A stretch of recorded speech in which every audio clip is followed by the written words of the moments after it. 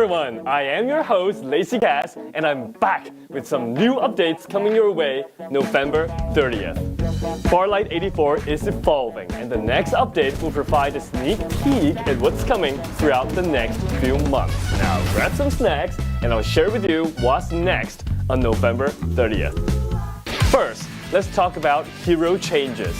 In the past few updates, we've reworked a few heroes including Maggie, Duckside, MKR and more. And in the next update, we'll bring some new magic to Cypher. First, to enhance Cypher's diversity and tactical choices, her tactical skill will be changed from area recon to coordinate shift. With her new skill, Cypher will throw an electromagnetic pulse device and monitor its coordinate changes. During the device movement, pressing a button allows you to go to that coordinate where the device is now located. Otherwise, the decoder will be directly transported to the coordinates where the device lands. This means Cypher can adjust more flexibly during combat. For example, she can quickly teleport to somewhere near the enemy and apply her ultimate EMP shock, which will reduce their defense capabilities by damaging their shields and deactivating their jetpacks. Just like how we adjusted the other heroes, this change will help Cypher to become more proactive in combat and fun to play with. In addition to this new playstyle, Cypher is also coming along with something the community has been asking for a long time. The long-awaited SSR skin for Cypher Wild Player. This new skin is inspired by the classic Streets Gaming arcade style. And coming along with this style is MKR's new SSR skin, Kinetic Mech. This series comes with some interesting special effects that you'll definitely love. Both skins will be available in the all-new Battle Pass Pixel Blitz for the next season. Apart from these two skins, let's take a look at the other lottery skins coming your way in the next update. New chest event, Sandy Illusion, will bring us a brand new Bar 95 UR skin. In the merciless desert, only the most daring adventurers can survive. Also introducing the new lottery wheel, Polar Adventure. Craving piping hot pizza in the freezing Arctic? Look no further than Maggie's new SSR skin, Absolute Zero. Starting from this version, we'll gradually enhance the artistic style of the game. You've shared a lot of ideas about the game's art style, including suggestions for a new lobby art. That's a fantastic idea, but to do that, we need to first redefine the style of some characters so everything can look coherent. You may have noticed that many new skins released recently share a common theme. They all look trendy, quirky, and modern. Knowing that you love how these skins look, we'll start by expanding the aesthetics to some of the heroes that don't share these traits. And the first one is our fireman, Captain. Captain has a low selection rate, averaging only 3%. Unlike the other characters, we feel that Captain lacks his unique personality with the current character design and would like to update his look. The new Captain will have a more prominent personality, showing his robust physique with a gentle and reliable twist. Inheriting his instructor's will and continuing to seek truth, Captain will become the synonym of justice and will remain a helpful friend of the neighborhood. Being a skillful fireman, his Aqua Blast skill deals extra damage and slows down the enemy. What did you know? The effects actually become stronger when used closer to the enemy. I bet most of you don't know because so few of you play as Captain. Now, to reintroduce this hero to all of you, we've prepared a video to tell you more about Captain. So remember to subscribe and hit the bell for more Battle Royale content. What's that? Captain's dancing? Listen closely. His dance comes with music now. In the upcoming new version, we're introducing special sound effects and background music to some dance emotes. I really can't wait to try them and piss some people off. In addition to the dance emotes upgrade, in this update, we're introducing a new item, Kill Announcement. When you kill an enemy, everyone will see this announcement. Everyone.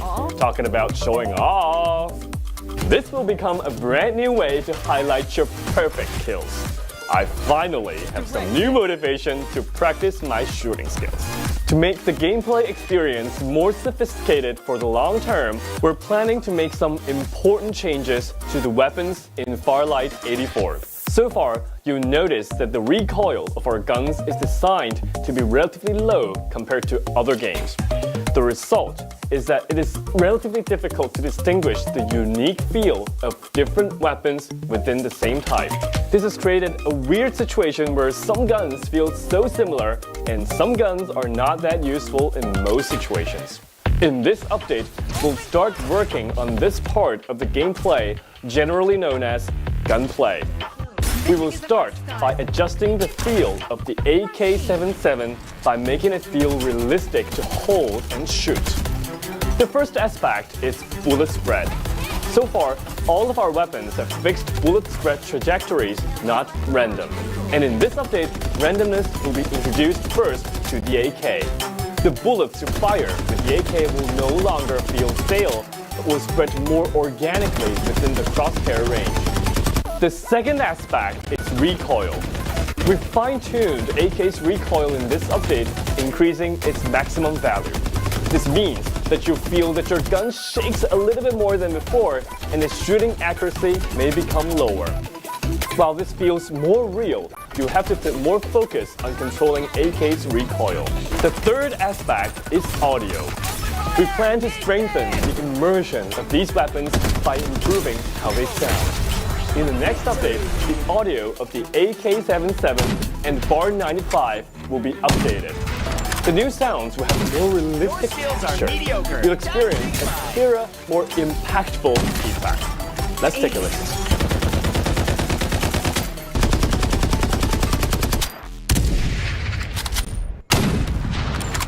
Overall, our goal with these adjustments is to raise the skill ceiling of gunplay, giving you more room to learn and master the weapons. Your full potential will be expanded, creating an excitement that lasts longer. You may ask, will that make it more difficult to play on mobile devices? We totally understand your concern, so the mobile experience will be optimized by recalibrating aim assist so that the experience still fits well in the palm of your hand. We're preparing a special announcement video to talk more about these upcoming changes and share some design thoughts on making the Farlight 84 experience even better. So subscribe and follow us to stay tuned. Next up, events. The event column is introducing a new announcement section. In the future, updates and announcements will be displayed right here, making it convenient for everyone to understand the details of the updates and know what's happening in the community. For example, we'll post anti-cheats updates right here for you.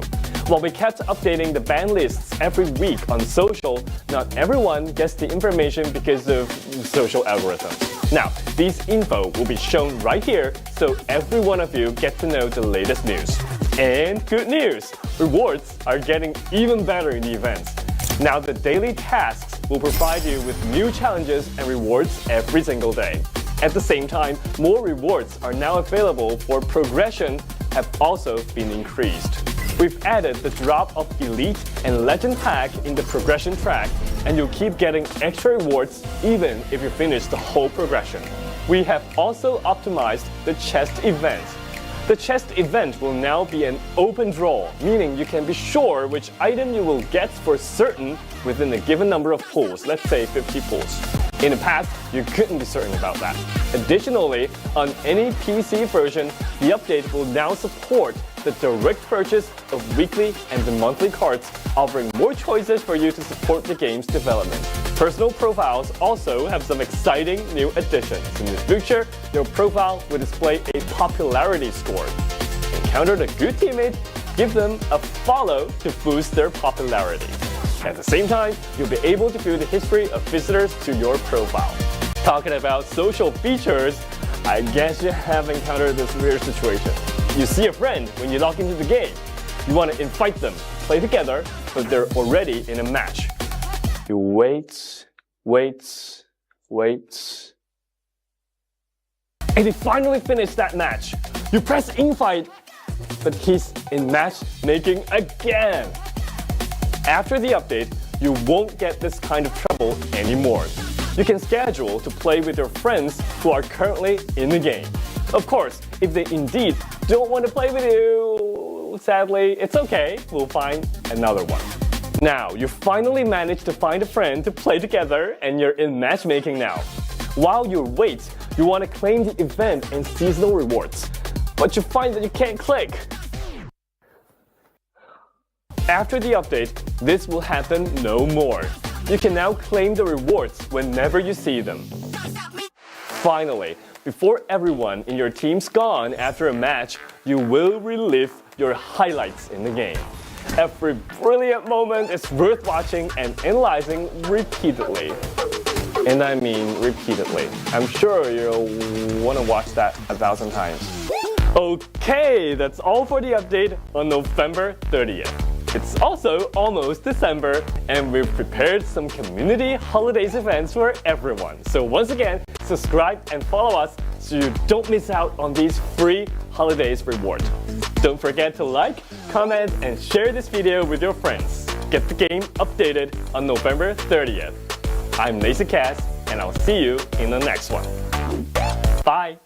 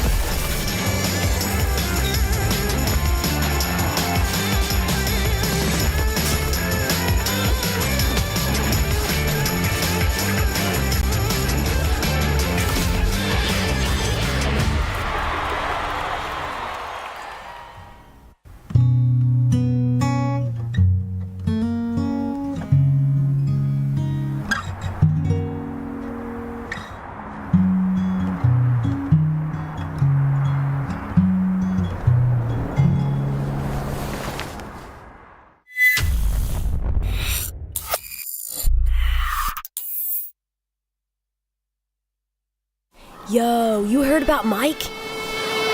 Oh, they say he's like a giant, all decked out in heavy armor. He's the baddest legend in this city. No cap. Straight up. Baddies bounce when they spot him. Dare to mess with him, you'll get hurt. Nah, that ain't it. Why? Okay, hear me out. He's got that never give up attitude and hands quicker than anyone. He's always working on every muscle and improving himself. He's ready to pop up wherever people need help. That ain't cool at all. Oh, trust me. When he pulled me out of that fire, he was hella cool.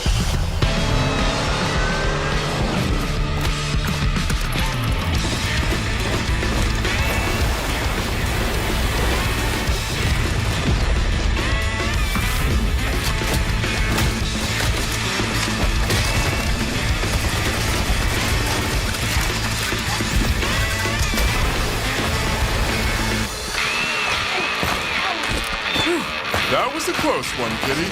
But don't trip. You're safe now.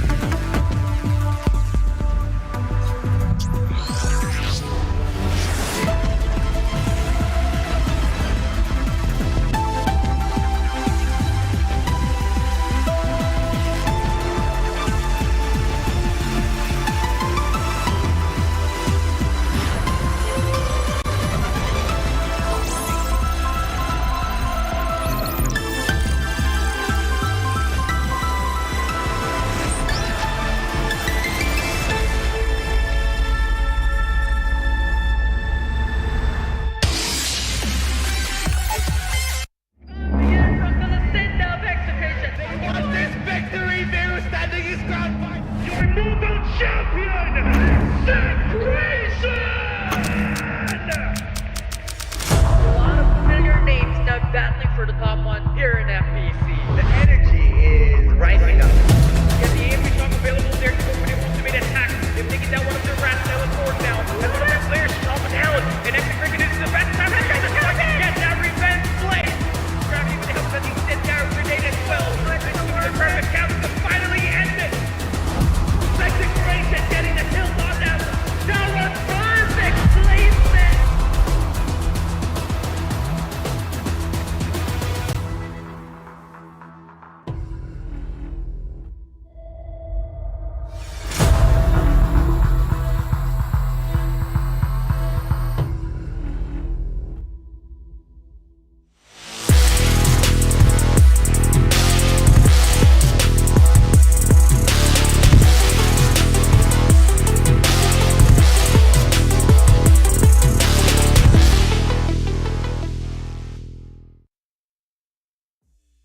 Good afternoon, survivors. It's me, Josuave, here with Osiris, coming over from the Tagalog side. What's up, Osiris? Repping the Tagalog for now, but we encountered a lot of challenges going through English, and right now we're going to see more Farlight action as we are heading to more weeks with how we're trying to rack up more points, right, Josuave? Yeah, it's week number 4 right now. We have more than a few teams that have quite a lot of points, right? And we do have some people that are going to be struggling to get those leading up to our land finals. So that's going to take a lot more development from the other teams, right? They really need to adapt to the situation because more often than not, we've been seeing the same few teams at the top now. So Oasis, Execration, etc. And we did see some flashes of brilliance from some newcomers last week, if I'm not mistaken. But it just didn't pan out in the finals, if you remember that. Yeah, exactly. It feels like they have a good start, but they are having a hard time closing the game. Around mid-game, they're really complacent in terms of playing around the circle awareness. So they're going to have that kind of punishment. The ones who's inside the circle are being gate-kept by them. Yeah, it's kind of in a strange place as well, right? With the new changes in the meta, where we saw a lot of brilliance with Cypher last week as well. And then we also saw some new performances out of a newly returned Ember in the meta as well. So there's so much to look forward to this week. We're going to see how people have adapted, if anyone has adjusted, or if anyone's going to play some of the old reliable compositions of their teams as well. Yeah, because it always has been Machel on mobile, and one thing that you can counter with a good high ground is the vision erosion. So it's much understandable right now that they're playing on trying to fend off those kinds of advantages and trying to reposition, because when you have the tower, when the show starts, you're going to have a hard time facing a Machel that already got a good let's say bird's eye vision or perspective that can just play it on a high ground with an invader or a sniper or even a good AR that can definitely snag more points.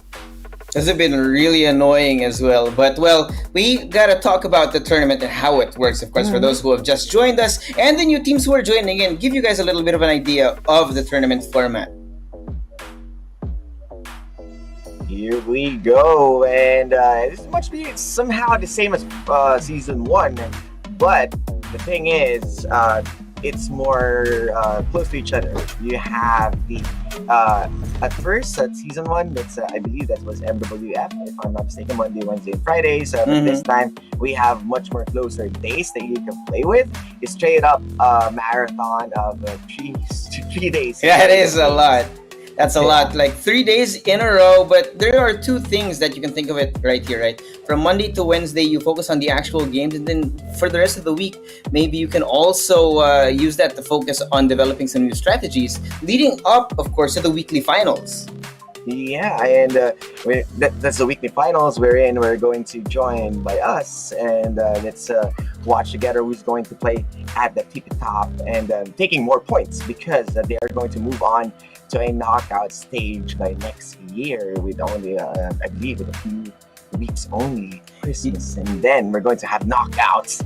What a holiday season for Farlight Philippines. And of course, moving on to mobile finals, after playing onto those knockout stages, top 30 will be divided to Group A and B. Yep, between Group A and B. Of course, after that, we're going to be decided based on their ranking. We're going to shuffle those two groups around to make it on to day two, the grand finals, best of 5 on the LAN, which I'm sure everyone's going to be very excited about, to fight for the total prize pool of $37,500 US. Yes, exactly. So, what are you waiting for? Register your team now, because once again, we have this equality, and of course, follow us on our social media for any updates. Farlight 84 Esports, and as what I've mentioned, equal start. Everyone will be playing on 0 points on the first 3 days, and even you don't have any sponsors, as long as you really want to play, you can definitely join us and get that juicy prize pool of 37,500 USD. Yep, it is anyone's game. It does not matter if you have an organization backing you. This is for anyone who is good enough, who can prove themselves worthy of making it all the way to the finals. Yes, exactly. And not just the prize pool, the title. As the Season 2 champs, we already have the Season 1, which is Execration, and might be looking to defend their spot. But if you're the one who's going to take down the Kings, why not? Why not? You gotta keep trying, of course. It's only Season 1. Season 2 is happening right now, so there is no better chance to prove yourself once more here on the biggest stage on the national level here in Farlight 84. Exactly. And with all that being said, we are gearing up towards today's weekly finals, and we will be joining by what team, whose team, what are the names of those teams that we need to watch out. We are putting it in a bit in front of your screen, and we are starting with Group A. Fairly hot, really hot. We got here on stage, of course, for the first group, we got NCG, Akagi, ever so consistent at the top, just falling short towards the end of last season. We also have NU FaZe, who have also been very consistent this season, who have actually improved compared to the first season. VVXP and Beta Esports as well are here in Group A. We have Summit Invictus, we have PB, of course, Tyrant, and Mad V2. We have also AX, X-Team, Master, and DTK. Down to Kill and Dare to Kill are both on Group A.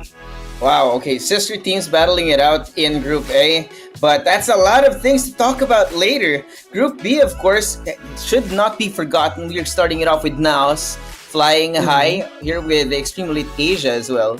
And Blackfire is here in this group as well. We got a couple of NRX teams showing up in Group B also. Yeah, and Extreme Elite Asia is there. We have, of course, Cloud Avenue, the Vitas, and another DTK, and a lot of Masters teams in esports. We are seeing new names, and we also have Viva, and everyone really rounding up at Group B.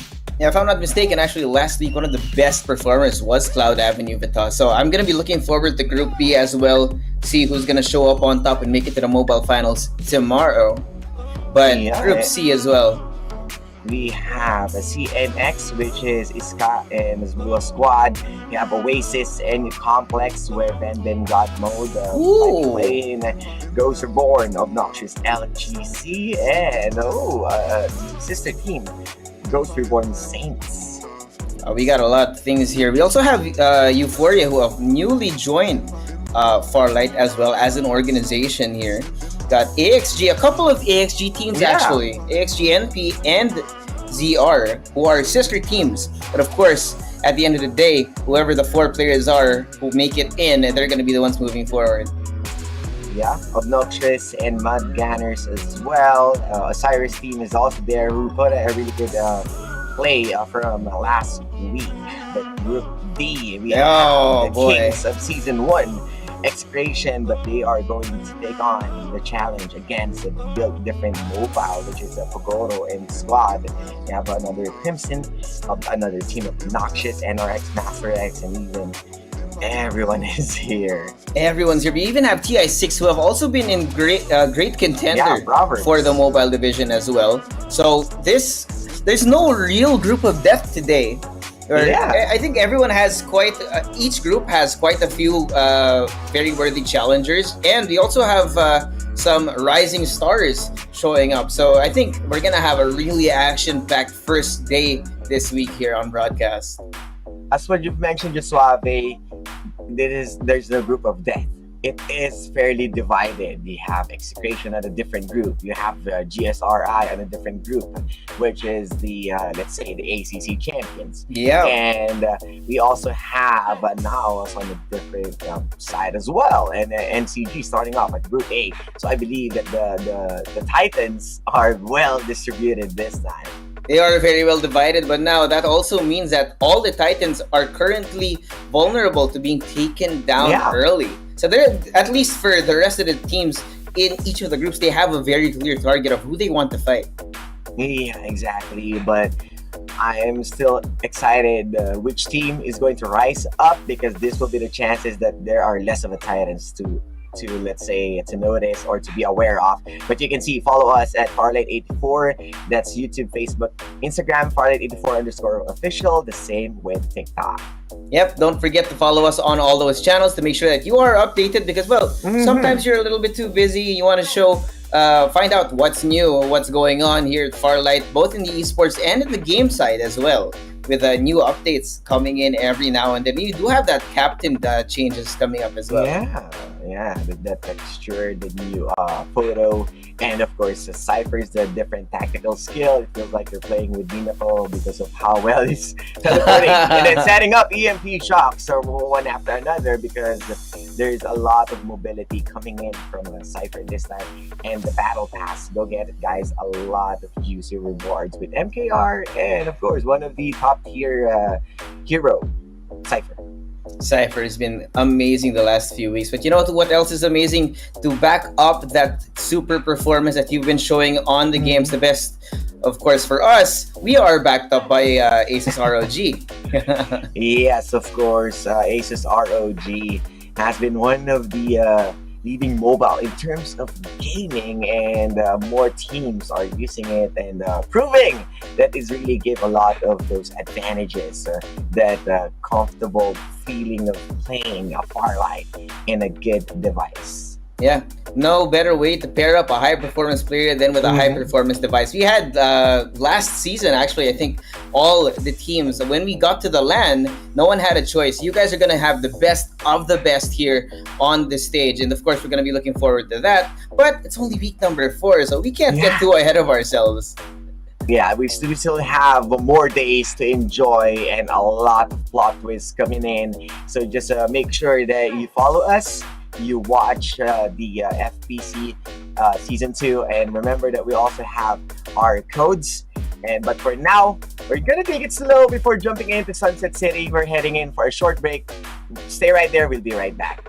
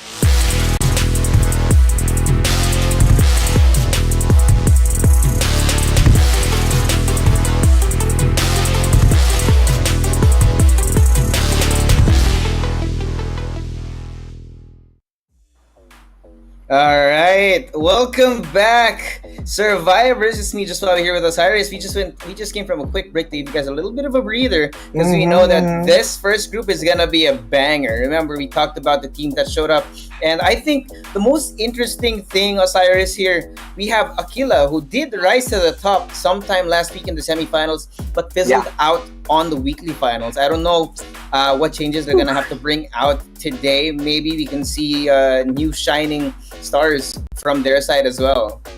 Yeah, I mean, that's something that we used to talk a lot. The teams are having a hard time closing out their points onto the weekly finals. As long as they are consistent in terms of playing around top 1 to 4, definitely they can just bang on and just finish the job at the end of the day. But the thing is, after they fizzled out, they are being placed in one of the titans of FPC, which is NCG. NCG, our on-crowned kings, and they're not the only problem for Aquila. We got NU FaZe in here too. We got a couple of the Master X teams, and we have X team actually down towards the bottom, if you can see on our list of qualified teams for Group A. So this is gonna be really hard to predict because we do have a bit of a power struggle going on between like 4, 5, arguably even 6 teams here. Yeah, and as apart from Aquila, you have also Beta and then PBE Tyrant, which is they're having their own shining moments. But I do believe that this will be also a high task for Aquila to even prove themselves because they are being placed once again with different groups, and NCG. Up after the let's say the season 1, the LAN finals or the LAN tournament itself had unexpected showmanship or unexpected performance. The showmanship in terms of these weeklies are really good. It's just that whenever it's time to finish the job, they are cutting in short. So I want really to see them being consistent this time and just put in more the points up until their redemption at the LAN tournament. Yep, redemption it is, and it looks like the time has come. We're gonna go straight into round 1 of our best of 3 today. Capsule is gonna be dropping out right now. And dropping in hot as we are mostly leading towards the east side of Sunset City. We have a few early drops and a good distribution coming in from NU FaZe, and a too early drop. And I'm not sure if this is a bit late, but I am seeing a good amount of distribution around the Sanctuary Tower. So no sharing of resources. As other members would still wanted to finish and play around Sunflower Shopping Mall, the Power Tree Station, and Nova Planetarium, a juicy target, but a bit far. So they kind of settled to Carnivale and about onto the Iris Ranch as more teams coming in, and even the Bay Area is being occupied.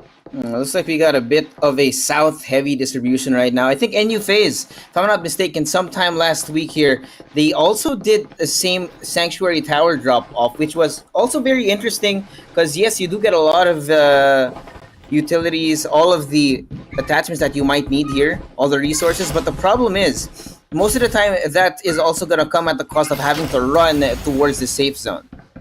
Yeah, and as what you've said, or you mentioned a while ago, south heavy, and we are seeing the first circle southeast leaning towards that, and the fight onto the Bay Area as Squad 14 and 9 is trying to ditch themselves. Yeah, they're already fighting as early as now. I mean, knowing that you still have the respawners up, I think this is pretty worth it. But oh my! Coming in from behind, he did not know where the other team was coming in from. Master X actually going away victorious from that fight. However, they are aware that the Playbook Tyrant are coming in from a different direction. Yeah, and you can clearly see the Master is trying to win, but PBE Tyrant is coming in hot after Summit Invictus being cooked. Yep, cooked nice and quick here with the usage of the EMP shock as well, and still, they're gonna be doubling down on these fights. We have a full squad wipe from Playbook Tyrant, but of course, now we've just evened the playing field between these two teams. I don't know if they want to keep fighting like this, because if they do, we're gonna have a really early full squad wipe here within the first 2 minutes of the game already. Yeah. Yeah, and I'm not sure what happened with that as both Master and Summit Invictus need to bail out because already the upper hand is in the hands of PBE Tyrant, and they kind of need to reposition. They don't have any respawners, but a good play from PBE to play on a third party and rack up those starting kills and make sure that they can carry it out around mid game. Yeah, getting some early frags and the growth XP as well is a great way to start off that game, albeit at a little bit of a high cost. But now it's going to be a battle of the sister teams right now. Dare to kill. Starting off 4 versus 5 sister teams. Not going to care who is a brother or a sister here. We already have an ongoing show in the hands of JC. He's going to be shot down, almost down, but now they're going to be closing in. DTK X4 closing that distance here. We got Don on the front line, spraying down his brethren, and a second as well. There's only 2 people left standing on the side of DTK, and now they're going to be closed in. You have the air piece as well, trying to play in for X4, but everyone is going down, and DTK X4 might be coming out on top. It looks like they have, despite the fact that they've been sprayed down by the other team. The movement from Don, I think, as the scout of the team was great. Starting off that fight. Oh no, we already got a fight again. Real fast pace here. NU phase against Beta Esports. You got Say on top, trying to find something. He's being closed in. That's 3 people right in front of him. He's gonna have to get out of the way. But now with the EMP to try and deactivate them at the moment with a combo of an absolute gravity and the ongoing show. High ground now activated in the hands of Shroud. They know where the enemy team is, and they're gonna be gathering on top to stay safe. Blinding Mark being used out, and he's not gonna be able to see a thing. Beamed down by the opposing team. Glavesky, what do you do here? You're stuck inside of the house with your teammates being taken down one by one. Everyone else gathering around on the outside, trying to identify it is. But the base blaster being brought out as well. There is no safe space. Shroud finds him inside of the window. There is no escape. You're stuck. You are trapped. There's no way out.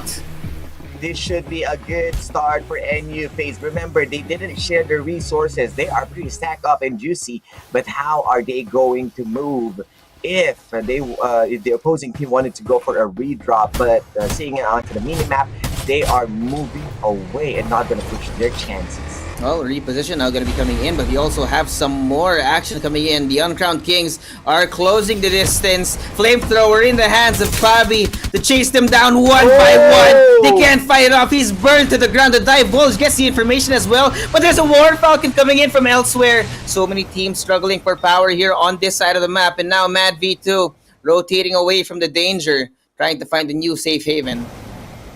Stranger danger, as there is a lot of third party coming in, and they're changing the tides of the game. We are seeing War Falcon for more scouts, but here's the NCG effect, or the aggression that they are pressing on to every game of Farlight that they are hunting down. With how many vehicles, it feels like we are watching a Fast and the Furious movie with each family, but no! DTK got taken down by VVXP. We had no idea what was going on, but now that's going to be a squad wipe for DTK. Luckily, they do still have the respawners up, at least for now. But that's also going to mean that they're going to have to reposition. They have to find a new spot to play around, because now this entire area that they've been living around is gone. There's no more resources. But no, Majo opening it up. It looks like he wants to take this fight. And on the backside, I don't think we're going to be expecting it. Absolute gravity. And now with the ring closing in, the VXP are going to have to run. Full desperation now coming in from the last member, running away from the Uncrowned Kings. Despite that fact, he's still going to be taken down. Kiko cleaning it up. And that's going to be the first actual squad wipe this map. Yeah, and we saw how good NCG playing at the edge of the circle, pushing the aggression. They know that VVXP is around the vicinity and making sure that they were able to take those down. But another battle in the Bay Area with Powerhouse and PVZ. It's a 3-way fight right now. PVZ, Powerhouse, and NU Phase. NU Phase actually trying to run away. You got a second aggressor coming in from behind. Powerhouse is going to be stuck between a rock and a hard place. But at least right now, PVZ, they're not willing to take the initiation. I think they are aware of the presence of one more squad, so they're not going to willingly take this fight against Powerhouse. But it's going to be a waiting game for now. Yeah, even NUFace respected that. Only Shroud being left out and Scream and the last one to bail out because they were able to take down Summit Invictus. I believe that was the second team that has been eliminated because we are seeing BVXP right now is still trying to play and already garnered the last that might be. But PVZ, they need to play inside the map. You got a fun another squad wipe actually. NULX coming in to squad. Wait, I thought they found Shang, but no, Shang is still here alive. Very well alive and healthy. The rest of his team's still alive here. But no, my Peppa gonna be found despite the usage of the smokes. But he's gonna be able to looks like he's gonna be able to bring his teammates back from the dead right now. Yeah, and New Complex still got the chance, but Shang right now with the War Falcon will give more chances for him to go back into the play. But might be wanted to risk it for the biscuit on a revival. It's gonna be a real dangerous actually. They're really open right now. If Shang goes for the revive here, there's an entire squad waiting on the other side of the canyon here. So this is gonna be a high risk, high reward play. If he gets his teammates back up, then well, they do have a better way to stay alive. But there's only enough time to take one up. I don't know how they're gonna play this. Yeah, and definitely there's only one War Falcon that they can use. So the other one will need to make use of a bandage running and will be caught on with another small press of the circle because it will be only 50 seconds and they don't have any much time to run all the way from Bay Area moving into South Side. Yeah, once the second circle starts closing in, the zone actually does so much more damage. It hurts so much more. And now we actually have another possible run-in here. Got a lot of noise being generated by NCG as Mad V2 are waiting. I think they are aware there's vehicles everywhere. And now the shot down inside of the building. What in the world? Majo finds him through the window. The rest of MTG trying to find the other stragglers from this team. Actively searching around. Air Beast and Flamethrower in full use right now, but it looks like they're going to be turning tail. They don't care. They're going to let the last remaining players stand and wait for hope. Yeah, and that's what we're expecting for NCG because with their aggression, they are always being punished by not respecting the circle. So this time, yes, we're going to move in as we're trying to still check every edge and might be placing around the bridge area to play at a choke point, checking every corners. And they are the first team to entirely having this level 5 armor. And considering that they are playing on the duck side, it kind of fits their play because they have a bow. So you wanted to play up close and personal on using those cluster bombs and then having the shield for this duck side and act as a meat shield but other members play in for the setup. So it's kind of a different NCG because we are not seeing a Sunil, well, we don't have the Ember, a bit of a different approach this time for them. Oh boy. Well, Playbook Tyrant now going to be beaten down. You only have Ghost still alive. You got PVZ trying to find the last remaining member who is actually quite a distance away, surprisingly. So it looks like it might have been a little bit of a spacing problem for the side of Playbook Tyrant. A little bit of an overcommitment maybe, because they, you know, when you take these fights, you have to be very willing to go in. But it looks like they know. EMP shock being brought out. Ghost trying to hide inside, just below the stairs, but they're going to be closing in. There's no way he can fight back. Full on beam down from two members of PVZ here. Not a thing in the world could save you from that. Yeah, definitely. And even Aquila right now, they are playing with fire. Another member of PVZ will be gunned down with a good sniper. Oh boy. 10 squads left and might be engaging with this War Falcon from Ikan. Full idea here. War Falcon in hand now, trying to do that damage from the other side. The rest of PVZ are going to be backing up, closing that distance as the long range damage is going to be attempted. But we're not really in the best place because right now I think Aquila are armed with some of the better long-range guns here. So it's a question of whether or not PVZ want to take this fight because at this moment they are not in the best spot to initiate. And Powerhouse. Oh my, look at this base blaster on the top. There's no way to hide from it. And the EMP down at the bottom under the bridge. Playing like a troll Powerhouse. Closing that distance, closing the area. There's no way. It's a full pinch from Powerhouse to clean up another squad. 9 squads left right now. And as quick as that, with the high ground play coming in from Powerhouse, they got the patience game. And we saw Divulge. an unfortunate event because Nairobi is already down when the fight started. But the Divulge, after Divulge, team wanted to get that information and started to play it aggressively as the circle is closing in. And even further, they want to push their points. Aggressive indeed right now. Francine, very well aware of the advantage of having an air beast right now, doing some long range damage, chip damage to make sure that they don't have the usage of their medkits or the shield regeneration when it comes to the actual fight. So I like the way that NCG have been playing this in such a way that it's more patient, right? They don't go all in all at once. They do some chip damage, wait for the last possible moment, and then they actually start the fight. But right now, we do still have quite a few teams around the zone. Yeah, exactly. And at this point, the first one to play onto the safe zone will get a higher chance because right now, everyone is really stacking up those armors and upgrades. But EO right now is going down. Jibs trying to take a shot, but the high ground is just working very well for his opponent. Blinding Mark just gonna miss the spot just by a little bit, so they're not gonna be granted the information right now, which also grants them the time. Divulge being brought out. Cloudy closing it! He goes in straight, point blank, right in your face. There's no way you can get away from that. They were still trying to heal themselves up at that moment, and they were not gonna be expecting that push out of from Cloudy here. Oh no, Cloudy with a good push and Powerhouse. It feels like they are the one who might be in contention of top 1 finish, or NCG is still around the corner to make sure to take them down. Yeah, looks like NCG's full power really is not something to be trifled with right now.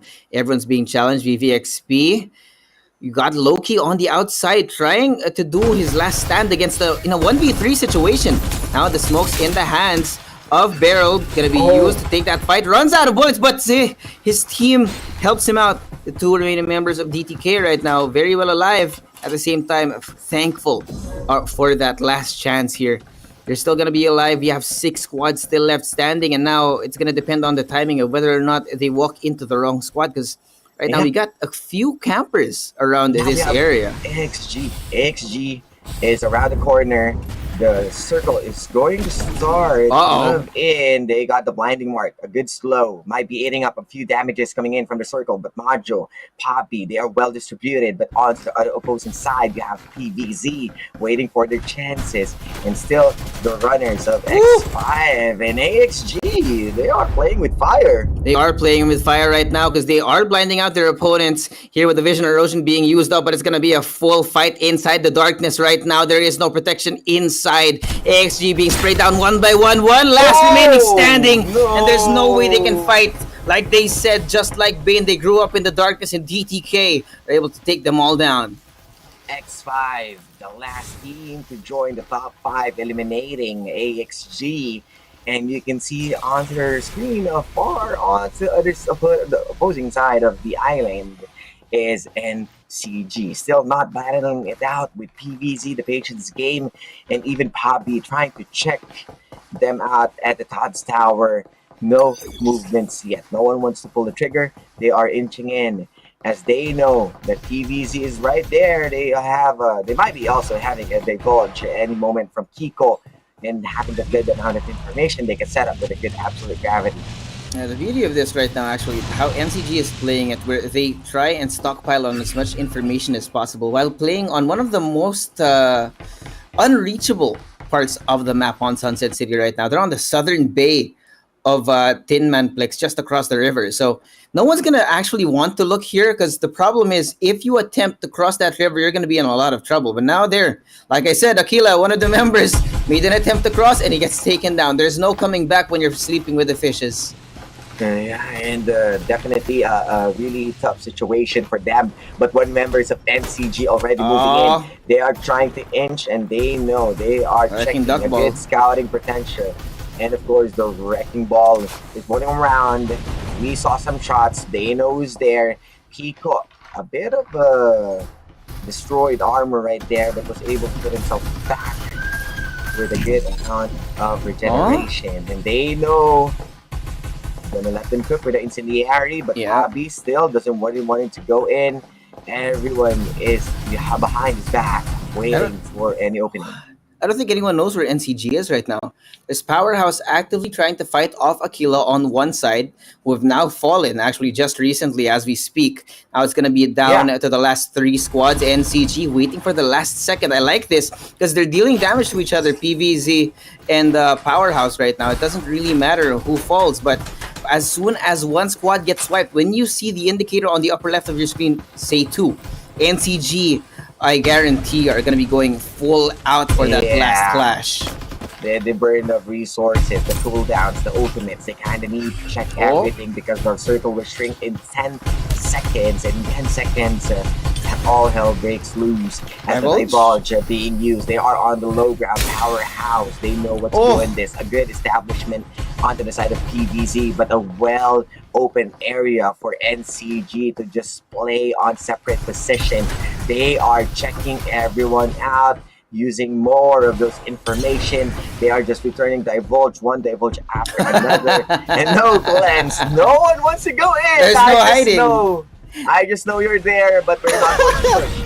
It's a cold war, but here the push finally going to be coming out. Ongoing show and the vision erosion here, as well as the EMP. NCG almost getting caught in the crossfire right now, but looks like we have a couple of drops coming in. PVZ dropped down. We also have Francine getting hurt by the base blaster on top of the ongoing show. Another coil here coming in from Pabi as well, but Chips, look at his position. He has NCG exactly where he wants him. Blinding mark being brought out, but he can't seem to connect. Able to get away. Majo barely alive, being closed in by Sean Sanity. The EMP shock being brought out. He can't fight back. He's in the water, sleeping at the bottom of the riverbed. Down to the last 2 squads, and Powerhouse come out on top. They drop down the uncrowned kings in Group A. The separation of NCG taking down a whole squad by only 2 members, taking down PVZ, while Kiko and Majo are trying to play behind and tries to push away Powerhouse, but the zone is there, the low ground being maximized by Sanity and Chips using the gumbo to reposition, and they got the 1-up against the NCG. Wow, what a game actually. When it came down to the last 3 squads, NCG tried to play it patient, but they did get a little spicy a little bit too early. In that situation, Pabi got spotted a little bit earlier than they would have wanted to, and that actually drew the ire of both of the teams, PVZ and Powerhouse, in the end. Yeah, and with a good positioning, everyone's waiting only with the proper timings. It's just that NCG needs to deal with 2 teams. Yeah, wow. Just really unfortunate. Can you imagine? They were the exact midpoint between those 2 teams. So when Powerhouse wanted to open it up, PVZ closed the distance on the other side as well. They were just stuck in a corner. I think maybe if NCG played quiet for just a little bit longer, it might have worked out. But, well, we can never know because, well, it's all over. Yeah, it's all over. It feels like it feels like they should be starting the fight against PVZ because we know that there's a huge building onto the side of PVZ. But the thing is, with that kind of establishment that they are holding in, they pushed out in an open road, wherein NCG with a few blocks away already got the good positioning. They were able to take down PVC, and everyone, I believe, from NCG, they move up right side, and the Powerhouse will be moving on to their left on the low ground. I believe they can play around the ring around the rosy type of approach and then recover from the battle against PVZ and just buy time to have their cooldowns. But the thing is, it's Powerhouse with the proper timing. They read the map really good that everything has been exhausted. So it's time for them to just use their ultimates. Yeah, a lot of ultimates being used out and a lot of action has gone on in map number 1. We're going to go to the highlights for a quick check on what exactly happened in map number 1.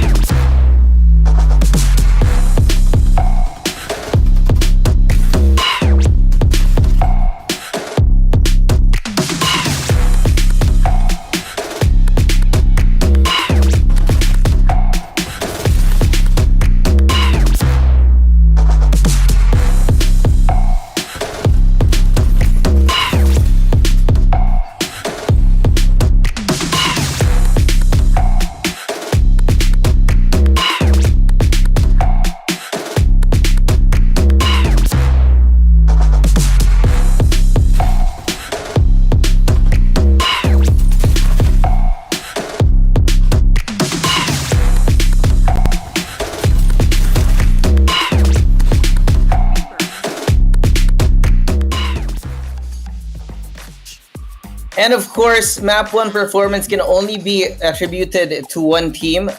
The MVP at the very top, leading the charge, Cloudy. I think we've seen lots of very highlight-worthy plays from Cloudy, especially that specific fight in Tin Man Flex where the ongoing show was used as a high ground to jump on top of the warehouse and take down two players on the other side. Just the usage of utility and the efficiency of Powerhouse was just perfect here with Cloudy. I think maybe possibly playing the IGL. I don't really know. We don't have those kinds of information at the moment. Yeah, it's Cloudy with a chance of meatballs, as we saw his high ground plays, and with that 8 kills, really good, doing a lot of good performances with the ongoing show, and even a good, let's say the blaster, the base blaster, pushing them out of their covers and just finishing the job from the other members. We saw also Insanity having his own shining moment on finishing Majo upon acknowledging someone is onto the low ground. So everyone is firing full cylinder for Powerhouse. Yeah, Powerhouse indeed. I think none of these players are going to be carried around right now. Everyone is independent, but at the same time, they are playing as a unit. I really like how Mayshel has been used to force people out of their comfort zone, forcing people to run out of whatever shelter that they're hiding behind, or even inside of or under the bridges, which are also used as cover sometimes. We've seen it more than once used to do damage on top and underneath of those bridges. So the creativity of these players is unbounded. Yeah, exactly. We are expecting a lot of good performances from every team, but Powerhouse, wow, man. I mean, they don't have really stacked armor or resources, but they were able to take down 2 teams by just taking it slow, identifying their win condition, and at that point, it was easy for them to finish the job. But right now, moving on to round 2, Sunset City. And this is just the other side of what we saw from Map 1.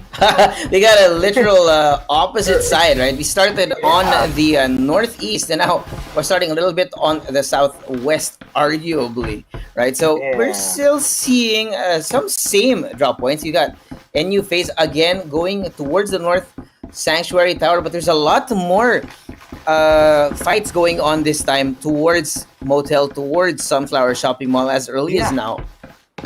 Yeah, exactly. I mean, because of it's leaning once again towards the right, but going north, it kind of cuts off once again any opportunities to play around Iris, Power 3, and Nova.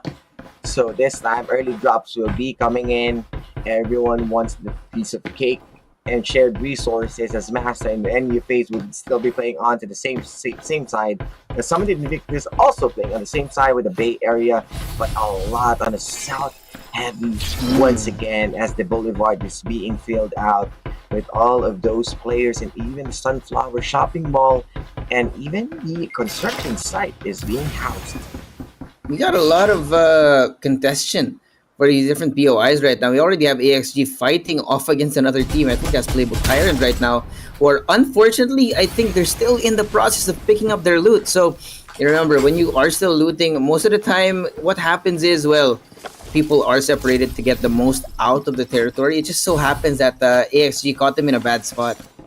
Yeah, and AXG once again getting 4 kills, a good opener of those kills. The team also still got respawners, so I believe that they can just go for a redrop, but having a respawner on the side. AXG, this might not be a good idea, but someone is out there playing the sounds. Yeah, through the window, Lin gets shot down, and the Beast Blaster blocking the only exit right now. Playbook Tyrant are here hunting for blood, here to avenge their brethren here. Densetsu on the outside, they have now been scrambled. AXG down to the last 2 at the moment. Playbook Tyrant is trying to get to that space, but no! FaZe doesn't care! He doesn't care that they are outnumbering him. He pushes in, and here with the EMP, cleans them up.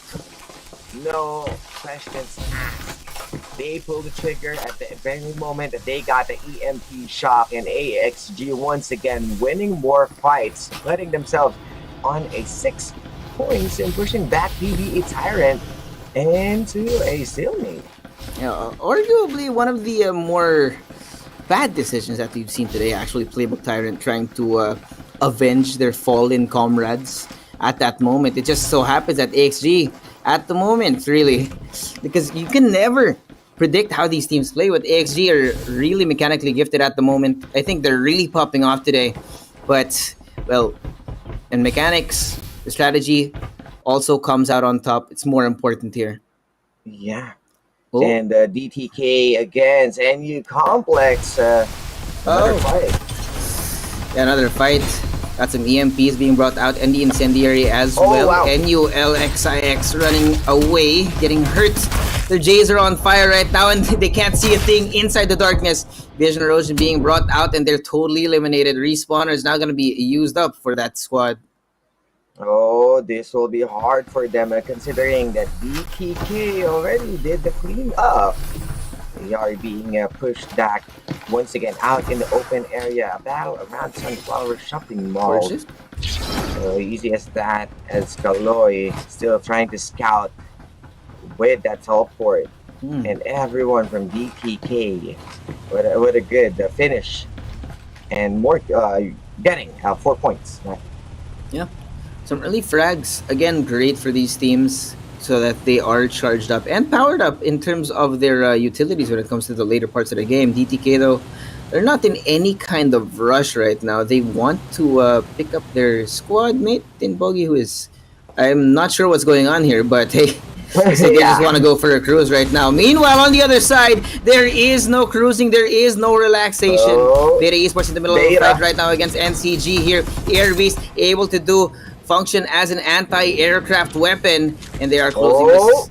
Pabi leading the charge right now. I think they're making all this noise. Yes, there is one team on the other side. Now the Divo is being brought out. Pabi gets spotted and gets beamed down point blank here.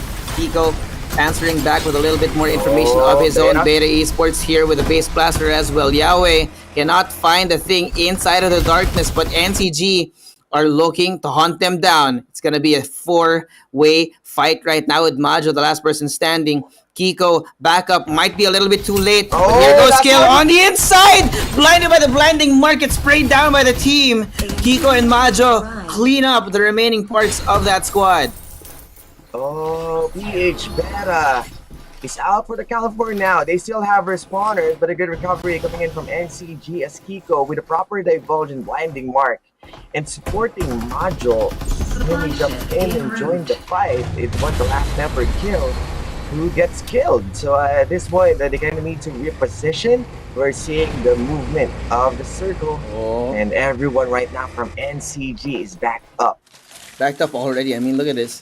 15 squads still alive. They're already on level 4 armor, so they have definitely an advantage in terms of full-on gunfights, but it's all going to depend on the timing, because it looks like NCG are not afraid to make this noise. DTK know where they are. They're going to slowly move forward, playing it a little bit more stealthy to make sure that they aren't caught out in the open unexpectedly. But NCG, Francine, jumping up. I'm not sure they spotted them. Divo's gonna be brought out to spot out the members of NCG here. Outside. They ran outside, despite of them being already in the circle, just to try and put a poison at NCG. They know they got the visual in terms of the vehicles, but being left out, Bobby's still there. Francine? Oh, they know that somebody's there. A battle of the Air Beasts. Air Beasts right now. Iron Man versus War Machine. Tin Pogi now going to be spotted out by the Divolt that is trying to close in on the enemy team. They are homing in. Here goes Pabi. There with the EMP shock and the incendiary being brought out. 2 people already dropped down. They're trying to fight back, but NCG is way too fast. Just like that, there was no way to fight back. First team out. DTK. And, rather, Aquila onto the kill feed, but DTK is still there. That's the last member? What? Oh, no.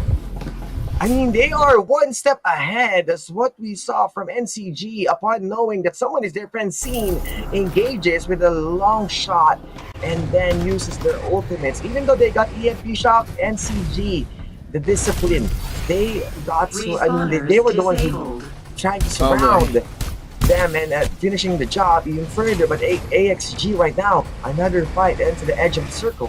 Trying to hunt down that last straggler from Aquila. Usage of the War Falcon. They can't really find a thing right now, because when you go up in that War Falcon, you do expose yourself to a lot of violence. But here goes Gil, walking forward, walks right past. Actually, the remaining two members of Aquila, Gio, picking up the War Falcon here. In desperation, drops down, throws away the core ship to get himself out of harm's way. But here, you have the high ground right now. AXGSS on the very top.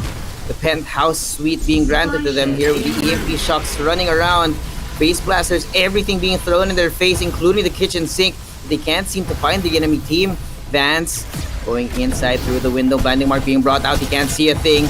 Gets blinded, gets found. Aquila are back on all fours right now as AXG stuck in the corner. But no, what? Another fight coming in through that door face on the very top. Taze knows where they are. They do have the cluster bombs coming in from the War Falcon as well. Aquila dropping down, having to reposition right now because they can't fight back. PVZ closes in. They are going to join the fray.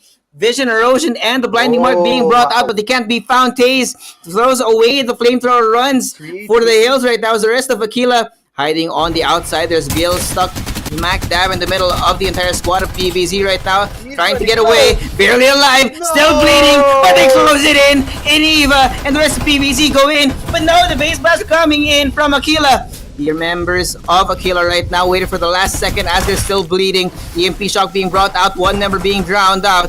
DVZ trying to find their enemies right now. Coming in from the stairs, climbing to the heavens. The rest of the team is swiped out.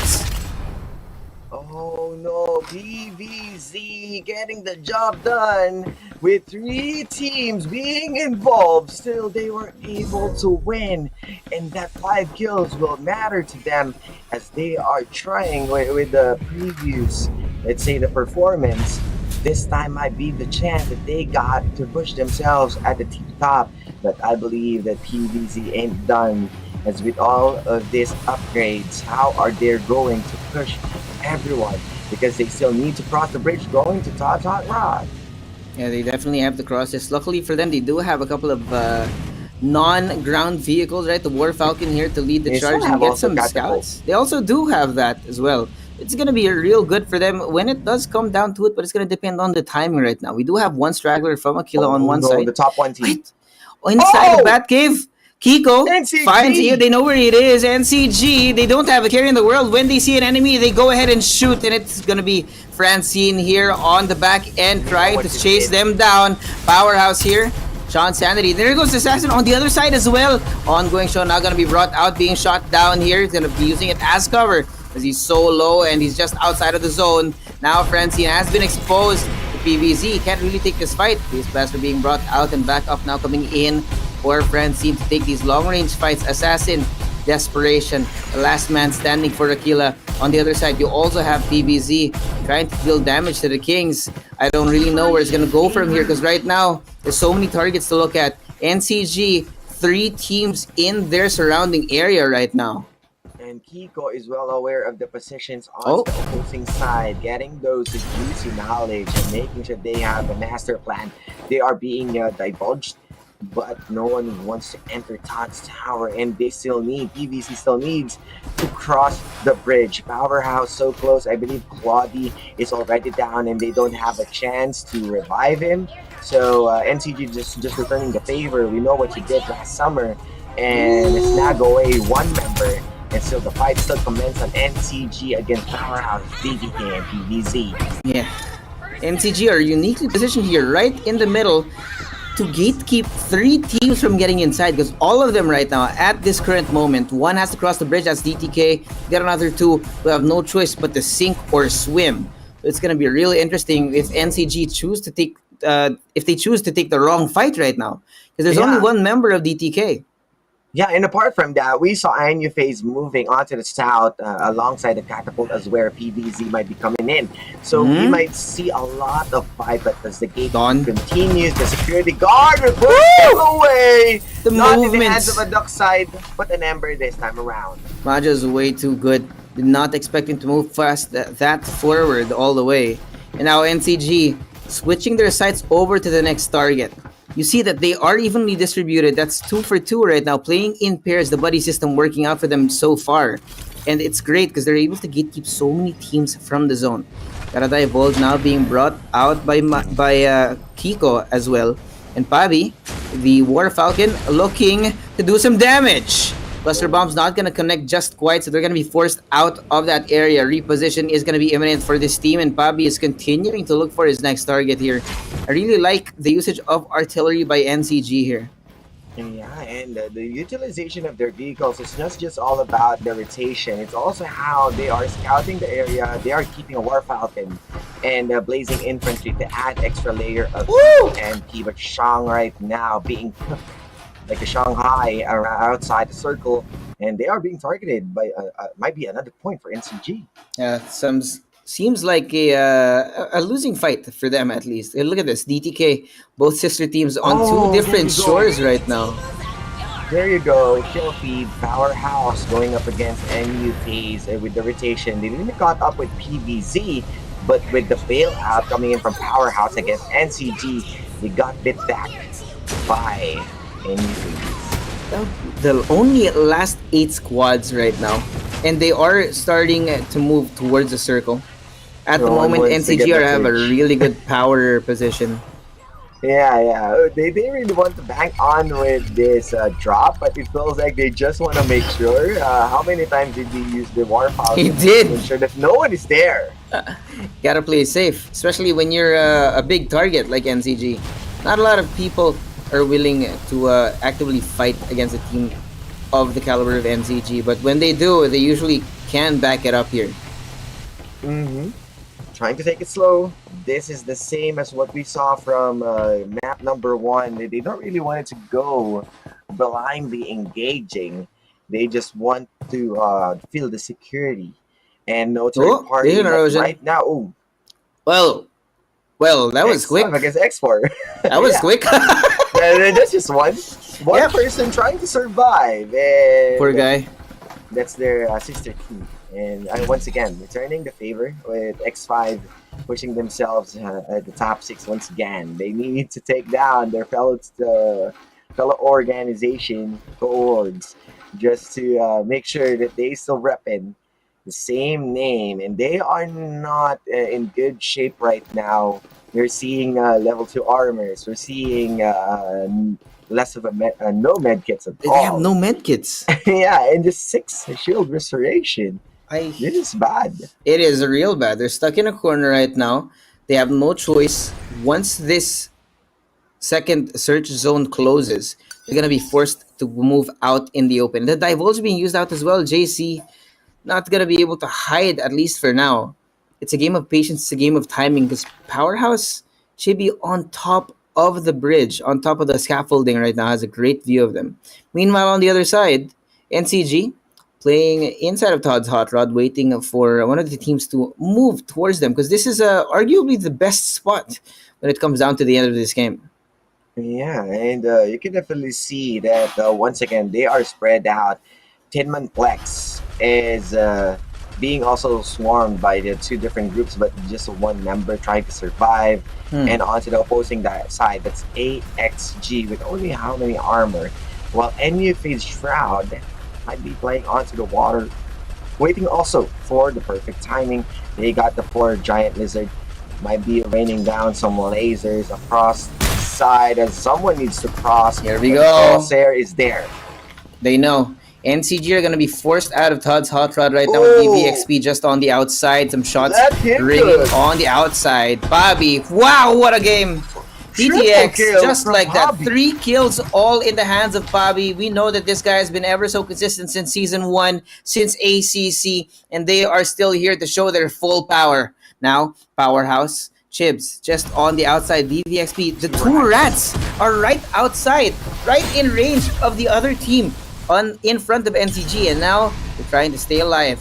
Full desperation divulge being used out. Starboy knows where it's coming from. There goes NCG closing that distance. Starboy sprayed down, has to take cover. Blinding Mark now being brought out of the War Falcon in the hands of Loki. Yes, everything just coming on forward. Nothing will be left to spare. Absolute gravity to move them into one corner as Bobby will corral them inside of the center. Shooting down the War Falcon. Loki has to run away. The Vision Erosion now being used. Kiko trying to find the target inside of the darkness as he actually going to be taken down right now. They're still very much alive though. VVXP aren't totally down. It's going to be Loki on the outside. Look at this Francine. He knows where they are. And he is going to be closing in. There goes the absolute gravity. Full desperation, trying to stay alive, but it's not going to be enough. 3 squads left, still alive, and they all fall down at the same time at the hands of Pabi. NCG, the Uncrowned Kings, are back at the top. Top 1 finish, and the last member from AXG and NU Fades Shroud was able to put themselves at the top 2 and 3, but definitely VVXP. Unfortunately, at the moment that Majo already know where he is, it was easy for them to find everyone. And knowing how good the NCG is, they were able to check every corners in every place. And at that point, it was Pabi again and again looking for those kills. This guy is running in hot with his crosshairs, but Majo might be the MVP with that 10 kills. Yeah, a lot of damage done by the entire squad of NCG. I think what was interesting towards that end, right? VVXP were uniquely positioned in such a way that they had 2 rats on either side of their squad at that moment. And NCG, instead of waiting compared to the first map, they decided to take things into their own hands. Go full in on a fight. And it did work out because they took down VVXP. And then in the end, they took down the 2 rats, NU FaZe and AXG in the end. And wow, the number of frags on NCG right now, in addition to being first place in map number 2, is definitely going to be a lot of points at the end of this series. Yeah, exactly. 11-11 with Make a wish. How good. Yeah, at the same time, the damage dealt. 2 of them playing around 2K. And that's something that proof why NCG is really that good, as the moment that someone is already fired up, everyone can be a serious contender in terms of making sure that they are going to finish the job and take top 1 as easy as that. We saw how it was a struggle for them at the map 1, but map 2, it was a flawless execution coming in from NCG. Yep. Looks like they plugged all the holes in their defense or in their strategy at the end, because remember, sometimes the best defense is offense. Yeah, and that's what we saw in that last clash. Yeah, and we saw also VVXP trying to play in their score, but we know that they don't have also a really good equipment, not a good armors, and we saw a team also trying to cross from Kinmanplex going to the other side around Todd's Hot Rod. It's not really a good idea, but for now, let's enjoy and reminisce the moment from map 2. Here are the highlights. Let's watch them. Have fun.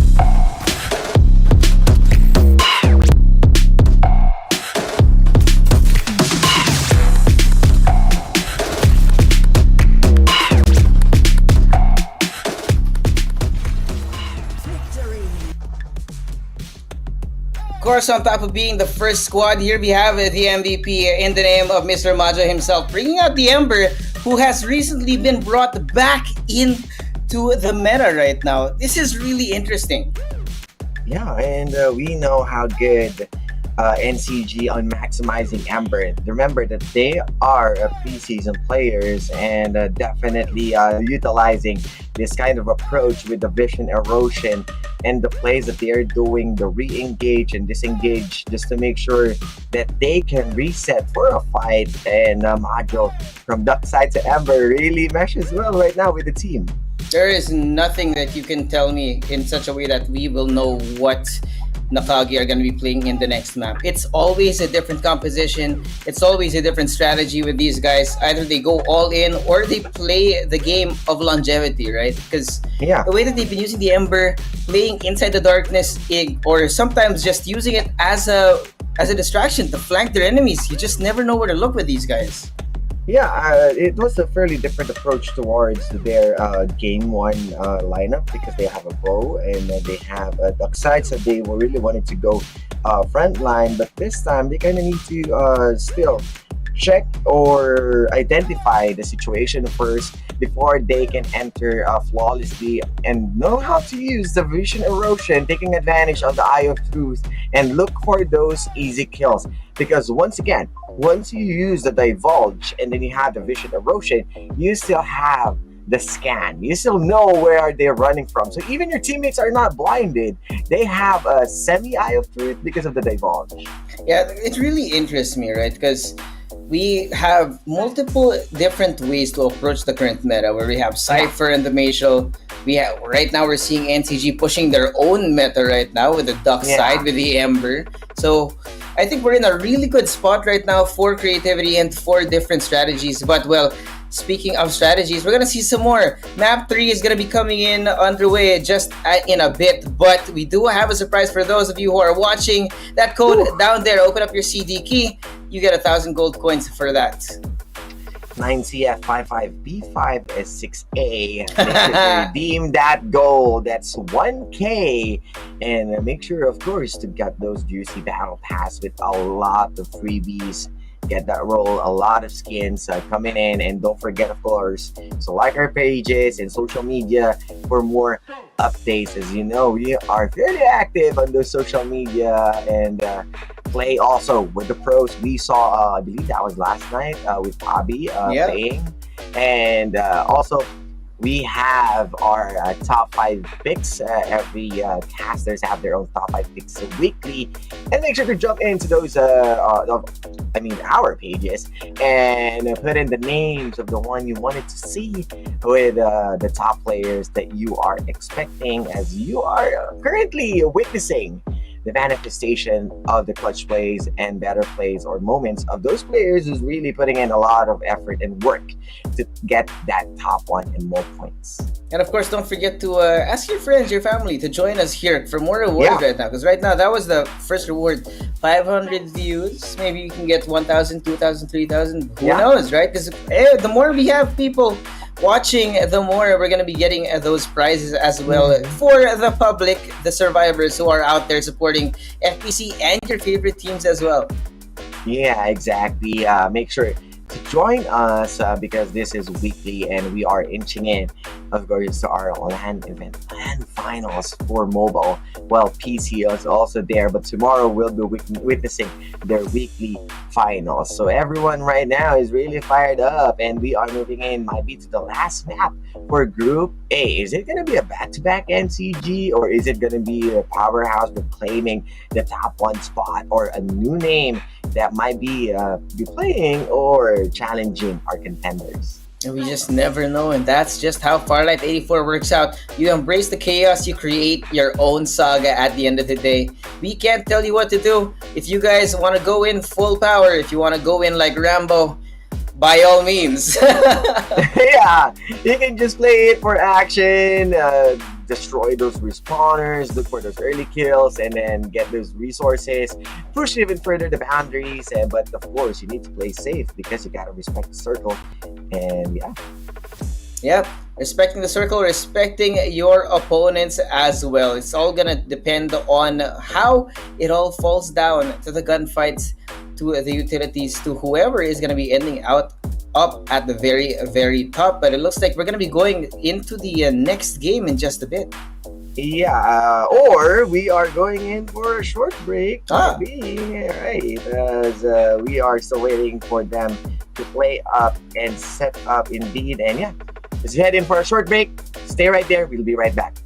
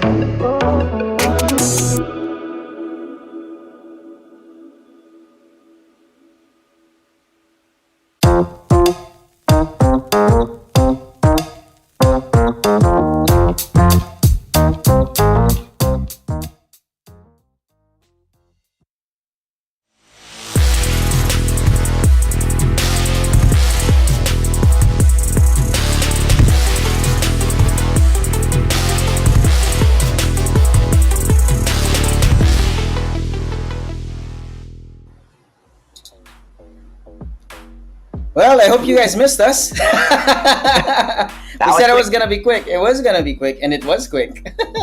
Yeah, making sure that we're going to deliver more Farlight action in your way and witnessing how good these teams are as we are finalizing map 3 for Group A.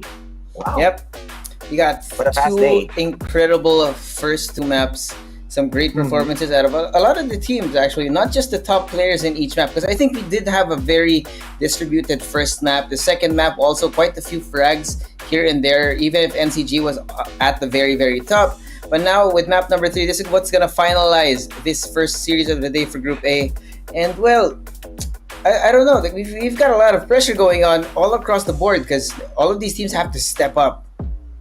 Yeah, exactly. And we saw everyone's or each and own's shining moments. It's just that they're having a hard time carrying the momentum and facing the Titan because one of the consistent teams out there who's constantly pushing the boundaries of Farlight 84 is NCG.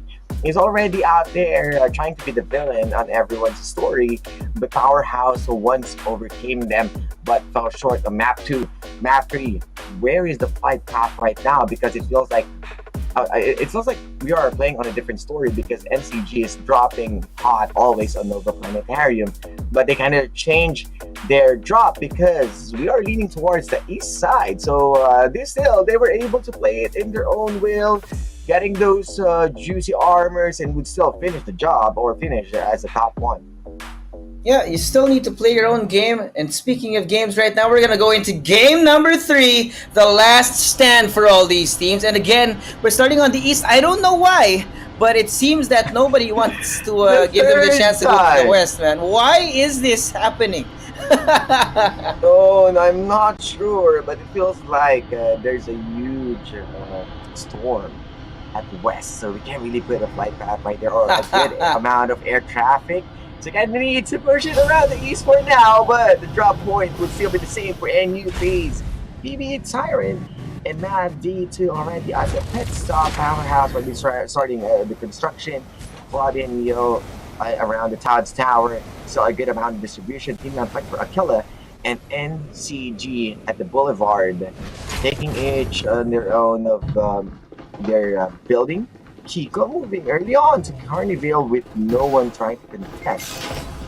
It's gonna be an interesting map right now. We do see quite a few teams wait for the very last second before they drop from their capsules, and you can now see because of that, there's so many teams congested here towards the north of the map, and they are all actively trying to outrun each other to find some kind of way to increase their inventory and pick up what is necessary for those fights.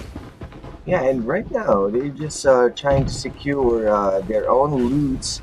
It might be not as fast as what we saw from map 1 and 2, as no respawners being burned yet. But we are seeing more fights. Uh-oh! Oh, Carnival might be the first target for NCG and NU Complex. Whew, cluster bombs coming in from the sky. Majo trying to rain death down onto the ground, but he can't close it in. Oh! But he does! On the other side of the truck, there is no way to fight back right now. NCG again with the gunboat and the War Falcon. Always pushing the narrative, always pushing the aggression right now. Taking down members of their own. And now they have taken their haven here in Carnival. No way. Once again, NCG starting things off with a good play, trying to defend themselves, but everyone right now just taking their time as they got already Carnival. No one really wants to push further or press NCG, our top 1 teams right now.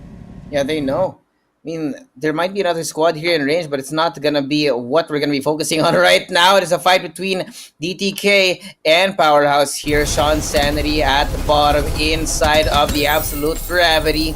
Great usage of that here to take down one of his opponents. But right now, Powerhouse trying to find more targets on the outside. Tinpog is not going to be good enough. Cloudy still alive, still kicking with the shield. It's going to be a little bit of a breather. Forward shift. Wait! Tinpog didn't know! Oh! He hears him coming from behind him. He's going to be taken so down close. just like that. Nice and clean execution coming in from Sean Sanity. Not going to be expected in his actions. How many times this guy wanted to play aggressively and take down anyone coming along its path? After playing on the construction, they are taking over the Sunflower Shopping Mall, but NCG is back on their home court. Their home court, get off my lawn, he says. Don't Bobby, touch the grass. first person he sees, man. He wants to mow him down just like the grass. Here, Kiko trying to hunt him down. Oh, He sees him on the other side. Gotta check your corners, but now he's been punished. Kiko down for the count. Bobby's gonna try to come in as backup. Cluster bombs dropping down on the enemy. Trying to steal away the flamethrower. It's not gonna be able to do it. He can't get away. Francine is way too good with the War Falcon. That maneuverability, remember, they are playing on an ROG phone, and it feels like he's playing Top Gun Maverick, chasing someone on a flamethrower, still hitting the shots. But right now, Hot Rod, we're seeing hot people pointing a car crossers one after another. Yep, Aquila. Oh. Easily executing their opponent, who is stuck inside of Todd's Hot Rod. Actually, don't steal my stuff. And now he's gonna be forced to reposition out.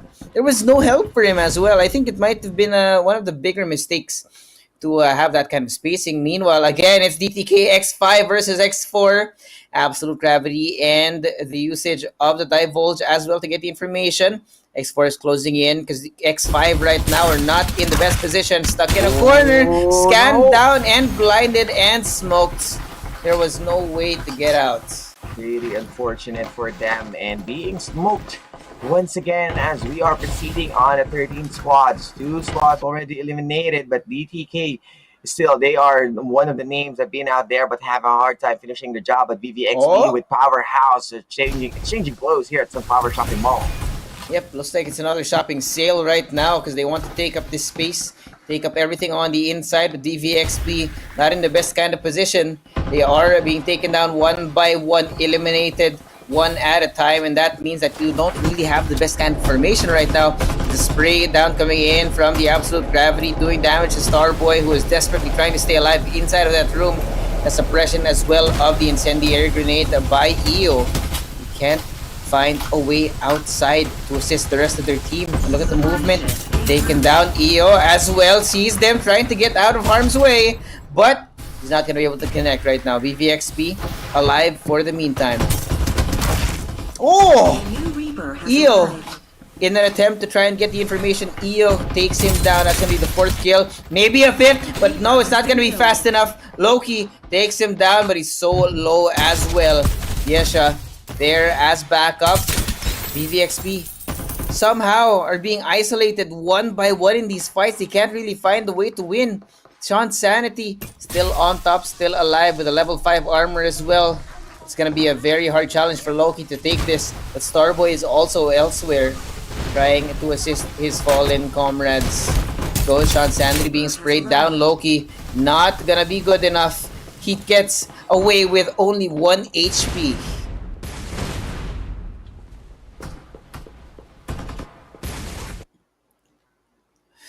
So many fights going on. Now NCG closing in. VVXP still bleeding from that fight. And there goes DTK as well.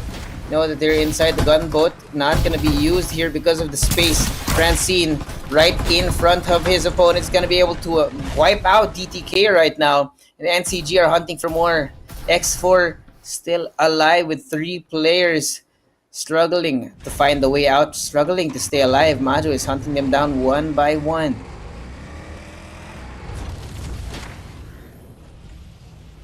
Now, with 13 squads left, still gonna be a very much of a hot spot right now over in the south, because now Bobby picking up the Sunflower Shopping Mall, trying to find stragglers on the outside, the outskirts of this area. They're gonna find Sean Sanity. It's gonna be a squad wipe now for them. NCG good for another squad already with 11 kills as early as now, but it looks like they still can smell the fear of their opponents. They're still on the hunt. So now close, NCG. yeah, so close yet so far, but they're So close. site is being swarmed down. And Sunflower Shopping Mall, as we've mentioned, this is the usual rotation coming in from NCG, as we know that from Nova Planetarium they're gonna move into Sunflower Shopping Mall, and they are racking up 4 kills once again. They are on 11 and looking for more around the construction site, and might be using crossover. Oh! EVXP! Loki, what is that tracking? He does take down one, but the enemies are still there. Vance not expected in his position right now. Loki very well aware of the impending doom. NU FaZe versus NULX. Right now 3v2 as it is standing. Shroud and Shang on the outside. Base Blaster being used to do some damage without having to go full on frontal assaults. Now Nairobi in the front, waiting for the right time to strike. Can't find the information, but they do find one. Shroud still safe as Shang is desperate to find an angle right now. And they're just playing it patiently. Remember, there's a 2-man. Oh, the EMP to move them into a corner. They can't fight out of the staircase right now. The height difference way too good. Shang closes in, deals the damage, and he cleans it up at the end of the day. What a good play coming in from NU FaZe with the EMP shot with the last member right now. Oh. Still trying to maneuver around, trying to hide Base at the Blaster. second floor. Base Blaster indeed, but still, they got the time to revive. That's gonna be interesting. You've actually forced an enemy team out. NU FaZe still But being Aquila! very much in danger. Aquila knows where they are. There goes the incendiary shot. Can't get away. Oh, The wow. fire is way too much. Fire and brimstone. They are raining down bullets in every direction right now. Aquila Sucre, way too good. But Assassin, taken down by the zone. They're all wiped out by a new face. And you face with the last moment. What? The medkit isn't the beyond time. He's taking down. He's taking low. And goodbye, Glavsky, as everyone died at the very end of the story. It's still NCG killing one member after another. And we still have 7 squads left. And make that 6 as DPK Explorer is X'd out. The battle of Shakespearean proportions right now on the other side ended in a full-on massacre with no survivors. We move on to the rest of the team. 6 still standing with Beta in smack dab in the middle of this. Quite a few battles going on as well. I think NCG is going to be moving towards possibly XG on the other side of the riverbank. We also have PBZ who are rotating now towards safety. Because remember, if you're not inside the zone as early as now, you're going to be in a lot of trouble. Yeah, exactly. As LFT or Summit Invictus was able to take down one member, getting 4 points. And so they are a lack of one member. But Mad V2 with their own last member trying to stay still. Looking at Summit Invictus movements, but you can clearly see that he knows someone's still there, just waiting He smells for it. the mouse to run away. Now, I think we're about to explode. All these squads aware that there's so little space, they know where their enemies are. One straggler, Naru, on the outside, waiting for the right time to get out of here. The problem is, Summit Invictus are very well aware of his position, and they see him rotate away. For now, he has shelter. Still, they don't really want to let him slide. A point is a point this time around, and this is the last map that they wanted to play. It might be a poison to destroy their top 1 finish. So they're just making sure that everyone is clearly out of the way, but not hitting the shots. Needs to reload the Yanni, and a good maneuver, saving himself and a 1 rat to expect at the very last circle. Oh no, that if you get caught in the river, you're sleeping with the fishes. But luckily for him, he did have his jetpack still working at that point, so he got himself away. Yanni was not going to be able to close it out, and now Summit Invictus are just going to have to settle for what they have. Good positioning and patience right now. Yeah, and definitely Summit Invictus, the name that we saw how many times but failed short. They are the ones who's in contention against NCG, but with 4 kills only, this will be a long shot for them to really contest the top 1 spot. Oh yeah, it's real dangerous as well. I mean, with Summit Invictus only having 4 kills at the moment, I think NCG are very well poised for another victory at the end of this group. So it's all going to depend on who ends up at the very top. Because right now, we do still have 4 squads who are full at the moment. Not going to have to worry about the rats, at least for them. With the amount of space still right now, we should have a lot more quiet time, at least maybe a couple of minutes, for some fights do inevitably break out. Yeah, and definitely right now NCG also slowing down. The 6 squads doesn't really want to push their luck, doesn't want to go carelessly jumping at anyone's back. But PVZ, they know where NCG is, but trying to keep silent. A lot of level 5 armors for our top teams. And scouting right now. They kind of need to pull a trigger. But a good spacing and a good answer. You are exposed and you took the bait, and here comes the switch. Almost when you thought just when Francine was about to go down, the backup is here. PVs are now going to be scrambling for shelter because NCG are isolating them 1 by 1. Cluster bombs raining down in Division Erosions as well. Don't know where to look, where to hide. There's no way. Stay alive right now as Kiko cleans it up as the rest of NCG trying to find the last remaining member. Luckily for him, he has a great spot. Yeah, no need to do that. No need to pull the trigger. You can just stay silent at your place. But then they got exposed. I mean, they don't have any choice because they got scouted as well by the War Falcon. All they can do is buy a lot of time on taking down one member. But this time of the game, feels like they know. Oh, they know. They see him. They He's all already know. alone. Yeah, but still, there. Oh. That's gonna be it. Majo with the dark side once again. Yeah, absolute murder by NCG. They really did not have a way to fight back, and now we're down to the last 5 squads closing in. Look at this positioning. This is funny as hell. I mean, everyone Just thinks their own houses. house, right? Yeah. Like, hey, we can be neighbors for now. It's fine. It's fine. Friendly neighborhood for now, and AXG as the last rat. And we have the neighbors across the Kidman Plex, which each of their own having their own warehouse. Just trying to be patient, but Kiko, so they know someone took the bait once again. They got information. NCG, they still need to play on their cooldowns. Oh, What in the world did I just watch? What a shot coming in from Kiko. Drops You Yanni down to the respect. floor, and now NCG, they know where to look because Yanni is not going to be there alone. Now there goes Bobby with a War Factor on the very top, aware of the presence of the enemy team. Francine as well, 2 fighter jets trying to hunt down the stragglers. Divulge now going to be brought out. They know where they are.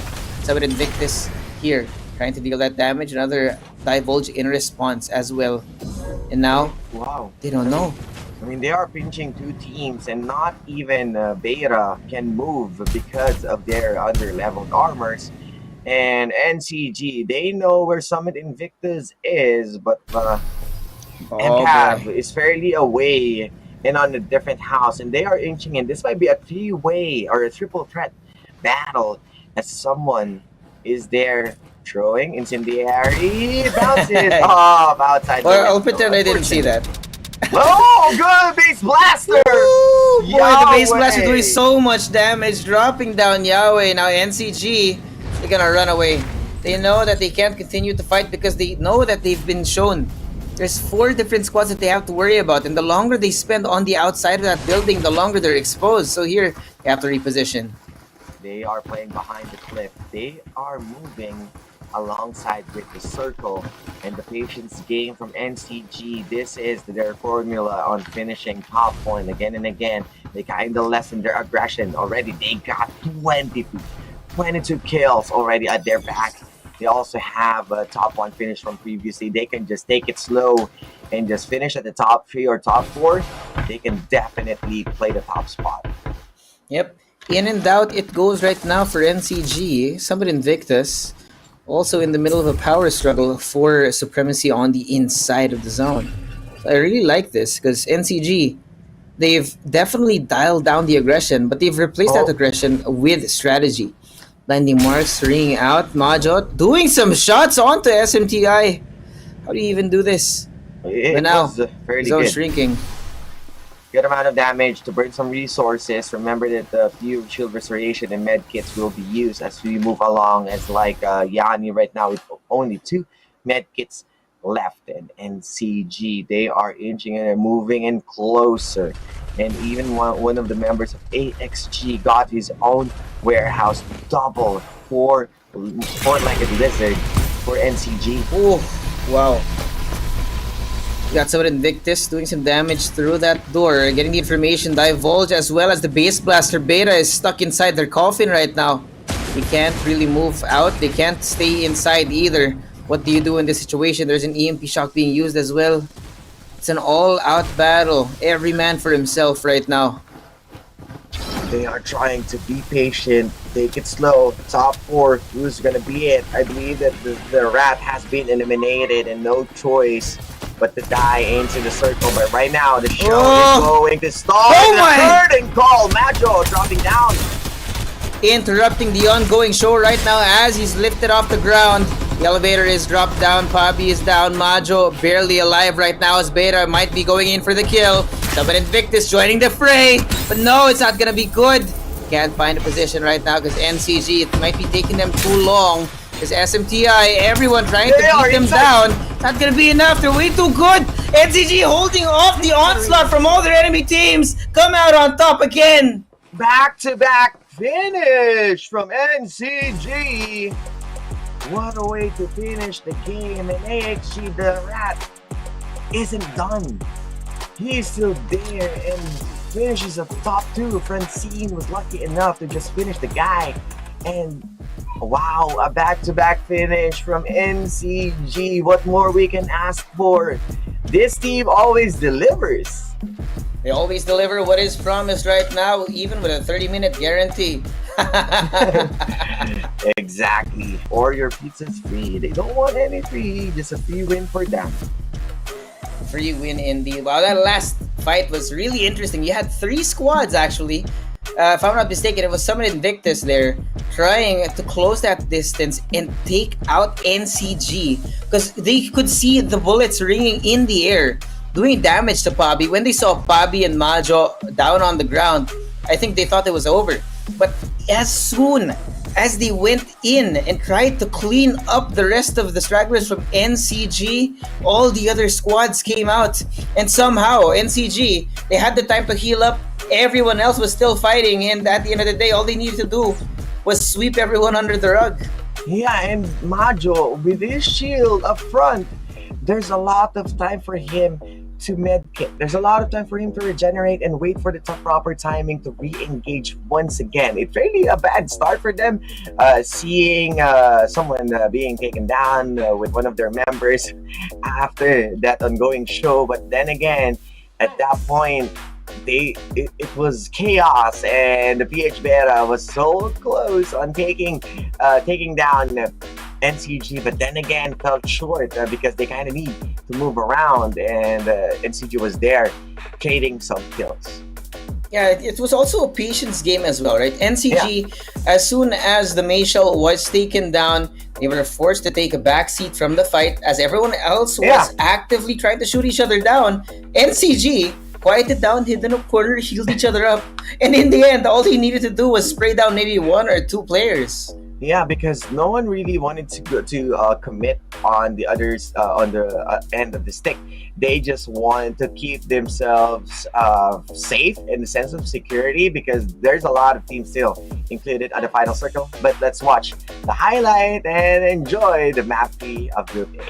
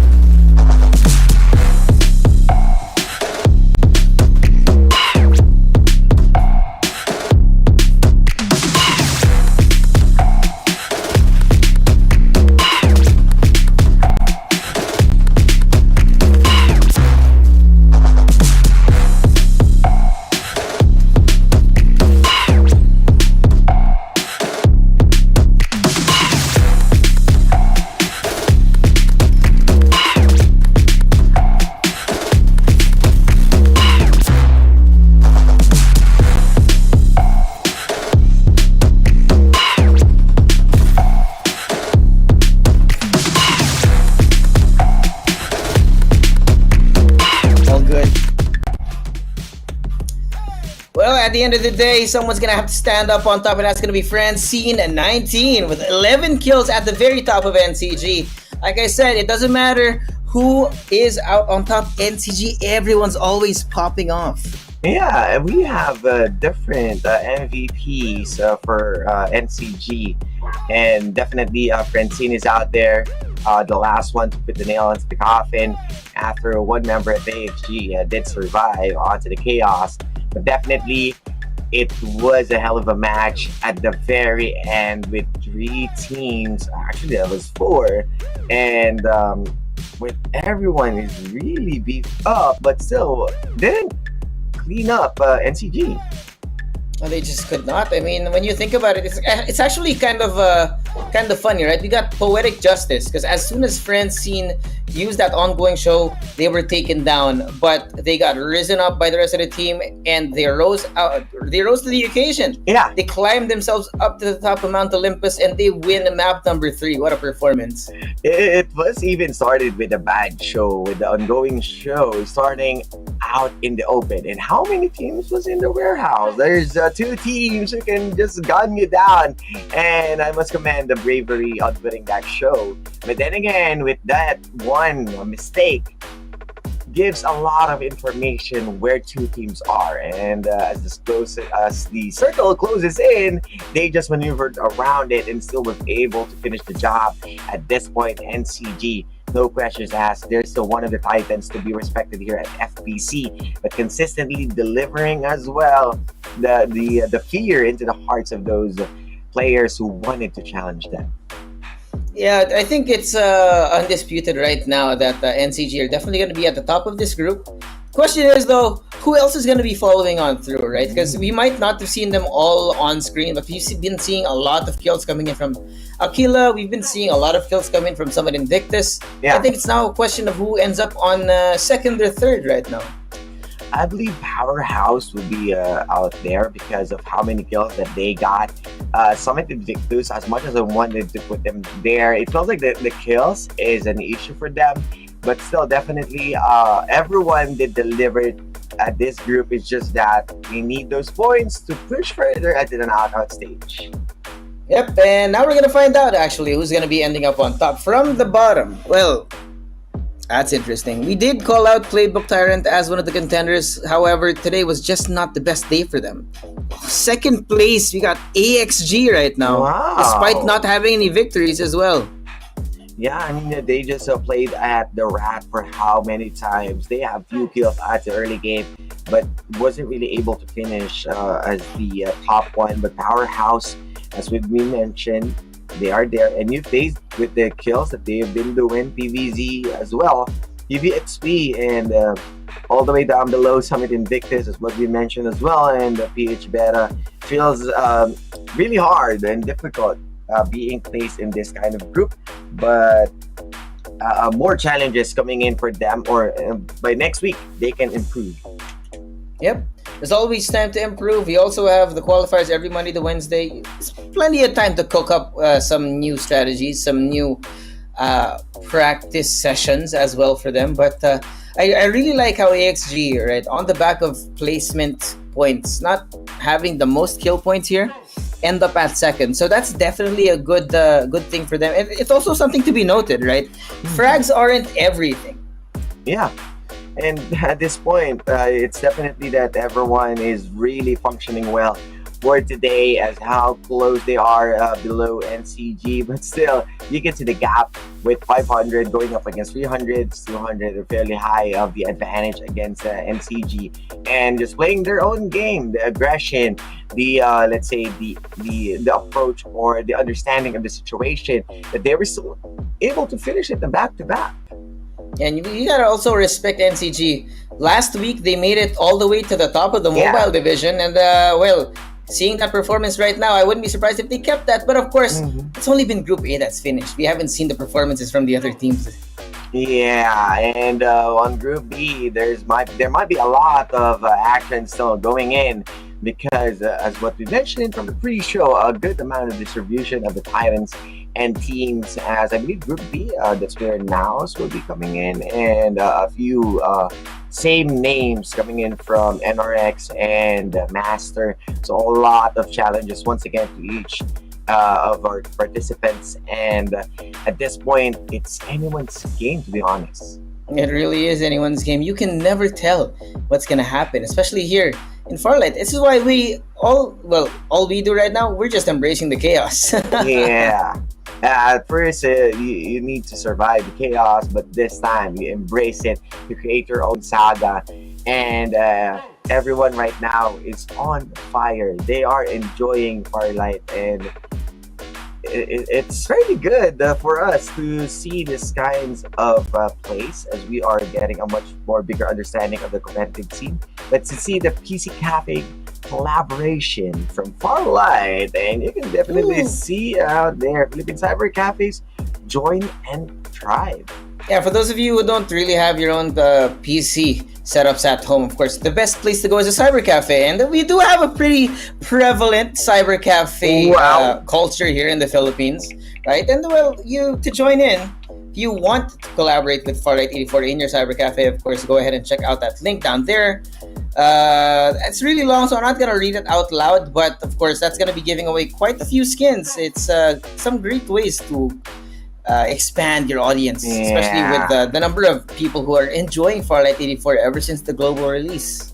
Yeah, and farlight84.farlightgames.com/cybercafe. Make sure to collab with Farlight with those juicy freebies, and that's Maggie and an MKR, a car and a weapon. So you're gearing up as you start the day and your Farlight experience, so you get to enjoy those. So far, we've been enjoying as well the chaos brought to us by the players here at the FPC. So it's your time also to enjoy yours.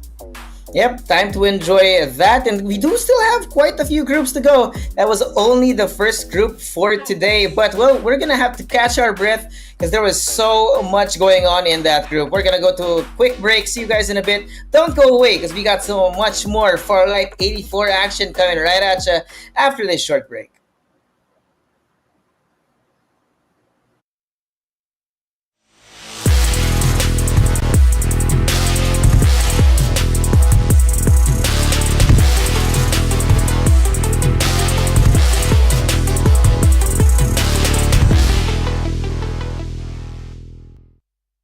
Hello everyone, I am your host Lazy Cass, and I'm back with some new updates coming your way November 30th.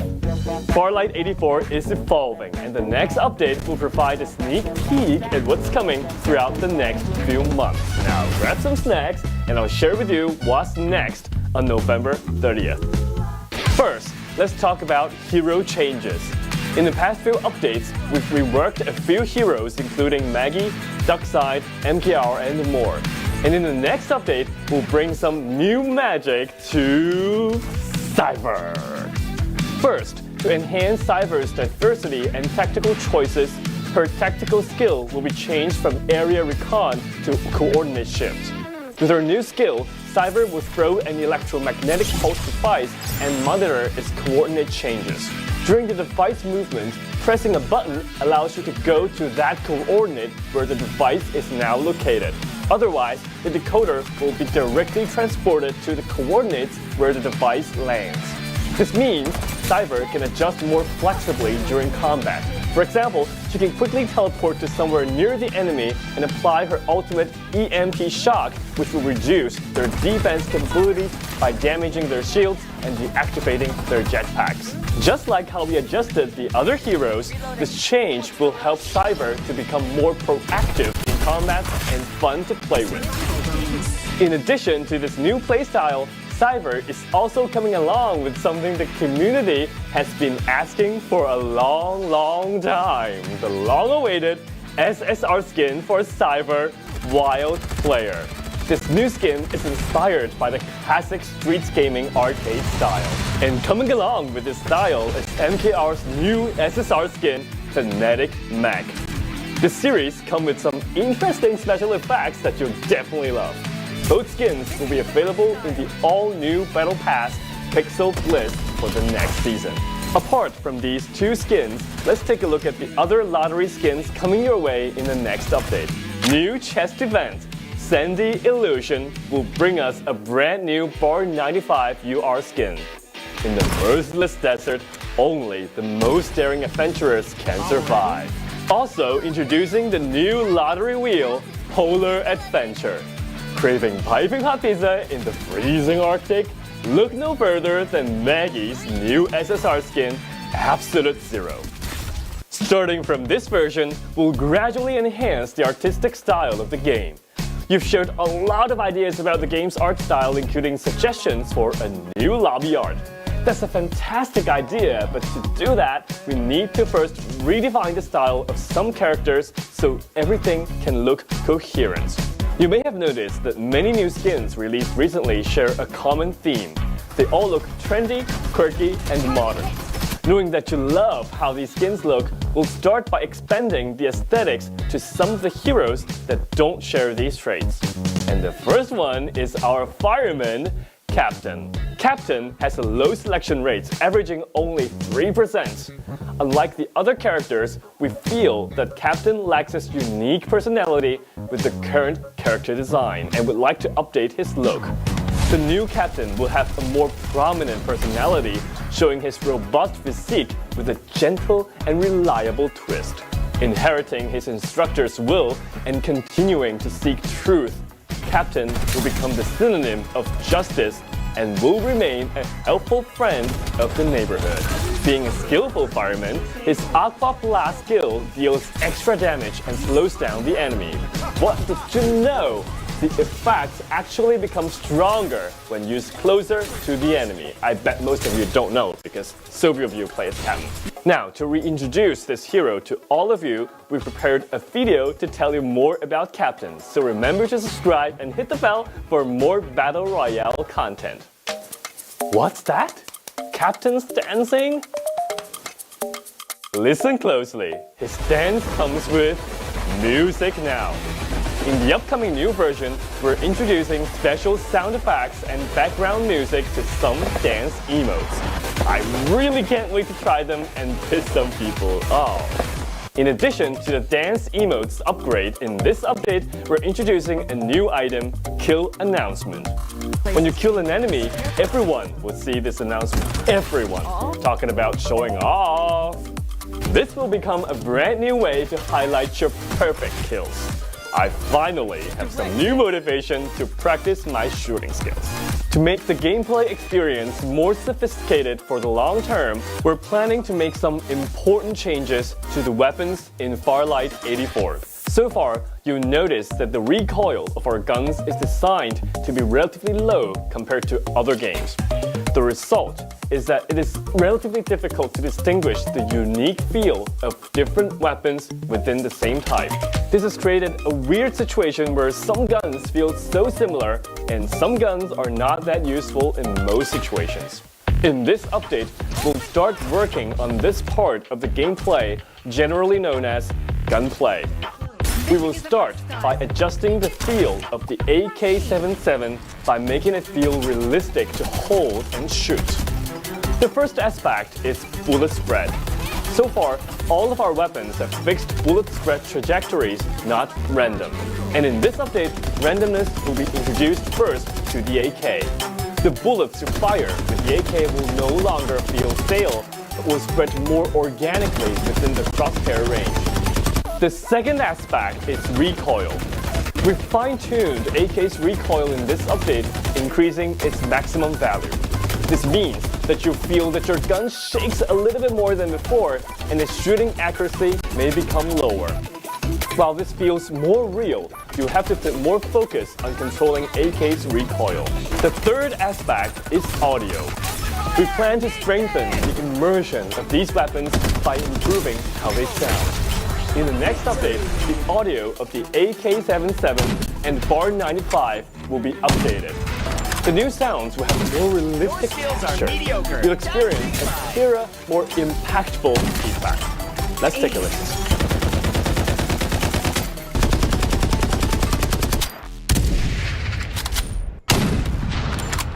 Overall, our goal with these adjustments is to raise the skill ceiling of gunplay, giving you more room to learn and master the weapons. Your full potential will be expanded, creating an excitement that lasts longer. You may ask, will that make it more difficult to play on mobile devices? We totally understand your concern, so the mobile experience will be optimized by recalibrating aim assist so that the experience still fits well in the palm of your hand. We're preparing a special announcement video to talk more about these upcoming changes and share some design thoughts on making the Farlight 84 experience even better. So subscribe and follow us to stay tuned. Next up, events. The event column is introducing a new announcement section. In the future, updates and announcements will be displayed right here, making it convenient for everyone to understand the details of the updates and know what's happening in the community. For example, we'll post anti-cheats updates right here for you. While we kept updating the ban lists every week on social, not everyone gets the information because of social algorithms. Now, these info will be shown right here, so every one of you get to know the latest news. And good news! Rewards are getting even better in the events. Now the daily tasks will provide you with new challenges and rewards every single day. At the same time, more rewards are now available for progression have also been increased. We've added the drop of Elite and Legend pack in the progression track, and you'll keep getting extra rewards even if you finish the whole progression. We have also optimized the chest event. The chest event will now be an open draw, meaning you can be sure which item you will get for certain within a given number of pulls, let's say 50 pulls. In the past, you couldn't be certain about that. Additionally, on any PC version, the update will now support the direct purchase of weekly and the monthly cards, offering more choices for you to support the game's development. Personal profiles also have some exciting new additions. In the future, your profile will display a popularity score. Encounter a good teammate, give them a follow to boost their popularity. At the same time, you'll be able to view the history of visitors to your profile. Talking about social features, I guess you have encountered this weird situation. You see a friend when you log into the game. You want to invite them, play together, but they're already in a match. You wait, and they finally finish that match. You press invite, but he's in matchmaking again. After the update, you won't get this kind of trouble anymore. You can schedule to play with your friends who are currently in the game. Of course, if they indeed don't want to play with you, sadly, it's okay, we'll find another one. Now, you finally managed to find a friend to play together and you're in matchmaking now. While you wait, you want to claim the event and seasonal rewards, but you find that you can't click. After the update, this will happen no more. You can now claim the rewards whenever you see them. Finally, before everyone in your team's gone after a match, you will relive your highlights in the game. Every brilliant moment is worth watching and analyzing repeatedly. And I mean repeatedly. I'm sure you'll want to watch that 1,000 times. Okay, that's all for the update on November 30th. It's also almost December, and we've prepared some community holidays events for everyone. So once again, subscribe and follow us so you don't miss out on these free holidays rewards. Don't forget to like, comment, and share this video with your friends. Get the game updated on November 30th. I'm Lazy Cass, and I'll see you in the next one. Bye!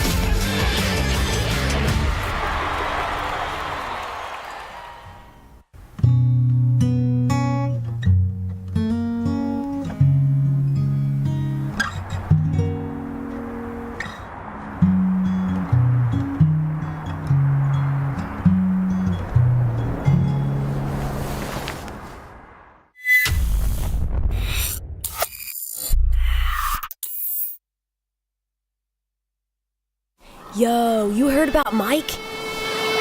Oh, they say he's like a giant, all decked out in heavy armor. He's the baddest legend in this city. No cap. Straight up. Baddies bounce when they spot him.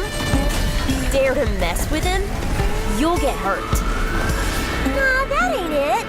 Why? Okay, hear me out. He's got that never give up attitude and hands quicker than anyone. He's always working on every muscle and improving himself. He's ready to pop up wherever people need help. That ain't cool at all. Oh, trust me. When he pulled me out of that fire, he was hella cool.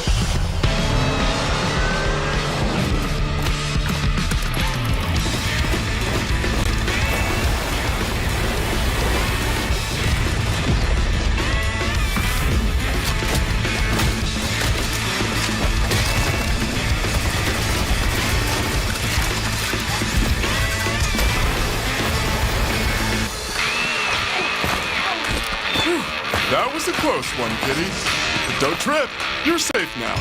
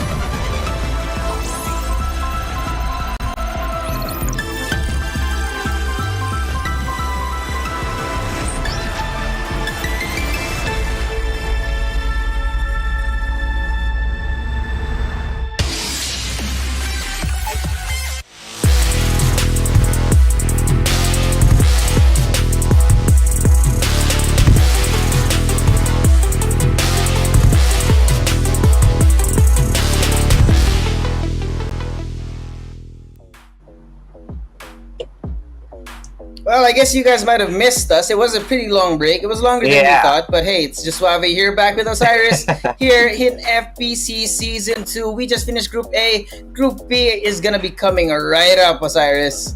Yeah, I'm really excited as what we saw is might be fairly different because the high octane play from Group A because of NCG, everyone has been forcing out to do their own thing. But this time, Group B, what will be their own approach as we're shaking things up with different groups? We seem to have lost contact with my good man Osiris, but it's okay. We're gonna have to call in for the capsules in a bit. But yeah, Group B is also pretty stacked with a lot of players that are really highlight worthy, I would say. Yeah, right. It's definitely not something that's gonna be one-sided. And Group 1 wasn't one-sided either. Yeah, I mean, as what we mentioned a while ago, is that it's different right now because Group A, they are forced out to do some aggressive play because of NCG. But this time, as Group B will be joining by a different team, this might be a different approach or a different game that we're going to play. Yeah, whoever is in the lobby, it always changes the landscape of things, right? Right now, one of the more feared teams in the group we have at the moment, we got Naos here. We also have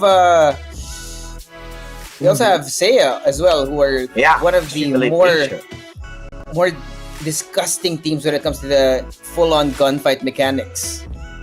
Yes, and might be Rebs is still there, or might be a different member once again. But you know, the one thing to consider right now is Cloud Avenue Vitas. Always has been one of the teams that has been consistent as well. What's good about this is we saw X5 and X6 of DTK. This time will be joined by them. Two Master as well. And Viva, I believe Viva is also their own shining moment from last week's performances. So I gotta respect Group B as well because they are pretty stacked, and these are the teams that we already know because of their consistent performance, because of them consistently being there to prove themselves. Yeah, I think that's what's also showing in Group B, right? We have a lot of hunger in this group. We have Naos, who were runners-up in the LAN last time in Season 1. And they got all these teams that are new, and quite a lot of sister teams who are also trying to break their own mold, right? That, yes, I deserve to be known more than the other teams as well. Yeah, exactly. So this is a really good introduction from each and everyone. If there's a bit of an improvement with their scrims, with their plays, but right now, if we saw a heavy east-sided type of flight path, this time we are crossing over from east to west. There's no escape right now. We're not going to be heavy on the east or the south this time. I think this should be a pretty good distribution in terms of these teams. Seiya Caesar as well. At the bottom, down towards the south. Not a lot of people favor the south unless it's dictated by the drop pattern of the capsules, actually. Yeah, and I think that right now, as what we've mentioned, pretty different for Group B. The flight path itself is already different. So it means we are getting equally distributed teams who's going to fight or going to settle down in their own POIs. And Riverview Park is too empty and everyone wants a piece of cake at Bay areas. Close around Crimson and Proverbs, around Sanctuary Tower, and Nova Planetarium is being left out, as well as Naos being the one who's taking over Power Tree Station. So everyone right now get their really good start, but a few gunfire around their area, and we are going to start the circle around the middle of Riverview. Huh. Wherever it was that there was not a lot of people, it just happens to drop down in Riverview. Now that's lucky. Because that also means that no one's gonna have a power position early in the game. Yeah, and apart from our position, they are going to have their own time on exploring different parts of the map. So we're not going to play on a chokehold, and definitely still out there for their upgrades before joining in and inside the circle. They gotta be real careful this time around though, because now the way that teams are distributed, as soon as you see an enemy team, the assumption should be that everyone is already armed to the teeth with the guns, with the armors.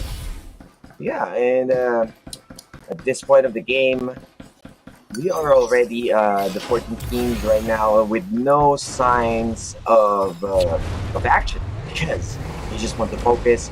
And as what we mentioned, because of the equal distribution of POIs, there's no problem. We can just take our time, a few here and there of action from Bay Area, but definitely it feels like other teams are still surviving and barely going to get out. Yep. I'm scared. Oh, airbeast. Barely. Last Barely. bullet.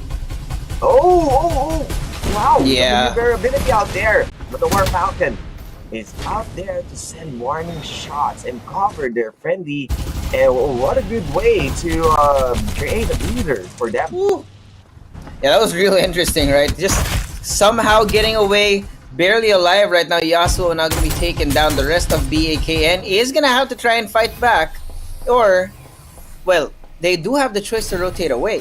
But right now, already 14 squads left in the lobby, and now it's just running over his body. Apparently, I don't know if that's a little bit of spiciness there, or if they're just trying to get cover. Yeah. Because Everyone is really in heat right now with a few people seeing running around. They're just gonna shoot their guns, but a good start once again from Naos as they were able to get that one kill and even compound. There might be a lot of shield XPs for these guys. Yeah, looks like they're already on level 3 armors at the moment. Not really gonna be finding anyone else here as well, which is I like this call from Naos, right? They started in their usual spot here in Power Tree Station, then they move towards the north, which is unlikely to have anyone there. So this gives them the opportunity to, number one, of course, now that they've taken down one squad, they have a lot of growth XP, and number two, a lot more loot in that area.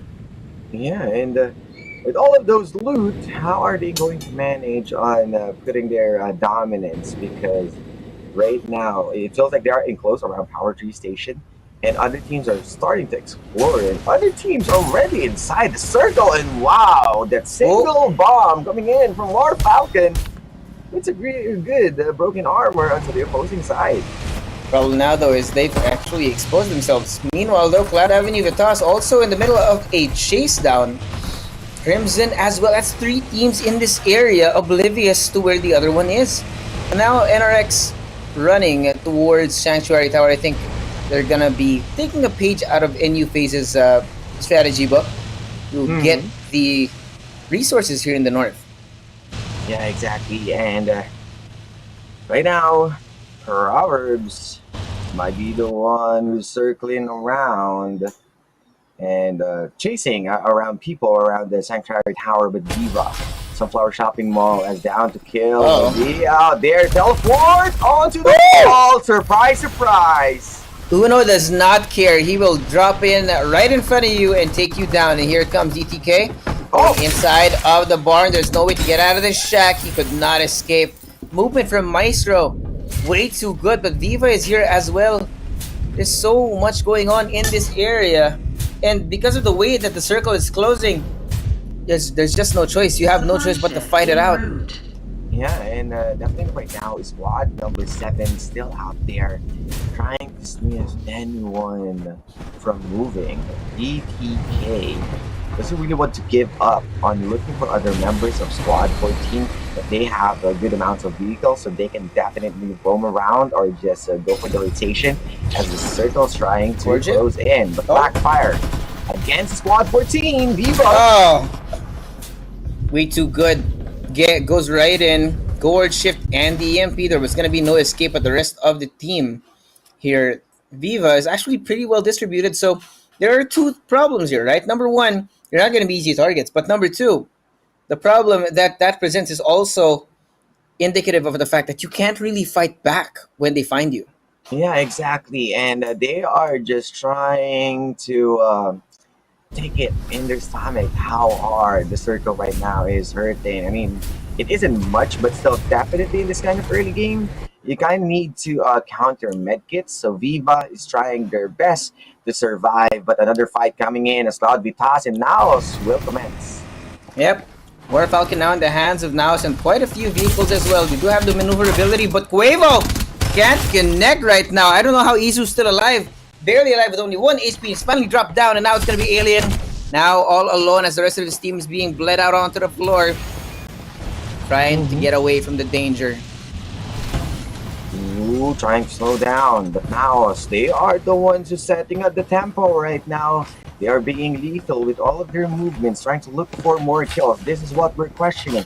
This is something that we are thinking a while ago. How are they going to push their advantage? How are they going to assert their dominance? And they are starting by running around the edge of the circles, looking for those kills, looking for those proper targets, and they might be fighting in with Extremist Asia, as this era is also close around the vicinity and might be going head-to-head with Naos as well.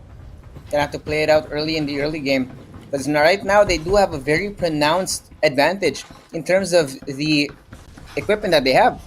So the aggression from Naos is understandable, but the problem here is that what if you walk into a team that's better positioned? What if you walk into a team who has gotten more loot than you? Yeah, exactly. It was definitely a good point as the loots right now matter as how distributed the map has been in, but level 4 armors each side Naos and Seiya, but right now we're seeing a fight from Zisera from behind. Base Blaster being brought out. That's actually a lot of damage being done to Seiya right now. And the cluster bombs also coming in from the War Falcon is really painful. So they can't really just sit in one corner. Because at some point all this utility is gonna catch up with them. Incendiary forcing them out of the position, forced into the open now. They're gonna be shot down. Barely alive. Ashura almost taking a life. The backpack is gonna be shown. And the base blaster doing the damage. Oh, there's no escape, Naomi. No aim, rather. Taken down. No fight back. No aim fly. Got aimed with a good base blaster. That was a good placement. And it's kind of pretty hard because, you know, the trunk of the tree is very thin. And you attaching a base blaster, my god, that was insane. The Blackfire going to one of the teams that has been on a roll. They got their level 5 armors as quick as that, and even securing themselves an airdrop. Interesting. Already at 13 squads, that means we already have lost 2 squads as early as now. So there are clashes that are already full permanent at this point. With Zsera also running out of time. They've only got James, who is very much alive, but the other 3 rather, are gone. They're down for good. And how well they are right now with their armors, with their setups, but with only 3 kills. So they might be aiming for a top 1 finish because they are already inside the circle, just taking excess kills with the gatekeep. They're going to implant around here. You can see a base blaster. Is it going to hit? A good one! And kind of forces him out of his cover, but still not going to finish the kill. So Blackfire right now kind of needs to rotate, look for a new target. Zisera with only 1 member left. We got Zeo also down towards the south, also aware of 1 squad that is trying to get inside of the zone. Meanwhile though, Blackfire, little of a power struggle. They can't really find where those shots are coming from. You know that there's another team, but they don't know where they are. There's just pain raining in bullets. Yeah, pain indeed, as other members of Extreme Elite Asia trying for reposition, and this might be a bad place to be in because Blackfire is around. And what you mentioned, there are some firing backs that we saw onto the other side. So it feels like Blackfire is in a pinch. It might be a sandwich attack. And you can see an outside struggler, squad number 13. I believe this is Viva Uno, if I'm not mistaken, because he still need to get across to survive the next circle, which is 35 seconds, and everything will move and train. Sure, I like the attempt, and it finally hits. But the problem is he exposed himself finally to the violence. Blackfire is going to be fighting back in terms of that damage, but now they've also been exposed. They know where each other are, and now Dollars is trying to avenge his teammate. Rest though, I don't know. They're not really armed for this kind of fight, but there is an ongoing show that's going to be brought out by Zaya. It's going to take a lot of attention, and that on the back of that attention is going to be a full rotation from Zaya. Get away from the danger. And they are slowly moving in to the circle. They are not going to poise or pose around against Blackfire, but Cloud Avenue Vitas might be there, but a good decision for them because they are undermembered and no armor as well. Yeah, great decision making from Zaya right now. You know that they're going to be put in a better spot. And, they've actually been exposed. Now they know where Blackfire is. Having taken down the fallen player over there, they've been made aware. Now though, I like the position out of Naos here, playing inside of the middle. Right above Riverview Park. Everyone else is still fighting it out. Master X1 up against NRX here towards the north. Lots of action going on all at once. Yeah, exactly. And we are still on the 9 squads left. It means that there are still more surviving despite of this small circle, and despite of all those action, there are other team members who's trying to survive. We saw the last member from Extremely Asia. Cloud Avenue Vitas, Izu. sitting fairly close against Extreme Elite Asia with 4 members. Doesn't really want to engage at that point. But right now, NRX Proverbs poising around Naos and might be moving across in due time, and even Squad 10 might be going for a triple threat and might be a possible fatal 4-way if Master will rejoin. And this Wasteland hovercraft across the bridge. They like this Master X1 despite the fact that they are low in terms of members, right? They're by default only 3. Which means that they have to be a little bit more crafty this way around. And I like this. They're using the War Falcon to get the information without risking their lives. A scout, and they are aware once again, as Eren already heard the voices in his head that someone is already across, and that's how many teams already. And you can definitely see with that War Falcon with just a quick fly, you can definitely see how many already is trying to gatekeep the place. And supply drop being claimed by Blackfire. Once again, a good decision making from these guys. I mean, look at this.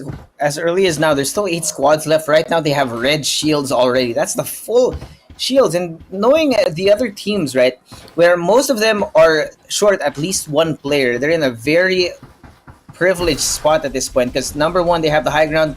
Number 2, they have shelter as well. Yeah, and definitely right now. Oh, this is what we're talking about, moving across. He knows. Found from below, the movement's way too good coming in from Uno. He is gonna be alone, forward shift to get himself to safety, but right now, fight's going on the other side. You can see the head. Clyde sees Wraith, gets him through, but he's not able to take him down before that shield comes back on. There goes now Squavo picking up that kill in the place of Master X1. That's 1 less kill, 1 less point for them as well. Stolen away. Yeah, and Divulge being ready. They got the information, but remember, this Blackfire a double Divulge against Master and Blackfire with 2 high-end armor. They're going for the engage. The engage is in. The absolute gravity now being activated. Blackfire scrambled the remaining opponents, and just like that, it's almost nice and clean. 5 squads left remain.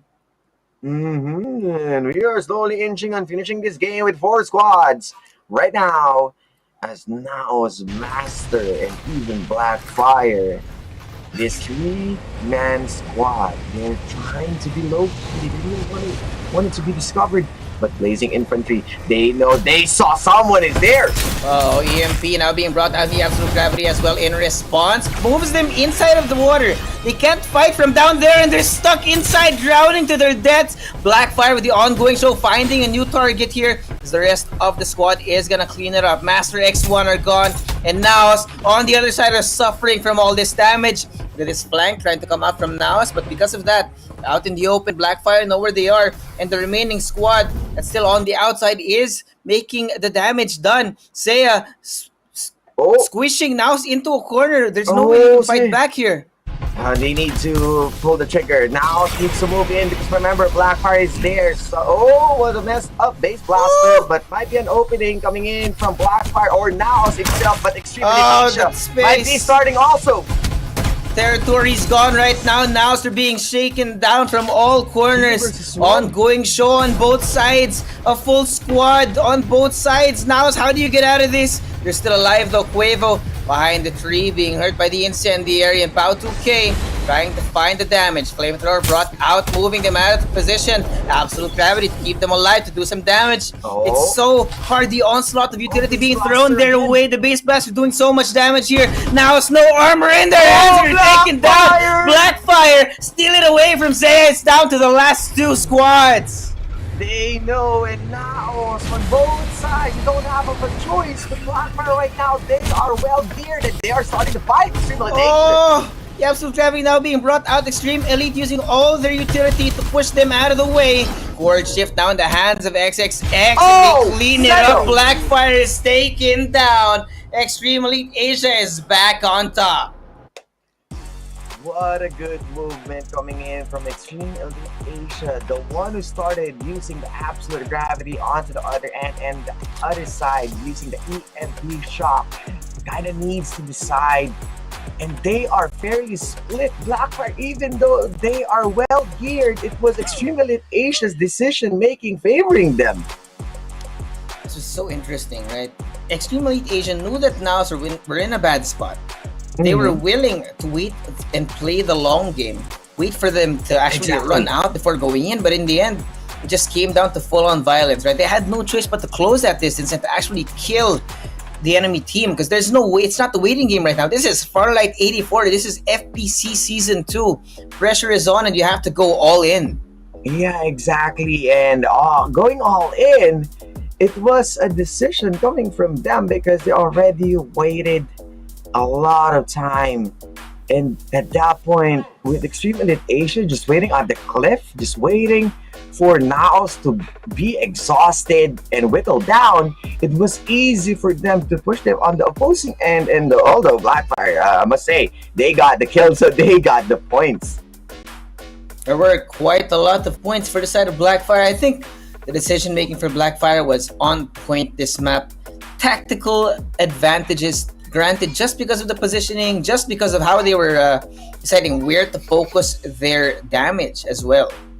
Yeah, and with one correct decision on just focusing on one side, they didn't really need to overextend. It's just that also Naos is a bit of a tough position.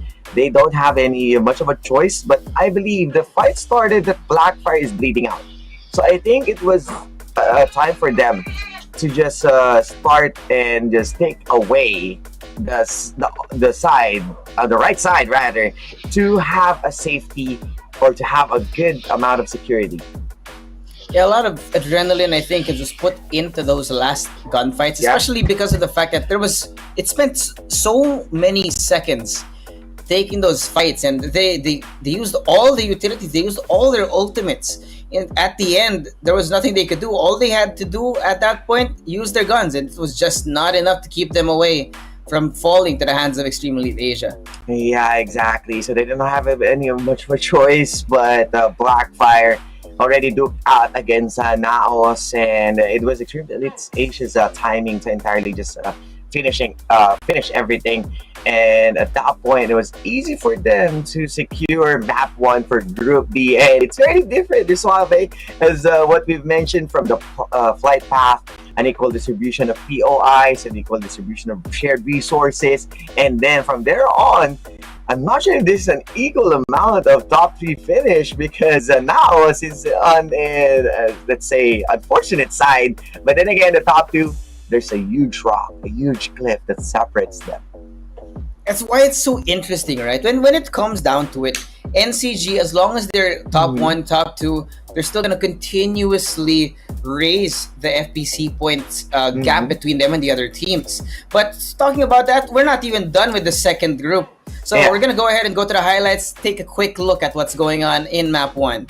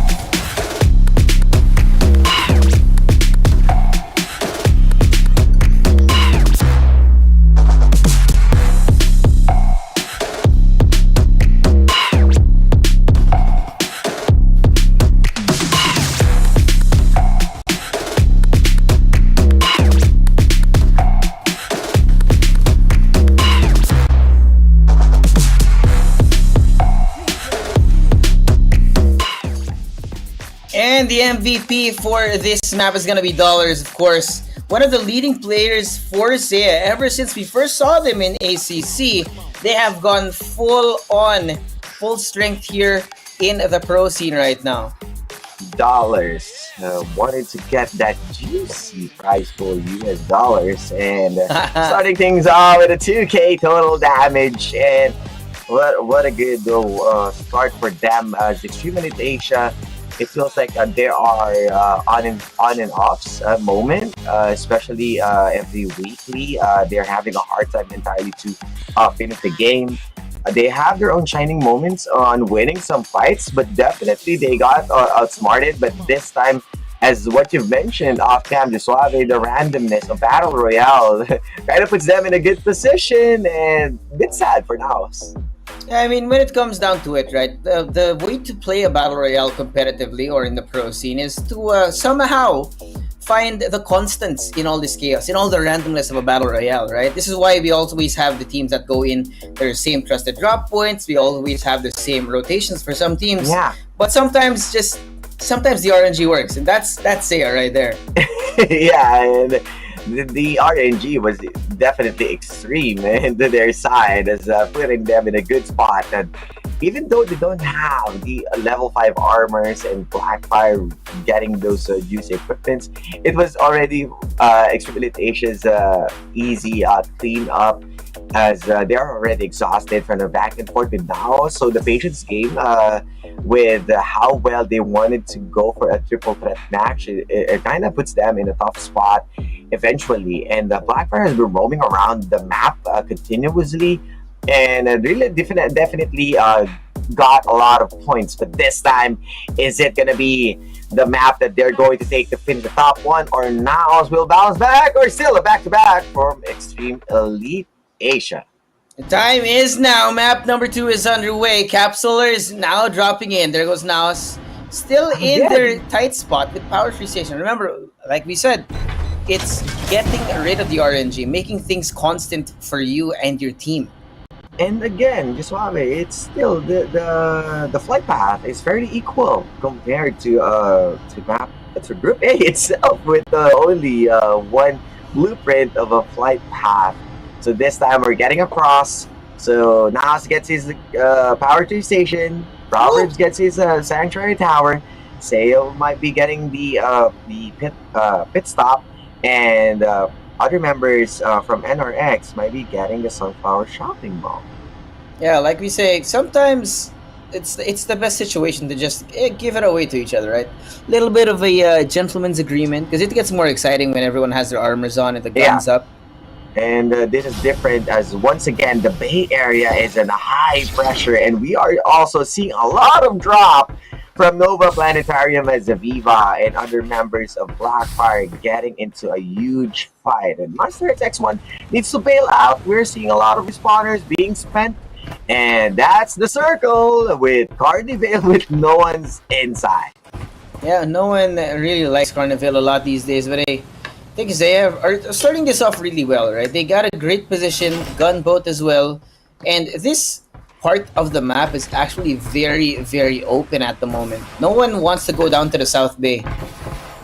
Yeah, and they're just taking every resources for now.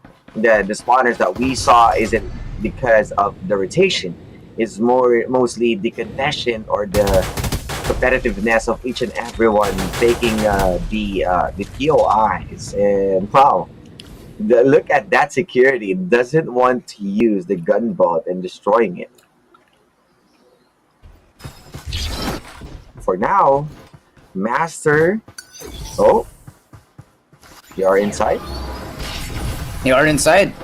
Master X again. Remember, these guys only have 3 players on the team, so they have to be a little bit more aggressive. Now, Randy Mark being brought out right in the front. Oh, no, he's taken down. He can't get it. Despite being blinded, he still flex down his enemy team. And somehow, Master X. Oh, it feels like it didn't hit the blinding mark because there was no blind icon. But that was a well-timed vertical dash just to avoid it. But still, doesn't matter. Clyde still wins with that battle. And Master is still taking over Sanctuary Tower. Yep. I like this though. Got NRX here, aware of another team. Here with the Blazing Infantry actually being taken down. We keep talking about the vehicles, but you notice that most people are not willing to leave an empty vehicle there. At once I'm done with you, I have to make sure that no one else gets to use it. And this time, 77RG Ab needs to move in. Huh. Doesn't really want to stay close. They saw it ongoing show. Doesn't want to participate onto the concert. They don't want to join the show right now. So now, Asterix 1 walking around looking for what's going on here. Ooh, I'm not sure. What are their plans? Oh, okay. A bit of a questionable plays right there, left and right, but DTK starting things off with the last two members. Yeah, got Master X1, only minions right behind the ongoing show, barely staying alive here. X3 rather, but he's waiting for his teammates to come back in. There is going to be another ongoing show in response so that they do have an equal fighting ground. Josh gonna be spotted out through the window. Warship now gonna be brought out as he's gonna try to reunite to the rest of his team right now. Master X on the outside on the War Falcon. Minions can't clean it up before he gets away. Somehow he transforms and gets himself into the skies. The escape is way too quick. You can't get down these wings, but DDX so good. Oh, Josh again and again was able to survive how many times? But here comes NRX.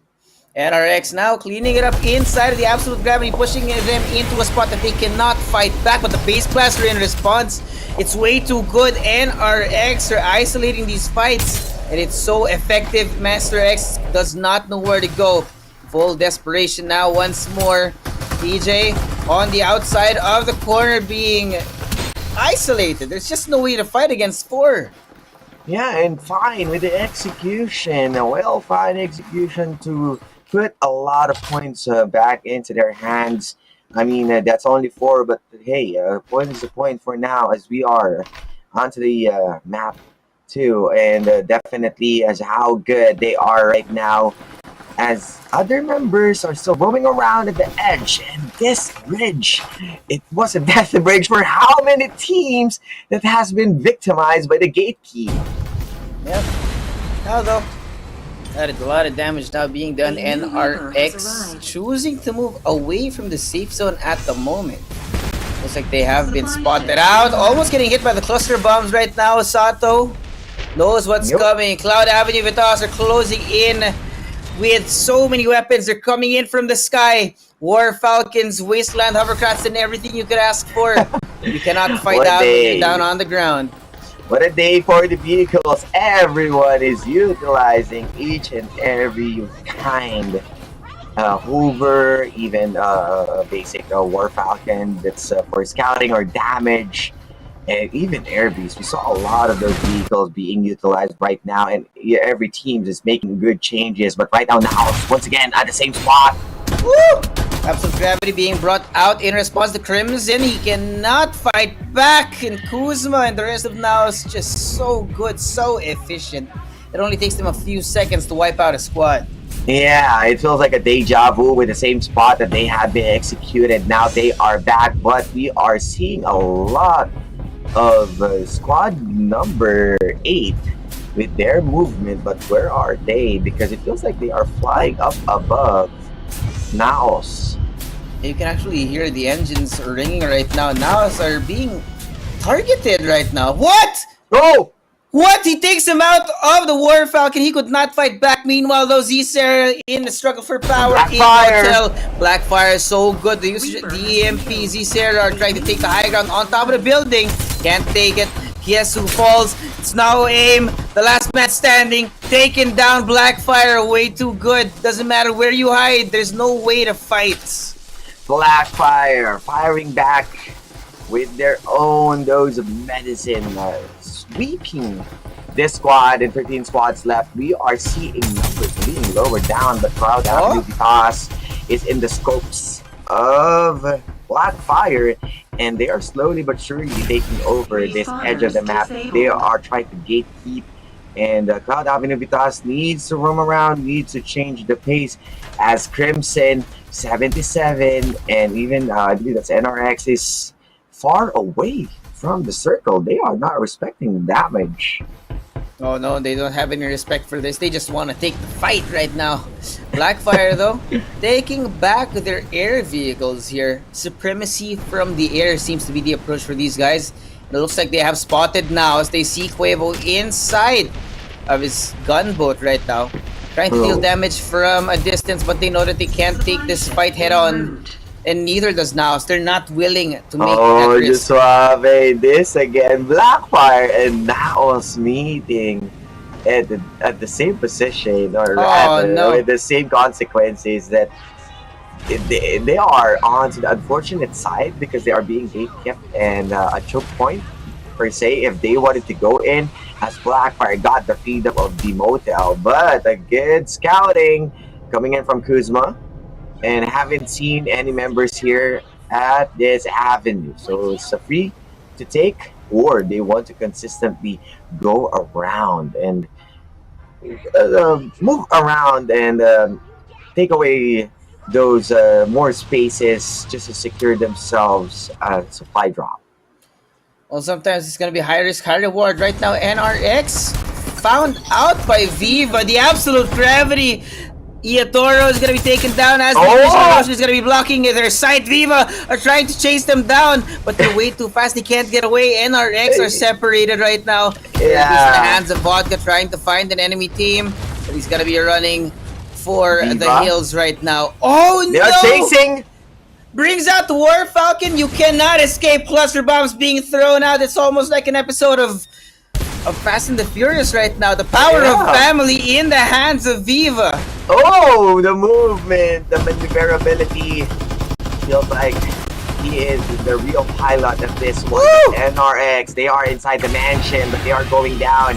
Ongoing show will be used. They got the high ground. Viva, Toro.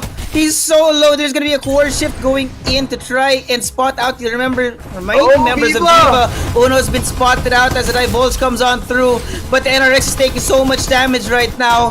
There you go. NRX on the outside of Mansion. Srax trying to avenge his fallen brethren. They know where he is. They're trying to spot him out, but they can't fight back. But he gets taken out from behind. There's no way, no how. NRX clean it up.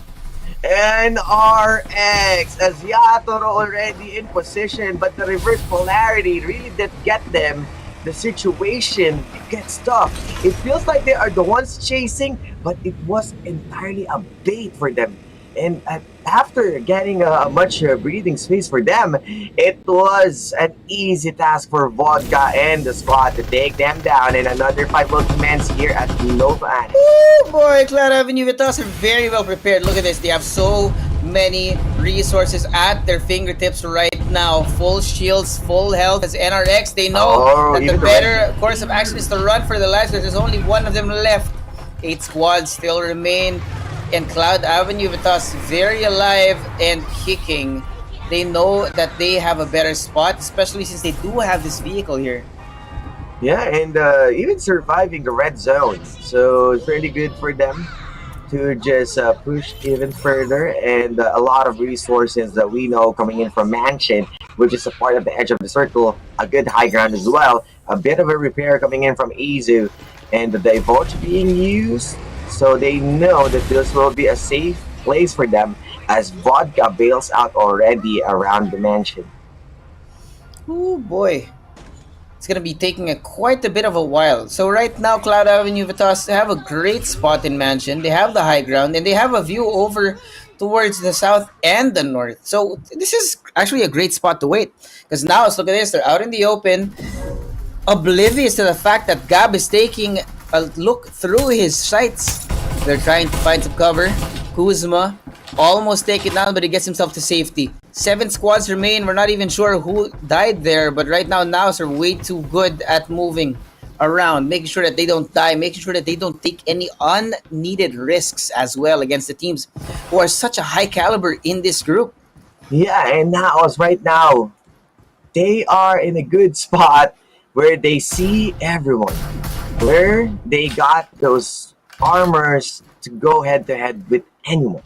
So this might be a good position for them to take top one, but the uncertainty of Battle Royale might be getting them again. But Vodka He is discovered, Yeah. and Cloud Avenue Divitas taking another point to them. That's 6 points already on this squad. Yep, and 6 squads still remain. With Cloud Avenue Vitas having taken down that one fellow on the other side, now know where they are. Gab's gonna be spotted out by Cuevo. Taken down to half his health, but the rest of Cloud Avenue Vitas, they can't really answer back because of the angles that they're standing at. Yeah, and they don't really want to expose themselves because remember they are on the high ground, so it's not just Naos might be looking at them. If someone is just sitting at the heart-shaped island, that's another thing to consider because they need to cross. Yes, it was a good movement coming in from Gab to move away, but then goes back. I'm not sure. They don't really want it to go around the Naos. They might be facing head-to-head with these guys. Oh, now look at the shields they have right now. Yeah. Level 5, level 6. Everyone else, I think, barely have that kind of resources. So Yeah. definitely Naos have a great position, both in terms of the terrain and with the equipment they have right here. So the only team that is close is Seiya, but it comes down to the shields. Then you also have Master beside them, so definitely they can just clear the side out. But a good movement coming in from Cloud Avenue Vitas. They know that Mansion isn't really that safe for them because Naos already checked them. So they are now trying to move on the opposing side and trying to check also their flank because there might be people still at the Sunflower Shopping Mall, but they didn't know that Extreme Elite Asia is in front of them. Ooh, ongoing show now going to be brought out by EJ. I think has been punished for that idea. Oh, they know! Cloud Avenue Vitas not in the best position. Berting trying to take a shot, but he's being shot out from behind as well. Way too good. He takes his cover, but taken down. Zaya down to the last 2 right now as Master X3 also closing in on the behind of them. Now on top of the ongoing show, there's going minions. Be the last person alive here as Cloud Avenue Vitas are trying to stay alive. Oh, dollars! Barely! Now very on top. There goes the Absolute Gravity and the EMP now as well. Cloud Avenue Vitas bring back their fallen comrade, and now they're closing in, trying to find an angle. They're not gonna try and fight this head on just yet. 2 man down for Extreme Elite Asia, and they got good armors. Once Cloud Avenue Vitas takes them down, this will be an easy upgrade for them. That should be. Because now Dollars is down and they're spraying down Ashura, who barely makes it out alive, and he's gone. Now also on the outside. Look at this, the number of squads that are still alive here. Blackfire, some of the very, very top squads in this group right now. It's everywhere. It doesn't matter where you look. Yeah, exactly. It means that the Cloud Avenue Vitas didn't really pick up the upgraded armors from their enemies because Blackfire is the one who swept them out. And now, Blinding Mark being brought out. Rora spotted out by Blackfire. They know where he is, waiting for the right time to strike. And I think they're still wary. They know that there's another squad, another full squad on the other side because the way that Hale keeps looking over the hill, it's like he's expecting a presence. And he should be hearing those vehicles coming in right now. Incendiary now being brought out by Cloud Avenue Vitas. Another scan going in. Izu knows where it is. There is gonna be a rat. They expect it, but they don't want to give their backs up. They don't want to give him the opportunity to take them down without being expected. So they're just waiting for those med kits to run out. Minions. It's really painful, minions. He is at the waiting shed trying to wait for any miracle, but he is being cooked using every med kit. But the Blinding Mark, this is a good distraction. Definitely a great distraction now. Blackfire finding a way to move forward. They have Lancelot covering the front, everyone else covering the rear. There is Cloud Avenue Vitas. But also sees where it's coming from. There's going to be an EMP down on the second floor. The Blinding Mark, he's going to be surrounded. He has to run out. And he's solo, but he's taken down. The rest of the team, though, still in a struggle for power. Lancelot, they're dropping down like flies right now. Now spraying out from the outside. Divulge as well. Cloud Avenue Vitas. So low.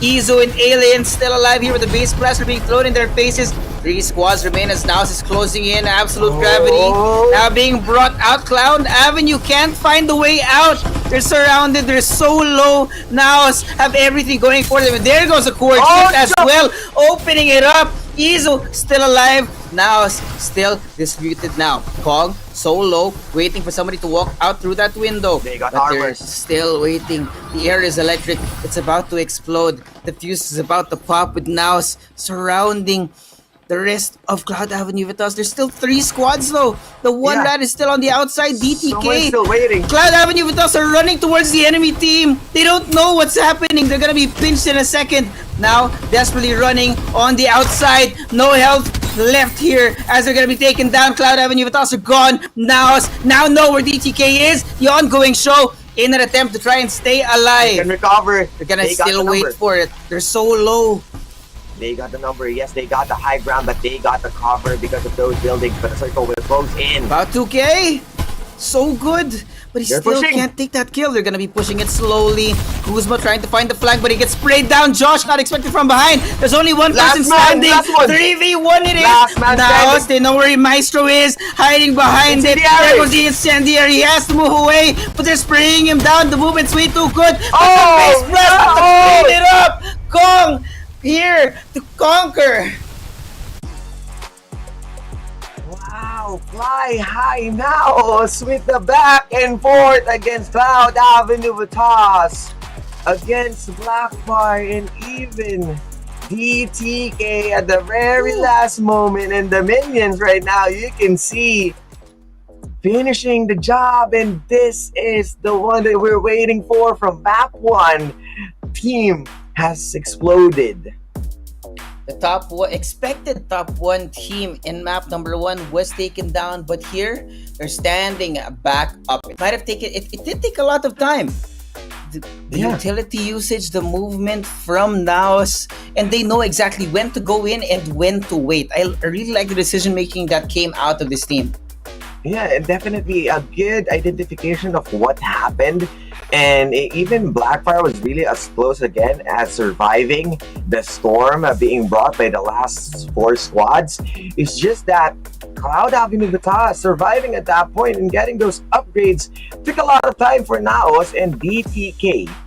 A good idea of just everyone might be tunneling against one of their members, and Josh waiting outside the corner.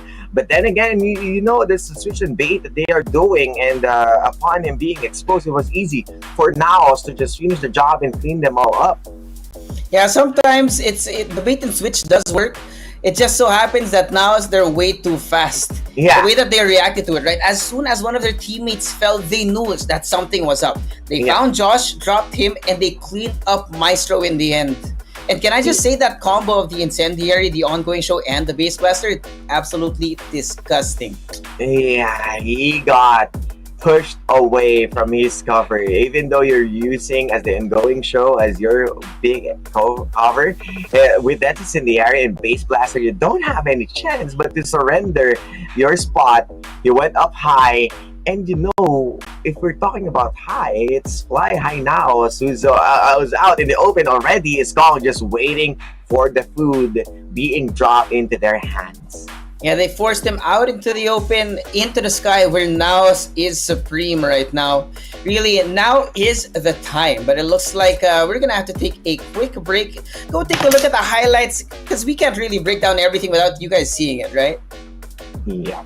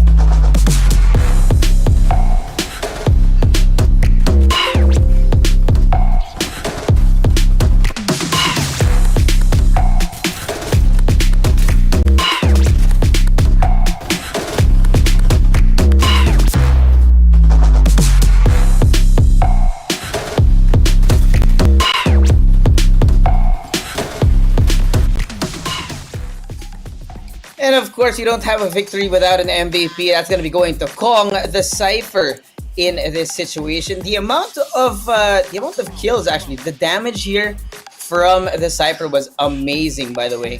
The creativity in using the core shift by Kong as well, not going to be expected in a lot of different angles. The surprise fights from Naos were amazing in this map. Yeah, we saw him using the horde shift at the rooftop, wherein he just throws it and then jump and surprises everyone out. And again, let's say technique of being aggressive and repositioning your EMP shock. So I think that's something that Cypher mains are really just taking advantage right now. Doesn't have the scan, but because of the mobility, a higher chance of survivability and more of those movements that they can use whenever they're having those kind of team fights. Yeah, the new change to Cypher's meeting is a lot more flexible. You can play defensively or very offensively, as we have seen time and time again. But, well, map number 2 is going to end with Naos on top. Bringing that in, though, map number 3 has yet to come. We do have a, arguably, it's pretty stable at the moment. We don't have one true winner for the group. Yeah, it's still, it's not, let's say, it isn't the one-sided game that we are expecting, but yeah, if there are winners at FPC, definitely also the viewers are getting their own prize and their own code. So redeem that diamond.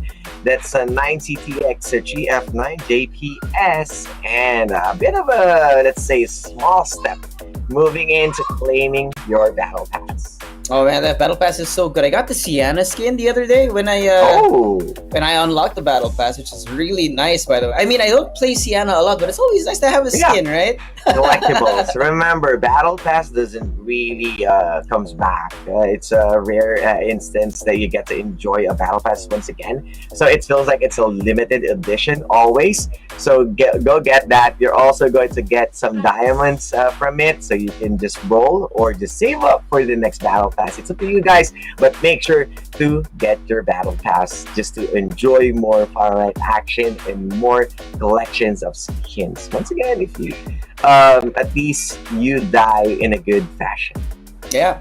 You get the emotes. I mean, no right? top one. Somebody kills you like, hey, this guy has a really nice Young skin. These, you fail to go at top one, but still you're finesse as hell. And so I think that's something that you need to think as well. I mean, you don't need to think at all because Battle Pass is out there. Take your chances, get that, and we are on to the last map of Group B. And once again, an equal distribution. I mean, a bit of a north, but still not as far as it seems that you can reach Tots. So looking at the weather forecast for today, right? We got now still on their spot. I think the response out of all these teams, right? Compared to if it was NCG, wherein NCG are really contested, now seems to be left to their own devices. And as some teams are being left out with their comfortable POIs, we're still getting the same fight. We're still getting those ego plays.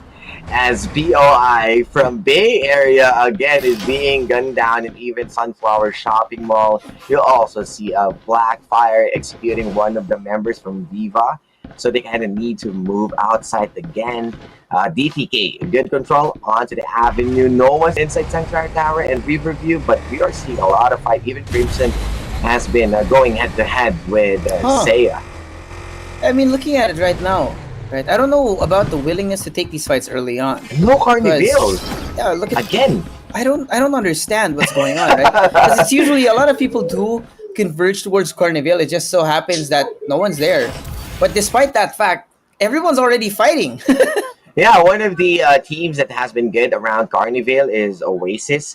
So having them not in this group, it would be an open spot for other teams. So I'm not sure if they are aware that this will be the third map that no one's inside Carnival. But since the circle is moving towards Sunflower Shopping Mall, it feels like many teams will converge around Carnival and might be exploding another fight as we are seeing movements onto the mansion. 3 squads in Sunflower Shopping Mall. Yeah. members of which are on a Heart Island as well. What in the world is going on? But somehow, though, NRX taking full control of Sunflower Shopping Mall. No one really willing to incite violence, one would say. But it looks like Fine is here, out on the hunt, out on the prowl. He sees one of the enemies. I think he's gonna try and play this as the flank player. Force them to rotate away from him and look for the rest of the teams. And you can see the movement, as you've mentioned, that everyone is around the Flower Shopping Mall. Oh. But then again, NRX, they still wanted to take full control. Even the outskirts of Sunflower Shopping Mall, they are trying to snag those points. The Archer is sitting on a 4 kill points. But then again, there are a lot of respawners still, but we are checking right now. The 13th squad has been left out. So it means, I believe, that 1 or 2 squad has been eliminated already.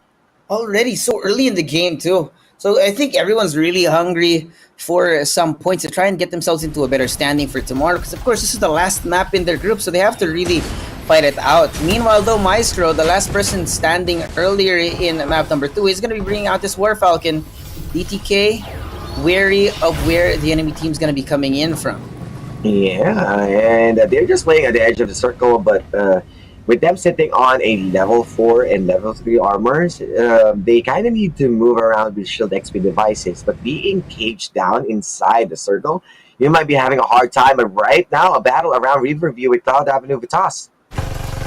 Oof. Got it though. I mean, that was Crimson. fast. It is fast. I mean, they know exactly where they are, but somehow they're not going to be able to clean 3 versus it up. 1? Where is his team? Where is Cloud Avenue Vitas right now? They are still wait. dropping. They're They're coming flying in up from above. the sky. And it might be no. too late. Let's They're see. falling, comrade, right now. The rest of Cloud Avenue Vitas. Look at this. Is it gonna be in time I don't for know. the revive? Oh, they're moving away. They're moving away. They don't want to fight it. They don't want to contest Riverview. Once again, Cloud Avenue Vitas in a tough spot, losing their loot. And this is the first time that we are seeing a winning moment coming in from Crimson Esports with 4 kills. Oh, interesting, actually. Crimson has been doing some great performances in the last few weeks, but this week, not in particular. So it's actually nice to see them getting a lot more success compared to before. And with that movement from Crimson, they are aware of the drop points or redrop that Cloud Avenue Vitas did. Are they going to raid them, or a different team will find them? NRX here with the Air Beast, having spotted out Cloud Avenue Vitas. I'm not sure he wants to take this fight though. He's not exactly in the safest spot. If he gets taken down, no one's gonna be there to help him. But, well, Aurora running for his life. There goes the springboard to get him out of harm's way. And Oh, once boy. again, no NRX. Oh! Yeah, they find him in So the air. close. Valiant attempt, but it did not work out. Core chip just a tiny bit too late here. Oh. The backup Cloud Avenue Vitas gonna be caught inside of the absolute gravity as they spray them down like Oh dummies here. wow! They are perforated by bullets in all different directions. There's no way they could have fought back there. They still got the respawner, and the light is still there, and they can go back and move back as NRX. It's really hard for Cloud Avenue Vitas to play or to win that trade because they don't have any spawners, they don't have their equipments. This is a losing fight to them, and they're going to exit early on with 12 Uh-oh. spots left. We got some noise going on Seiya, towards the Blackfire. bridge. Seiya on the outside, Blackfire hiding inside of shelter, but they do know where Dollars is. There it goes. Can't really see it from one side. You got DTK, and on the other you got Seiya. Gonna have to fall down. Who is gonna respond first? Now moving out of harm's way once more. Dollars, great angle on top of the bridge, but there goes the blinding mark. Can't Returning. get it, can't see him inside. And I like this. The base blaster, everything. There's patience all around right now. No one really willing to take an unneeded risk again. The combo, once again, is what we saw, the scan coming in from the blinding mark and then planting a base blaster to push them away to the windows. Wow. Oh, so still sniping. We are seeing a lot of War Falcons flying around, but you can see the armor being skated here as Jet needs to go back. Jet needs to go back, go inside. So wait, the patience game is still there as everyone outside the zone will start to move in, and the circle's closing in. But the base blaster button is in the areas. DTK will take TKO. Turns their own shelter into the coffin right now. So effective coming in from them. But DTK have to run for it right now. Maestro getting away from the danger. Now though, we are going to be moving down towards the south. Whoever started out in Sunflower Shopping Mall is pretty lucky at the moment. But we got NRX on the outside. Crimson also desperate to find some kind of way without having to swim past the river. It feels like that will be a big problem because there are huge teams already that got good armors. They got defender, so it means look at that. As well, you mentioned, the damage is already there because they are confident enough to trace the bullets, and this will give Master a hard time on crossing the waters, and they can need a bit of those zone damage because they don't have any choice. Yep, no choice to be spoken right now. Merting, great angle that he has. A little bit of a high ground over on Blackfire. He knows where Gay is, but he gets a shot right in the face. Wow. He couldn't even be revived. There was no saving him. There's no comeback here. Seiya, they're all spotted, and as they're trying to recover, Blackfire are going in. Base Blaster now being brought out in desperation. Berting on top of his ongoing show as the rest of Blackfire leading it up. Trying to spot them out inside as they are hiding in the shadows. They can't really find the angle. XX on the outside. Not the best spot. And basically, they kind of need to revive one of their members. But the push will commence coming in from Blackfire against Asia. Hale now gonna be starting it off. They're stuck inside. Can't find the thing on the other side of the pillar. They could survive for a little bit longer, but Zeo are gonna be cleaned up, swept away. Oh, still someone is still around, but Ashura was able to save himself with a bit of an insurance with that flamethrower. He is inside the circle with flamethrower with the low ground, so might be a good spot for a top 4 finish. But everyone from Blackfire, they are aware. But at Motel, we are going to see Viva and TI6 Proverbs will commence the fight with an EMP shot at the ground floor. Cord shift by shift to get himself on top of the building to try and get the information. NRX are waiting for the right time to strike because they can't really spot out their targets. Even with the EMP down there, there's no reason for them to take this fight unless they know the location of their targets here. And it's just taking so long. But now the zone slowly closing in, they're gonna be forced out of position. And here, I like it. They've gotten themselves ahead of the curve, and the divulge being brought out as well. Viva XP, nowhere to hide, nowhere to run. You're gonna have to stay inside of that building if you want to stay alive, but you can't do that for way too long. NRX though, they have a new problem. They're being shot down from a distance too. They don't have much of a choice because they got divulged. Everyone is aware of their position, even the numbers and the armors. So it means that that's a plus point. But right now, DTK in the fight. A fight now going on. Josh, solo with only level 2 armor, rather. It's 2 different squads that he has to worry about as well, NRX and Viva. But it's a good thing that Maestro does have this. Base Blaster! Great spot, Base Blaster doing so much damage. Wraith is gone. And now we're down to the last 8 squads. ETK though, this fight is not over. There's another squad over yonder across the streets. Oh my goodness, a good amount of upgrade coming in from Maestro Lang. And everyone from DTK might be well stacked as Master X3 will be challenged because they know someone is across as DTK is there, and they want to look for more of those resources just to put themselves back, and definitely a revival as well to add another member into the squad. Oh boy, the amount of pressure coming in from all sides. NRX totally destroyed. I don't think Mac could even see what happened, but he was taken down by a totally different team from a distance, and that's Master X here, who are also taking the time to rotate away. I think they want to go through an indirect route to get themselves back into the search zone right now. As the rest of DTK, though, they're wary of the presence, but they don't know that Master X are no longer there. Yeah, exactly. And at this point, DTK might be getting high chances of playing around top 4 because of the upgrades that they were able to pick. But right now, they were able to save one of their members. I'm not sure what's happening because it feels like a name popped once again, and it feels like they are complete once again. Look at this position by Viva PX. I'm not sure what they want to do here.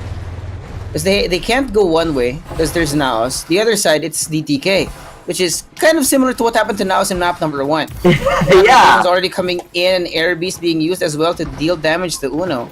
But DTK can't even find a way out from the riverbank either.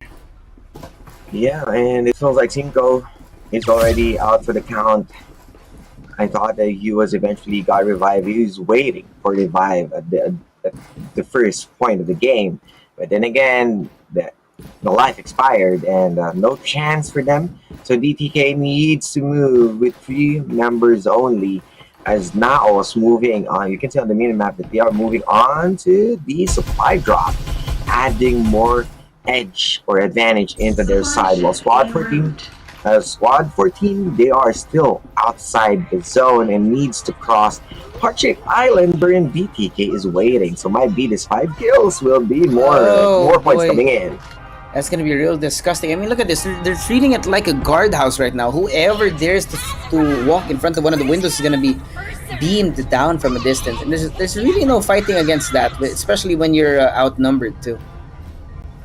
Yeah, and they are just being patient, master.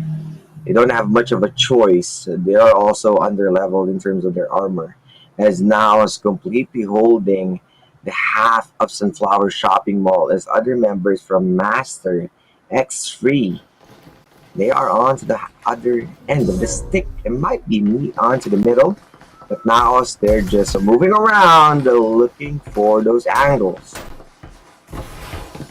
Oof. Ooh, supply drop in front of Master X. Gotta be quiet. But doesn't want to jump in. It's on the open area across the building. And with Naos with level 5 armors, this will be an easy wipe for them if they were able to layer the skills completely and just going for a gunfight. But this is taking them too long. 7 squads, and we are inching in closer with the circle. And we saw the last circle is still 1/4 of the Sunflower Shopping Mall is covered by the zone. The game is still moving at a snail's pace. No Yeah. one willing to take a fight. No one willing to risk their lives right now. With that being said, though, as soon as the zone starts closing, they're gonna be in so much trouble. Look at this, Maestro has level 5 armor. I don't know how they've been cleaned up. EMP, absolute gravity already there, but there's a third party coming in all across the river right now. DTK, they're down to the last person standing. Naos Maestro is there. barely alive. As soon as they start the fight, they get shot down from Naos across the river. Naos and watching, and not just Naos. It's Master X too. X3. Oh, 2 or 3. 3. Like 2, 3. Sorry, 3, 2, yeah, TOO. yeah, exactly. Thank you for specifying. But yeah, you got me there. But yeah, definitely they got the opening that they need. All angles covered from Naos and Master X. Not any chance of moving inside, and this is a tough spot. Hardship Island always ends up heartbroken with how many dreams it consumes once they cross the river. Naos right now playing the role of Dream Crusher, or like Simon Cowell. But they can't really fight it here. Maestro, the movement's so good, he finds himself a little bit of cover. Naos, though, I think they don't want to chase him down, or do they? Because right now, Pao2K gonna make an effort to make his way all the way forward. Hale, though, in the middle of a fight. There goes the last down member. Blackfire. So good. There's only 5 squads left. Look at this. There goes Maestro. Moves himself into the open, ongoing show. But he doesn't know that Quavo was there. He couldn't even see where the shots were coming from. And now we're down to the last 4. There was no fight that could be had. Yeah, the last member of each team that's barely surviving, Maestro lang, has been caught off guard in Lancelot? Ashura. No accumulation right now. A back-to-back finish might be from now. Oh! They are gunning down as Blackfire is hitting back. Sweeping. Space Blaster. Oh no. Last Got member. the damage done. They don't know where the last guy is, but here another battle comes on forth now. Going right on top of the roof. Master X isolated one by one, could not group it up, could not clean up that fight, and now, despite the fact that they're still bleeding, are gonna be taken out. Master X3 drop the kings of map number 2, and Blackfire on the other side are eliminating the other threat. It's gonna be down to This the might last two be- squads. Gonna be 2v4 right now. Is it gonna be Divulge and Blackfire? the War Falcon being brought out. Here it comes. Buster Bombs dropping down onto the roof, and he's gonna be moving on forward. Gravity! Absolutely being brought out. Minion can't get out. He sprays him down, and Hale takes them all his own. Long overdue finish from Blackfire, and they're going too far back to finish Group B in style. A In 1,000 style. with the bombs. It feels like a Michael Bay movie at that point. Feels like Michael Bay, right? Explosions everywhere. Explosions, yeah. Debris flying in the air. You see flames. You see the absolute gravity in his face, and he did it all alone. That last fight was all in Hale's hands, and he did not give a care in the world. He just wanted to finish. Yeah, definitely. That absolute gravity at the very last moment, the cherry on top, and the incendiary just to make sure that he's getting all of those skills. But once again, now a slow back-to-back, and once again a long overdue finish from Blackfire, because it always has been them cutting it short with map 1 and map 2, and it feels like they also got a lot of points with that finisher staying at the top 4, and then a top 1 finish. They're going to push themselves up. That's also a very convincing victory from them. On top of being the first in the entire lobby, they do have quite a lot of frags here. They've got quick maths right now. Yeah. That's a lot of kills. But still, at the end of the day, right, it's gonna come down to the scoreboard, because you don't really have a true winner that you can tell just through the games. Yeah, exactly. And everyone from Blackfire did show a really good performance, and so close for other teams, especially Cloud Avenue Vitas. They are the first one to eliminate, as what we've mentioned. They have their on and off moment, and Mafra is definitely an off one, but Extreme Elite Asia was still there. Top teams that we are expecting to perform, especially Naos, they are the ones who's finished around top 4, but back end, or BAKN, is there on the top 3 finish, and we are not seeing them around map 1 and map 2, but this time we are acknowledging their existence as one of the top 3. Yeah, definitely. So great performance out of them. Like, it actually surprised me, right? When we got down to the last zone, out of nowhere, we actually do see BAKN doing some real damage to the other teams there. But it looks like there was so much chaos going on, especially in those last few clashes. So, we're gonna have to go to the highlights, have an idea of how it went down, so that we can break it down for you right after. See ya.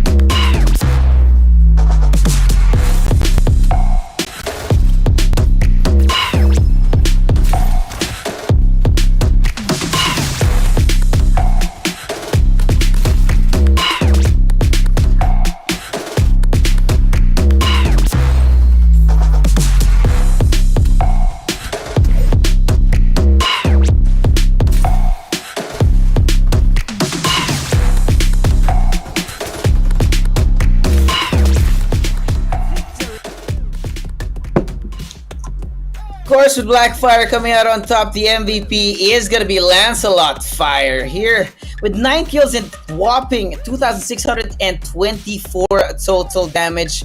You know, we were talking about before we went here to talk about the MVP, right? We talked about how a Mayshell is a little bit of a double-edged sword, right? When you use the ongoing show in the wrong situation, it kind of destroys your chances of winning that fight. We've seen it again and again for some reason, and people seem to be becoming a little bit more careless. So I don't know if that's a situation wherein people are trying out the character for the first time, but it just seems that there are some Mayshells that are better than others. And right now, the best of the best in that map was Lancelot.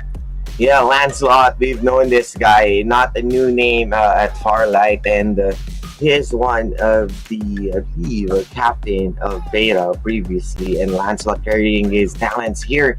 That's 2,600 total damage, which is pretty intense for someone who's using a Mayshell. It feels like the base blaster that he's using is already continuously being maximized, that he was able to rack up more points by just doing those damages. Yeah, there's no real glass cannon for Blackfire here. I think all of them are really creative in the way that they do use their utility. And when they want to take a fight, they make sure that everything's stacked in their favor. The positioning, the cooldowns, the ultimates that are still up, they really take note of what they have in their arsenal before going all in. Yeah, and the proper timings that they used, making sure that they just went all in when the situation is onto their side. We saw the last fight against Naos, and when they acknowledged the situation, it was easy for them to finish it. Speaking of finish, well, now that we're done with the group, we're gonna have to find out who actually comes out on top, because we have no idea. 3 different teams won each of the maps, so we need to go down to the math. And the points are in as slowly but surely inching in. Who's gonna be on top? Blackfire with a very high, convincing score, 500, 1 victory, and total points is doubled compared to Naos, which is leading from behind. Yeah, the kills, I think, really stack things in the favor of Blackfire right here, right? They do have the same number of victories. They almost have the same placement points, but the kill points was what really set them apart right here. With a convincing more than 20, that's 22 points actually on top that Blackfire have to get in front of Naos, despite having won only the last map. Yeah, exactly. And I think that's where Blackfire thrives. They got let's say shut down for 2 consecutive maps, but it's fairly a high points in terms of kills and fairly a high finishing from rankings. It's just that by map 3 it opens a lot of opportunities for them to just entirely take the whole game and put themselves and cement themselves at the Group B team ranking. Yeah, the last 2 maps I think were really interesting, and Group B, I think as a whole, was very, I don't know how to say this, chaotic, confusing, because a lot of things happened. In fact, that last map, there was a situation wherein Master X3 was only 2 people and Naos went all in. Somehow Master X3 were able to come out on top there and outplaced him in that last map, which honestly, it's mind-boggling how they did that. Yeah, exactly. We are expecting that Naos already got the upper hand, but with that battle at the rooftop, they kind of cut short, and it was easy for them to just finish the job. But collaboration, once again, from Cyber Cafe Privileges. Let's join and thrive with this user rewards and skins. Yeah, for those of you who want to join in on the Cyber Cafe hype, raise the roof, so to speak, when it comes to these and give away these freebies to those who join in. Go ahead and check out that link, farlight84.farlightgames.com/cybercafe. Check it out and, give more to the community. Yeah, exactly. And let's enjoy Farlight 84 with our friends. Bring them in at the cyber cafes. Just have fun. And you know how good Cyber Cafe just suave. We've been there. Okay? We have had our time in college, yes. more than a fair amount of allowance spent in a cyber cafe. Yeah, exactly. And plus the food, but of course, with the cyber cafe privileges, you also add up your battle pass and all rain down those freebies and skins that you can use and enjoy while you're playing Farlight and watching FPC. Yep, not anything to miss right now. We just finished the second group. We do have two more going on. Ooh. So the action is nowhere close to finishing. We still need to find out who's going to be making it over to the weekly finals tomorrow as well. So, well, you need to stay for the action as well. Yeah, and not just the action. If the teams are winning, you are also winning with those codes that we are giving out. We already done with the gold coins. We are done with the diamonds. So we are moving in to have the weapon skins and a hero skin. Yep, that's not something to miss, but it's not gonna happen now. We need to let it cook a little bit Yeah. more before giving it away a little bit more. So, well, it's me, just Wabi, here with us, Hiders. We're gonna be signing off. Two different casters gonna be joining you after this quick break. Group C is underway. FPC Season 2 will be back after this short break. See ya.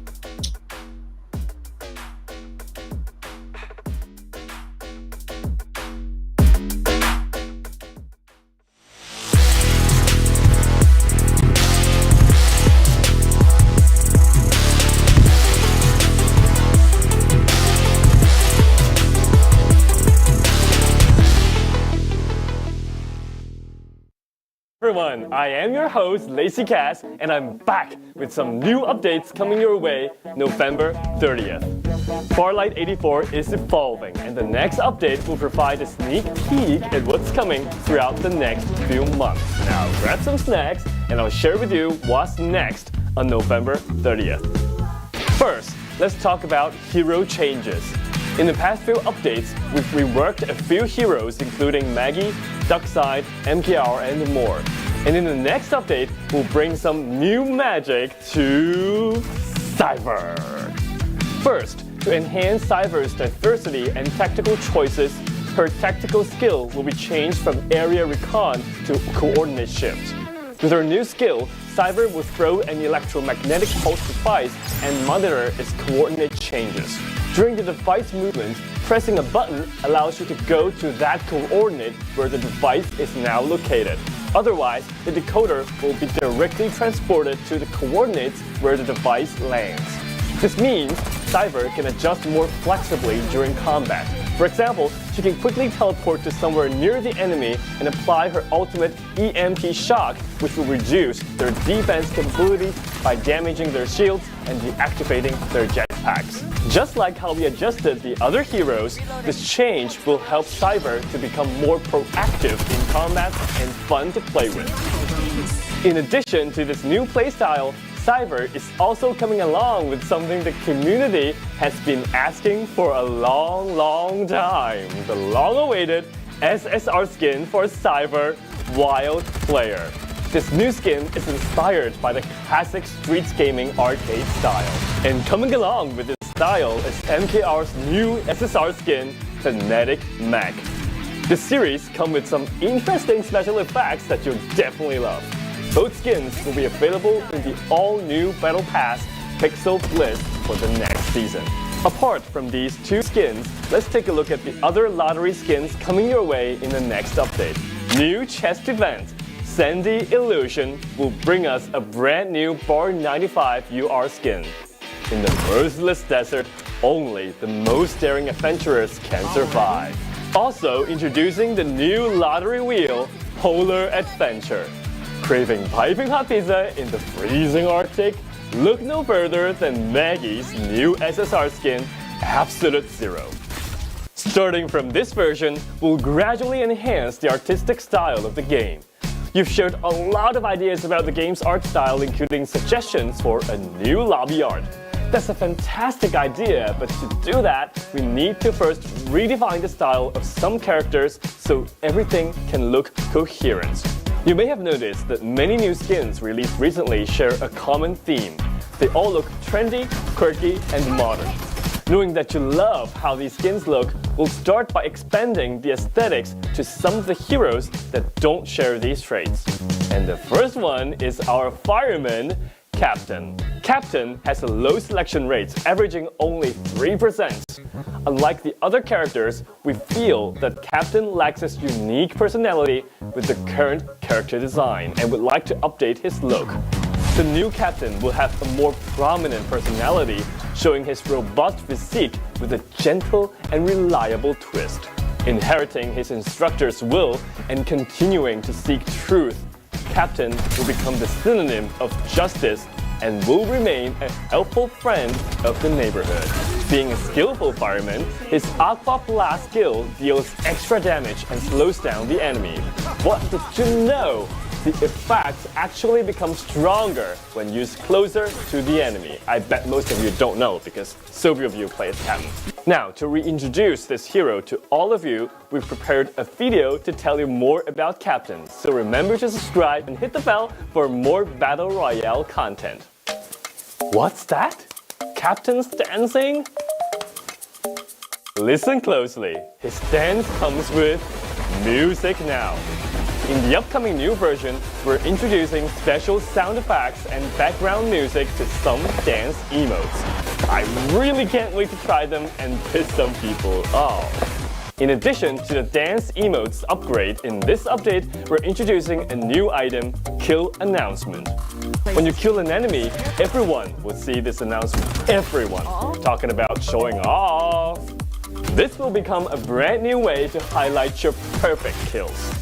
I finally have some new motivation to practice my shooting skills. To make the gameplay experience more sophisticated for the long term, we're planning to make some important changes to the weapons in Farlight 84. So far, you'll notice that the recoil of our guns is designed to be relatively low compared to other games. The result is that it is relatively difficult to distinguish the unique feel of different weapons within the same type. This has created a weird situation where some guns feel so similar and some guns are not that useful in most situations. In this update, we'll start working on this part of the gameplay, generally known as gunplay. We will start by adjusting the feel of the AK-77 by making it feel realistic to hold and shoot. The first aspect is bullet spread. So far, all of our weapons have fixed bullet spread trajectories, not random. And in this update, randomness will be introduced first to the AK. The bullets you fire with the AK will no longer feel stale, but will spread more organically within the crosshair range. The second aspect is recoil. We've fine-tuned AK's recoil in this update, increasing its maximum value. This means that you feel that your gun shakes a little bit more than before, and its shooting accuracy may become lower. While this feels more real, you have to put more focus on controlling AK's recoil.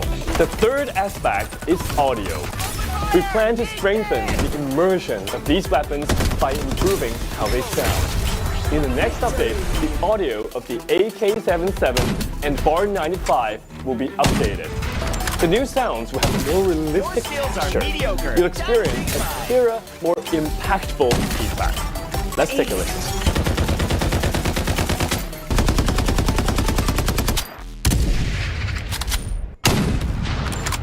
Overall, our goal with these adjustments is to raise the skill ceiling of gunplay, giving you more room to learn and master the weapons. Your full potential will be expanded, creating an excitement that lasts longer. You may ask, will that make it more difficult to play on mobile devices? We totally understand your concern, so the mobile experience will be optimized by recalibrating aim assist so that the experience still fits well in the palm of your hand. We're preparing a special announcement video to talk more about these upcoming changes and share some design thoughts on making the Farlight 84 experience even better. So subscribe and follow us to stay tuned. Next up, events. The event column is introducing a new announcement section.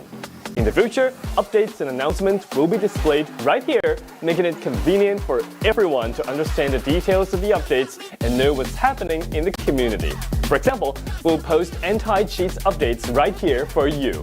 While we kept updating the ban lists every week on social, not everyone gets the information because of social algorithms. Now, these info will be shown right here, so every one of you get to know the latest news. And good news! Rewards are getting even better in the events. Now the daily tasks will provide you with new challenges and rewards every single day.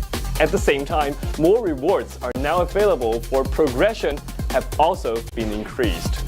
We've added the drop of Elite and Legend pack in the progression track, and you'll keep getting extra rewards even if you finish the whole progression. We have also optimized the chest event. The chest event will now be an open draw, meaning you can be sure which item you will get for certain within a given number of pulls, let's say 50 pulls. In the past, you couldn't be certain about that. Additionally, on any PC version, the update will now support the direct purchase of weekly and the monthly cards, offering more choices for you to support the game's development. Personal profiles also have some exciting new additions. In the future, your profile will display a popularity score. Encounter a good teammate, give them a follow to boost their popularity. At the same time, you'll be able to view the history of visitors to your profile.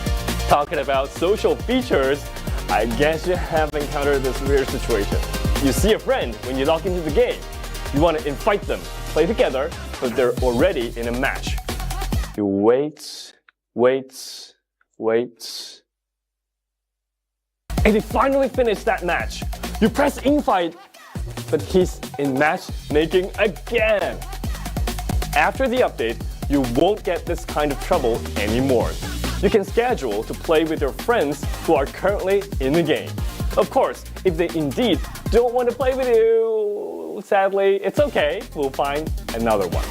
Now, you finally managed to find a friend to play together and you're in matchmaking now. While you wait, you want to claim the event and seasonal rewards, but you find that you can't click.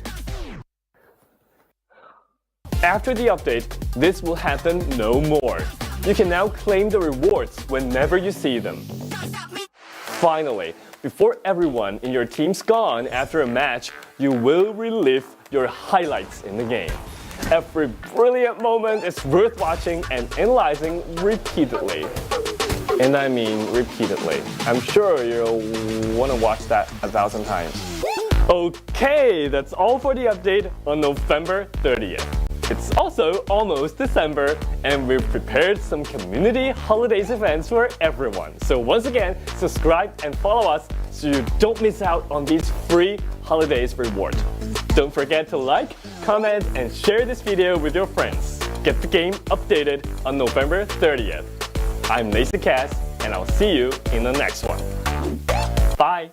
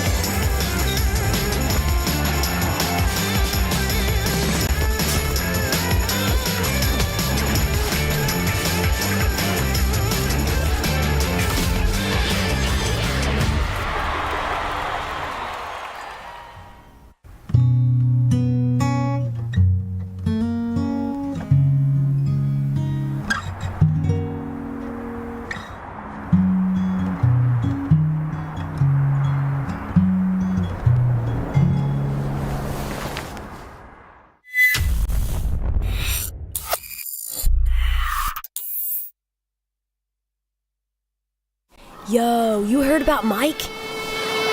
Oh, they say he's like a giant, all decked out in heavy armor.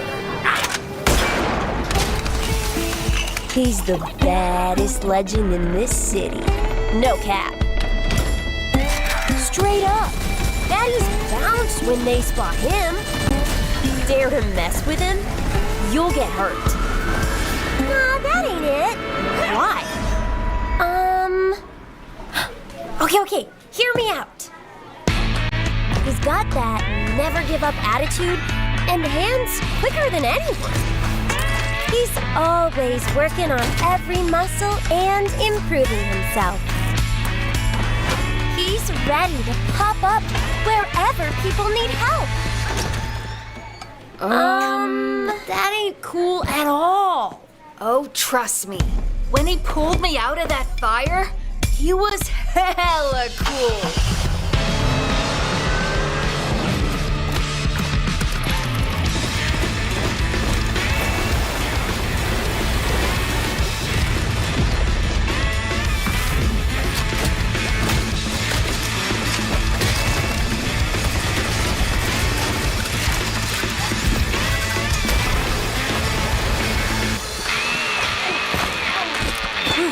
That was a close one, kitty. But don't trip. You're safe now.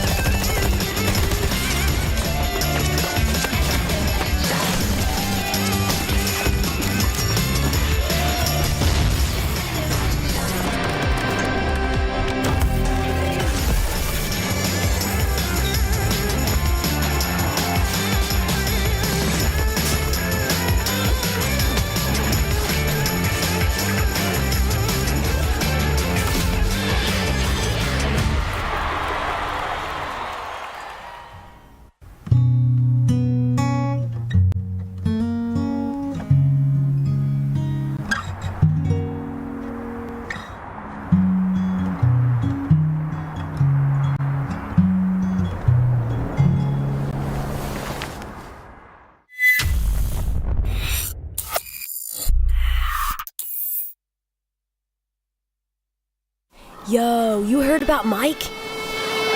Oh, they say he's like a giant, all decked out in heavy armor. He's the baddest legend in this city. No cap. Straight up. Baddies bounce when they spot him. Dare to mess with him, you'll get hurt. Nah, that ain't it. Why? Okay, hear me out. He's got that never give up attitude and hands quicker than anyone. He's always working on every muscle and improving himself. He's ready to pop up wherever people need help. That ain't cool at all. Oh, trust me. When he pulled me out of that fire, he was hella cool.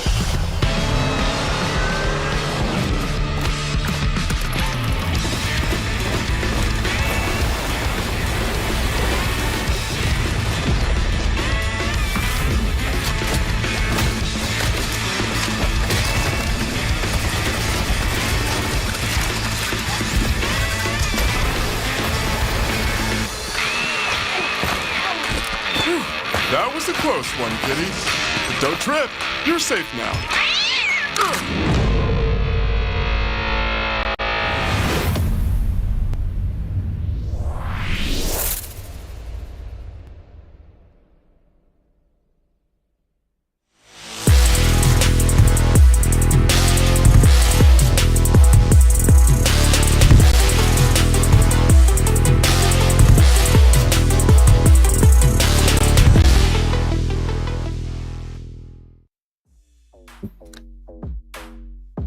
Welcome back, everybody, to FPC Season 2, and we are back for the next series. We have Series 3 and Series 4 for Group C and Group D. We're going to be your shotcasters for today. My name is Dash, and I'm here with Callie.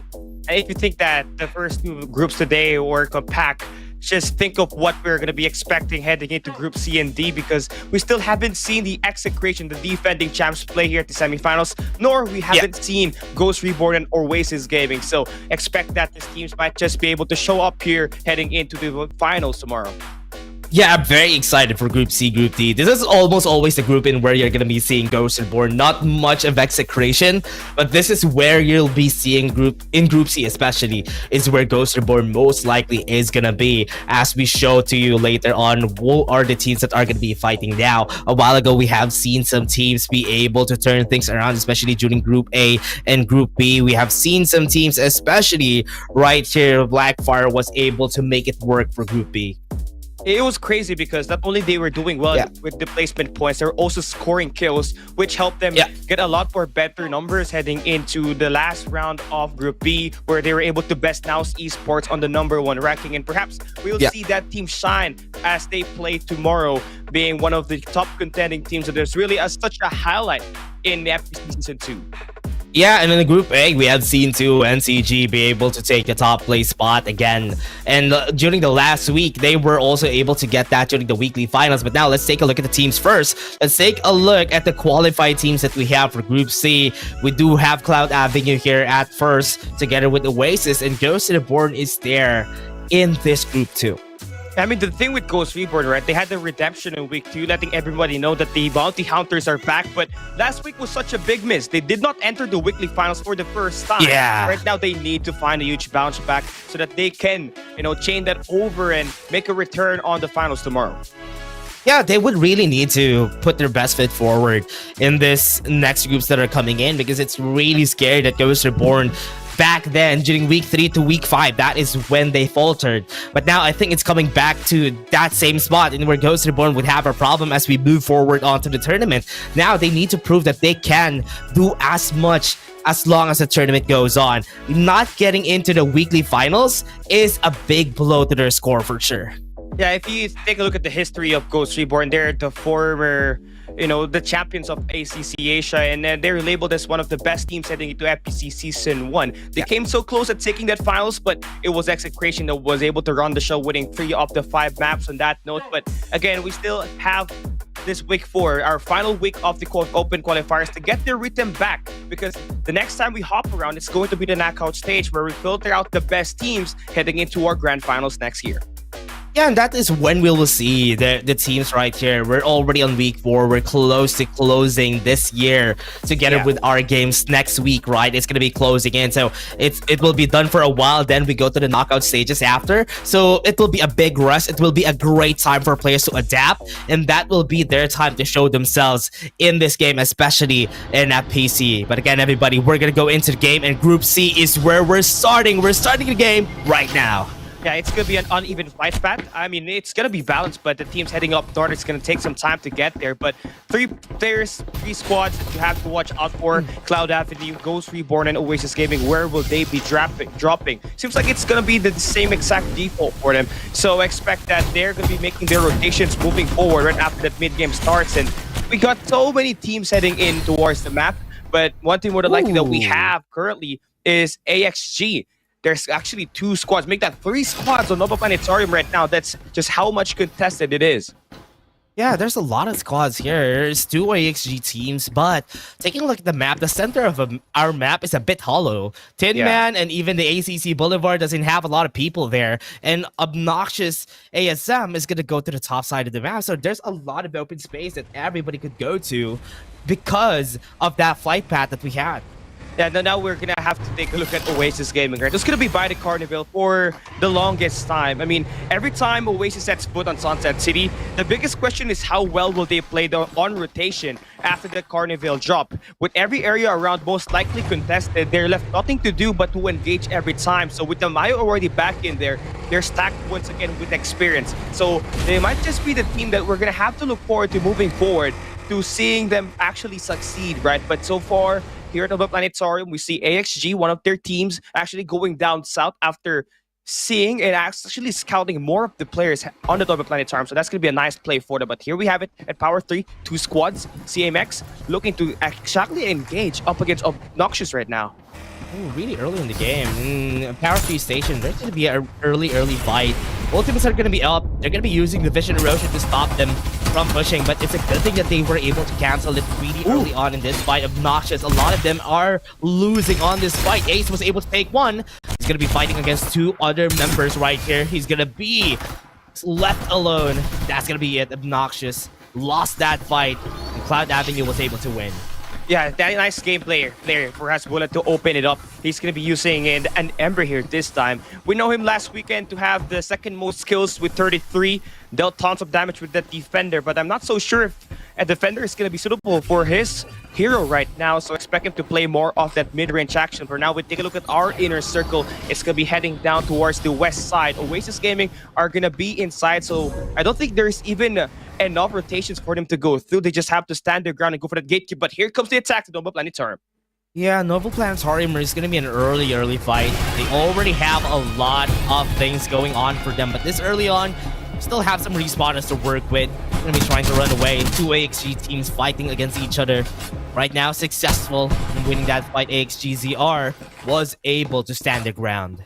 Yeah, the thing with Aquila, this organization itself, they have at least 3 squads that are capable of being that poison in every top team that are playing in the group stage, right? We saw Aquila Fortis last weekend scoring a 3-peat right after NCG was able to take theirs.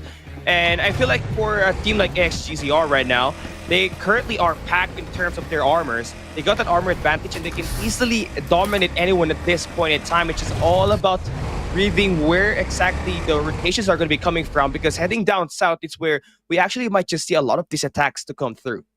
Yeah, a lot of fights are already going to be happening here, especially NUXL right down there at Sunflower Shopping Mall, just setting themselves up with Madgun right there down at the bottom. Really dealing a lot of damage here this early in the game, but so far, still not working in their favor. NUXL lost one of their members right there in the Vision Roshan, and this is going to be at least some of the members of Madgun just holding their ground here. Yeah, this is what we're talking about. Like, most of the teams have finally found a value of Ember after we saw Majot dealt a lot of damage last weekend. So the Vision Rush is going to be capable of getting this elimination. And just like we saw from Jazzy there, when the mirror match, he gets that win, has that high ground as well. NUXL are doing great, standing their ground, but obviously for Mad Gunners, they're capable of actually getting these skills as well. Look at their armors already, level 4. Yeah, having purple armors. Bit of the damage coming in from Salty. Will not going to be pushing after those damage. They're just going to be waiting for the heals. That's going to be some time for Madgun to recuperate after getting some damage in. Now, if NUXL tries to fight this, they're in a big disadvantage because the Divulge was used. Yeah, so now it's just all about keeping your ground here so far. Yeah, a team like NUXL are trying to go for a very scout play. I mean, there's actually 2 squads going to be this fight. They're caught in the middle, and they are going to be packed here. Have to stand their ground as they're currently caught into a pinch. Yeah, Kizoi got taken down. Salty is still alive. Their members are so far away from each other. Now they would need to really run away from this. They have a gunboat. They could just go down south, go to the other side after. So that's going to be very, very smart from them. But Mad Gun, get AXGZ. Also seeing where NUXL is going to go. The zone's going to be closing down. It's going to force the members right here of this 2 squads, 14 and 13, back up north, go to Sunflower Shopping Mall. But Salty got taken down out of there. Now they're going to be left with 2 people. Yeah, great utilization with that Invader. I mean, a great long-range weapon, no recalls, so it's easy to actually line up all the players that are just running on a straight line or whether actually running diagonal, right? So far for Mad Gunners, again, able to stand their ground up against NUXL, playing it a bit more passive and not the ones always going for that initiator, the ones that put on the pressure by activating that Divulge, and they're keeping ground to the Sunflower Shopping Mall, which is going to be part of our first circle. Our first loot drop is going to be dropping close by as well. So they could potentially play for an MG7 at this point in time. So luck is definitely in their hands right now.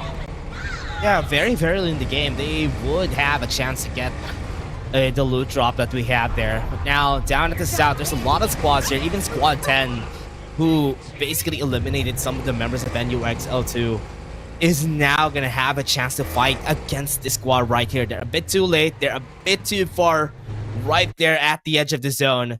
The XUZ, I think, has a bit of another plan here. It might be able to go for a fight. But right now, Euphoria versus AXG. It's going to be fighting. They're spread out of this area. And that's a good spot to be in, right? Especially when that EFP shock is ready to be used here by the squad. AXG now, the siege is on. They have the building control, the numbers. Just is out favoring EUPH on that gunfight, and that's going to be AXG and able to secure the brewery. But there's still a couple of players that are going to be close, so they have to really check their corners here. Yeah, they need to be careful. Euphoria, as we said, very, very far away from each other. Still have some respawners back up.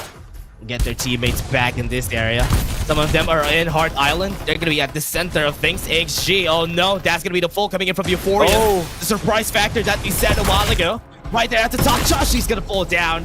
One more shot coming in from their side. With that pull from the absolute gravity, you're not going to be able to move. That's going to be forcing the members of Euphoria to go away from this spot and just get back up. But Euphoria, with Dre back there, was able to get the armor back up, is now going to survive and is going to be waiting for the other members right here at XG. Yeah, there's 2 players that actually Dre was able to take down with the Uzi, easily melting them down, wasting their armors, and just getting this gunfight. Now they're going to try to back away, but this vehicle will be destroyed by third squad AXG. So it's going to have to work around a little bit, maybe play more of that close quarter once again. Carl J is going to be beside him. So it's essential that he holds his ground here. So far, you're at the hotel. It's Master X trying to challenge AXG. Oh, wow! Ongoing show. Lots of damage right there, right up in the air. Swift needs to go for a heal. Get their shield recharges back up. Base Blaster is going to be blasting the members right there down at the bottom. They're going to be dealing so much. So much. It's going to be hard. Great use of the ongoing show just to get that high ground. Now they have 2 ongoing shows right there. Right there at the top. Swift got taken down. XG waiting for any mistake coming from Master X2. Fight's not done yet. And they're still looking for any information that they can get. Blinding Mark gets the elimination, swaps armors. Yeah, I mean, the Divulge is not ready yet. It's not online, so they're going to have to work with their gunfights and their teamwork to communicate where these players are holding that exactly. Master X2 are able to get that high ground flipped up. Super holding down the balcony. XGZR this time has to try to find a way to get some things back to their hand, knowing that Master X2 may have one of their players taken down, but still got the numbers in this situation. It's a 3v2. Yeah, gets a blinding mark. Dashes in while they're dashing away from the building. Very smart use of that dash. Ain't gonna be fighting with View. Gonna try to hold. Go for the recharger, but it's not gonna work. They got the elimination, and that's gonna be out of the picture for this squad. And Master X2 was successful in taking over Mansion. Yeah, nice patience right there once they were able to attack, right? Just get that high ground, but Ghost, that's gonna be Saints up against Beta. This is totally a bad position to be in right now. Oh no, down at the bottom. Ghost Reborn. Ghost Saint rather was able to get a good spot right there down at the bottom. They still have some members from Beta still alive right there at the ongoing show. Using the Divulge, get the information that they can against the other squad. So now with Sylv and also one more member still alive here, they're going to be using the ongoing show for their favors. Beta is just going to be running away from here. Sylv is still chasing him down. We don't have any vehicles in sight. It's going to be hard, but at least they have a building here. Yeah, they also got this ongoing show that can be utilized, but the moment that Ghost Saints move in is where Beta can actually go for the trample, as they have that hotel just being held very well. Our circle is going to be closing in once again in another minute, but Oasis Gaming seems like have survived that mid-game. Now they're by the Nova Planetarium to get some shields locked up. Now it's all about chaining those late rotations later on once again for them and winning their gunfights, which has been a problem for them in the first 3 weeks that we have it for FPC Season 2. But now with Beta Esports having 2 of their members down, they cannot go for that revive, right? Those players are gonna be that by the bridge. They cannot get themselves back in track, so they gotta prepare for the gunfight. Squad number 5 is already here for the pounce. They got the takedown on Koji. 3 members still alive, fighting against 3 more. Sylv gonna go for the rechargers. 2 members really close against X-Beta. Need to be careful around this, and Sandler was able to get some damage against them. They got the elimination. Kane, perfect way to fight it. Stuck on the corner, wasn't able to get on top. Last 1 member. Kramer's fighting back, but it's not gonna work. Ghost Saint still wins. A nice play there. Just get that high ground for Ren. And I mean that AP-77, despite it having the recall in this new update, it still functions very well as an SMG. And she's got 2 kills to back up there. And that will be it. Right now, it's all about keeping their toes ready because Ghost Saint are currently full. In terms of their armors, they got the advantage moving forward. So just right now, what we're seeing is, you know, a team like Ghost Saints hold it down as soon as Ghost Reborn actually rotates here. Yeah, Reborn's gonna be coming in just a bit, and Euphoria also has a lot of armors back there. Right now, Ghost Saint be taking over this squad. Ghost Reborn with orange armors. Gonna be walking down memory lane. It's gonna be hard here for Ghost Saint if ever they try to fight this. They just need to be careful. Once they move in, that's a very, very narrow area that they can work with. Yeah, I mean, Ghost Saints finally able to get their 4 players ready in this matchup, but as soon as they went and rotate down the cliffside, it's just the defenders from Ludi and BBC that will just meet them. And we're talking about open area that Saints has to traverse. They have 1 vehicle to work around, but that's not going to be enough knowing that Ghost Reborn are ready for this gunfight. Yeah, what's really scary about this is that Ghost Reborn is here, and Euphoria is on the other side. There's really not a way to go here for Ghost Saint, except to go and try to go for a fight. Right now, Ludi goes in for the absolute gravity, pulling back 1 member of Ghost Saint. That's going to be a great way to end it. 1 more member taken down. 2 members are down for Ghost Saint. 1 last member still alive right here, going for the revive, but is going to be pushed right there by Ghost Reborn. Wins the fight. Merja against 2, and it's not going to work out for them. Yeah, just showing no mercy here is Ghost Reborn to their sister team, right? I mean, getting that gatekeeping situation unlocked and a potential for them to actually get more kills from the players holding down the brewery, which is close to that heart-shaped island. Now they're going to be maintaining themselves inside of that circle. And another loot drop will be dropping by, and here comes BBC getting pounced. Has to stand his ground, and info relayed here. Yeah, blinding mark's not gonna hit. Josh is super low. Here comes Macro from the other side. Was able to get the takedown. Euphoria only has 2 members right there at the water station. It's gonna be real hard if they try to fight. Using the ongoing show just to stop them from getting away. At least Ouija got on the other side. Yeah, that's a nice ongoing show of utilization, right? Just get some high ground, maybe scout around the players that are gonna be by the brewery.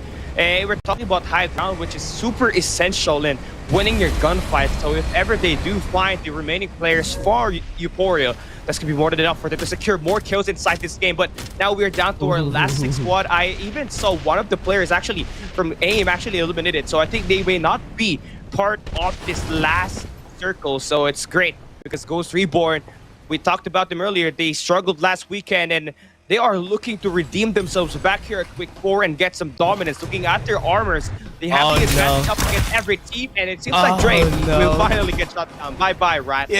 Yeah, they used the Divulge. It's not going to be seeing where Ouija is. Still going to be hard for Ouija to go for the revive here if ever that happens. So this is going to be a zone closing in against them. Trying to go in, get some kit for themselves. Right now, I think Euphoria is still going to be surviving at least for long at the end of the zone. So they still have one member still alive here. Yeah, that's great for them. But again, for Ghost Reborn, they have been able to win their rotation battles, but now it's up to how will they position themselves out in an open circle. We know that Nova Planetarium is being closely guarded by Oasis Gaming. They got that observatory deck in control. They got that high ground. The Maya provided oversight and scouting around the enemies that are going to be nearby. So that is such an essential rotation and position that Oasis is currently holding. But it's also a double-edged sword because they may be shot at by every other team that has a defender in hand. Yeah, that's a very good point, because whenever you are in a great high ground, everybody's just going to be looking at you. Yes, you have the advantage. Yes, they can only see your head. That's also a problem because everybody could see you. Everybody could jump on you anytime. So that's now the problem here. Ghost Reborn at the edge of the zone, which is also good. Right now, Oasis finding ways to get themselves on a great amount of armor.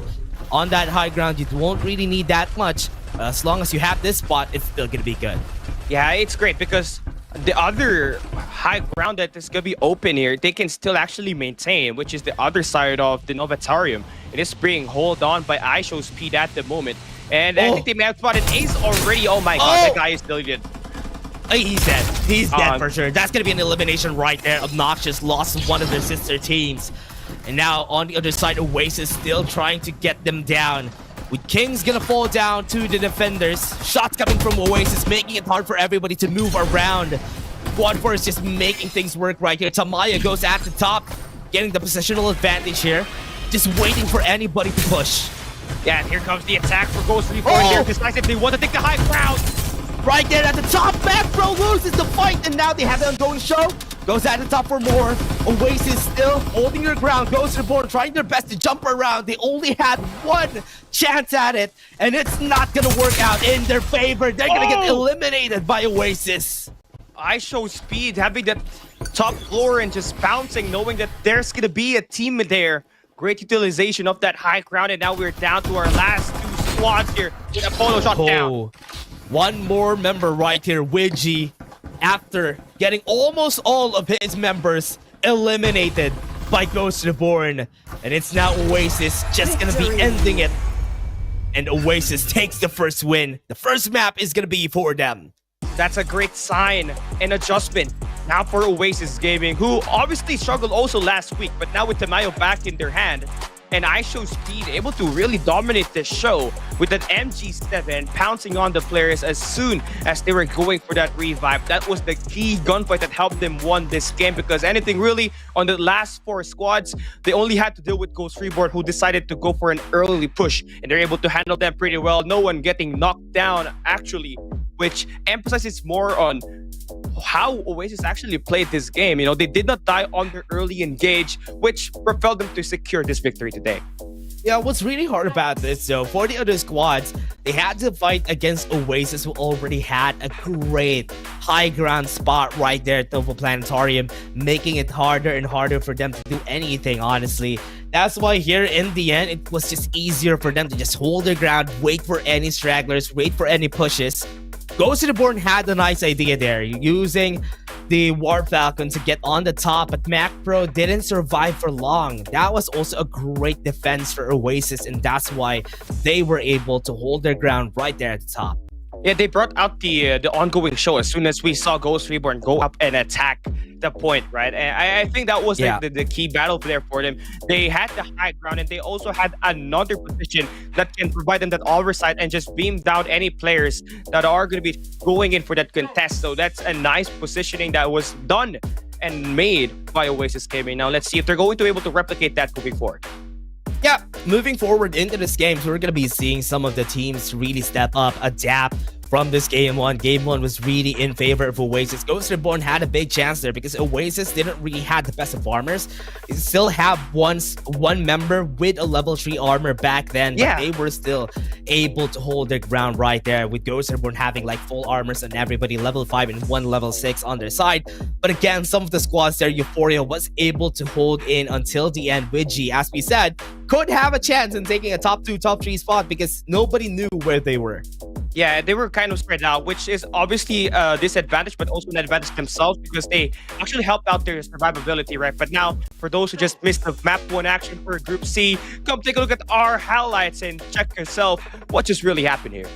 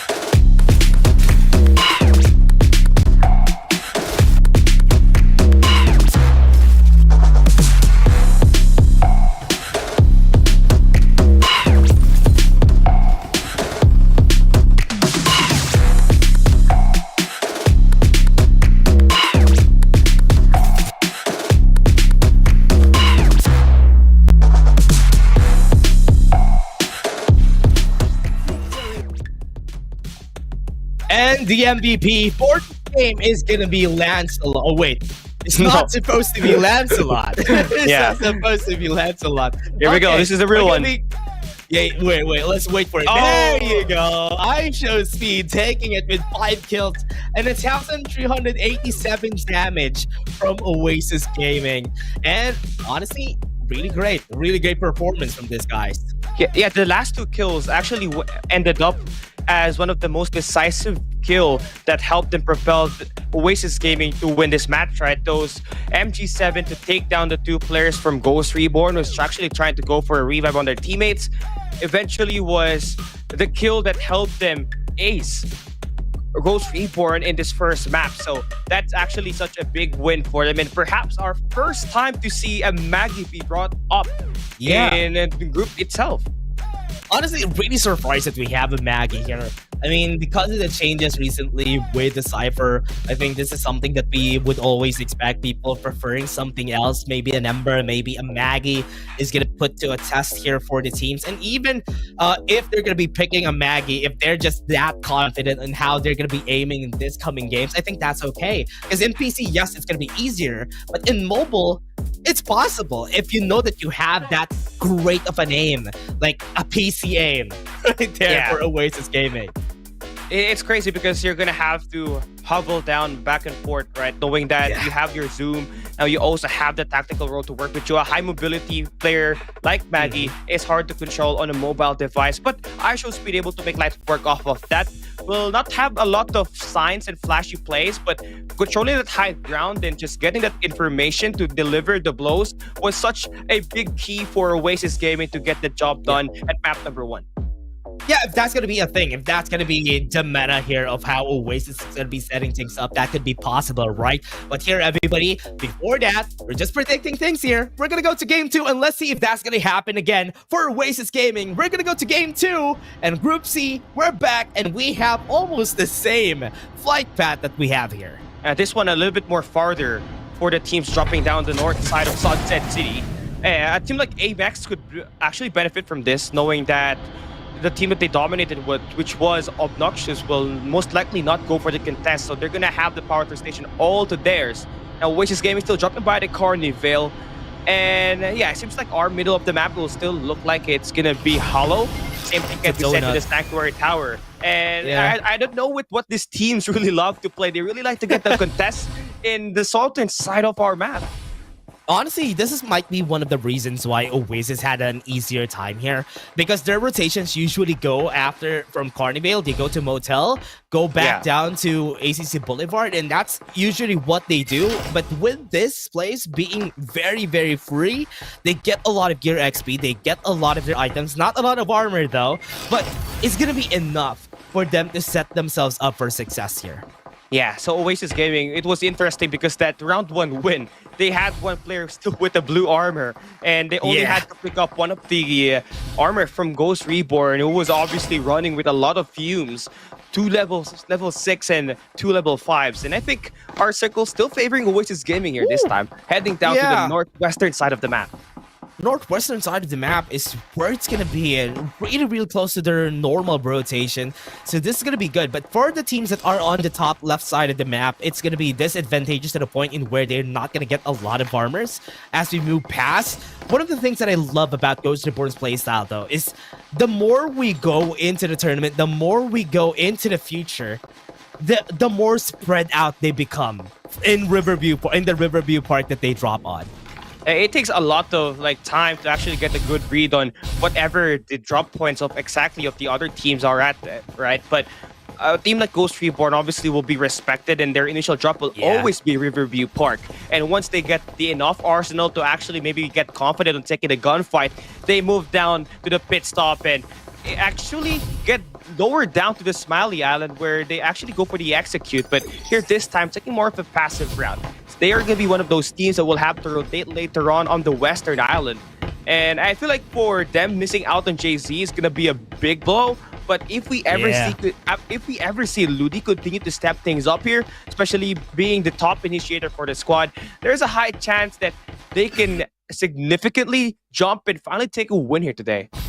Yeah, Ghost Saint just eliminated Master Rex out of the picture here, right there at the bottom island that we have on pit stop.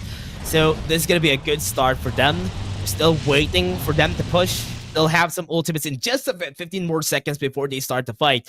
Right here in Sunflower Shopping Mall, already a fight happening. Mad Gun and again NUXL fighting against each other. These two squads already lost most of their members. They're still waiting for them to drop back down. It seems like Mud Gunners has the upper hand here, having all of their players with level 4 and level 3 already. They can go for the push here with that grenade, but Salty just beamed down Quesha. Whoa! Great shot coming from Salty. Placing infantry, gonna get close. Incendiary's gonna make it hard for this guy to even move around. Great win on that fight, and they're gonna get that revive. But here it comes the fray. The cavalry's back, and they have it all on their hands, and they are winning this battle. Wow. A nice clean there to waste away the respawners of Mad Gunners. Not only that, they also get the loot. So Kizoy already at a level 4. The armor switch is gonna work. And yeah, here it comes. Another fight. This time it's EUPH and AXG. Yeah, really far away. And right there on the western side of the map, we're seeing so much action from all of the squads here. And even AXG still winning the fight here. Right there down at the bottom. They still got another one from Euphoria. Get the eliminations out of everybody, and the woman is going to be the last one right here on the squad that doesn't still have an armor, uses respawner, and is going to force squad 8 back to power 3. Yeah, that's a great job for them there. Now Obnoxious going up against another Obnoxious squad. It's a sister battle here, but the high ground in favor for AS Asmodeus. They currently have no kills so far, but you can see that they got it all information already with the defender and the Maciel high ground control. Yeah, it is gonna be pushing. LGC is gonna be pushed right there, far, far away is where the advantage is gonna be. And his back is gonna be moving forward, gets the elimination for the squad. And ASM Asmodeus got the win there. Yeah, on guard there for his back. And yeah, they get the arsenal as well. That's great. Now they can head back to the Sanctuary Tower, or even go down to the middle part of the map to not get intercepted by any of the teams that are actually by the Iris Ranch. And this is quite a difficult rotation now for this squad, knowing that it is gonna be exactly looking like a gatekeeping scenario that they're gonna have to fight through heading into the circle. Yep. Right now, we're going back to Sunflower Shopping Mall. We're seeing NUXL already rocking that level 5 armor on Salty.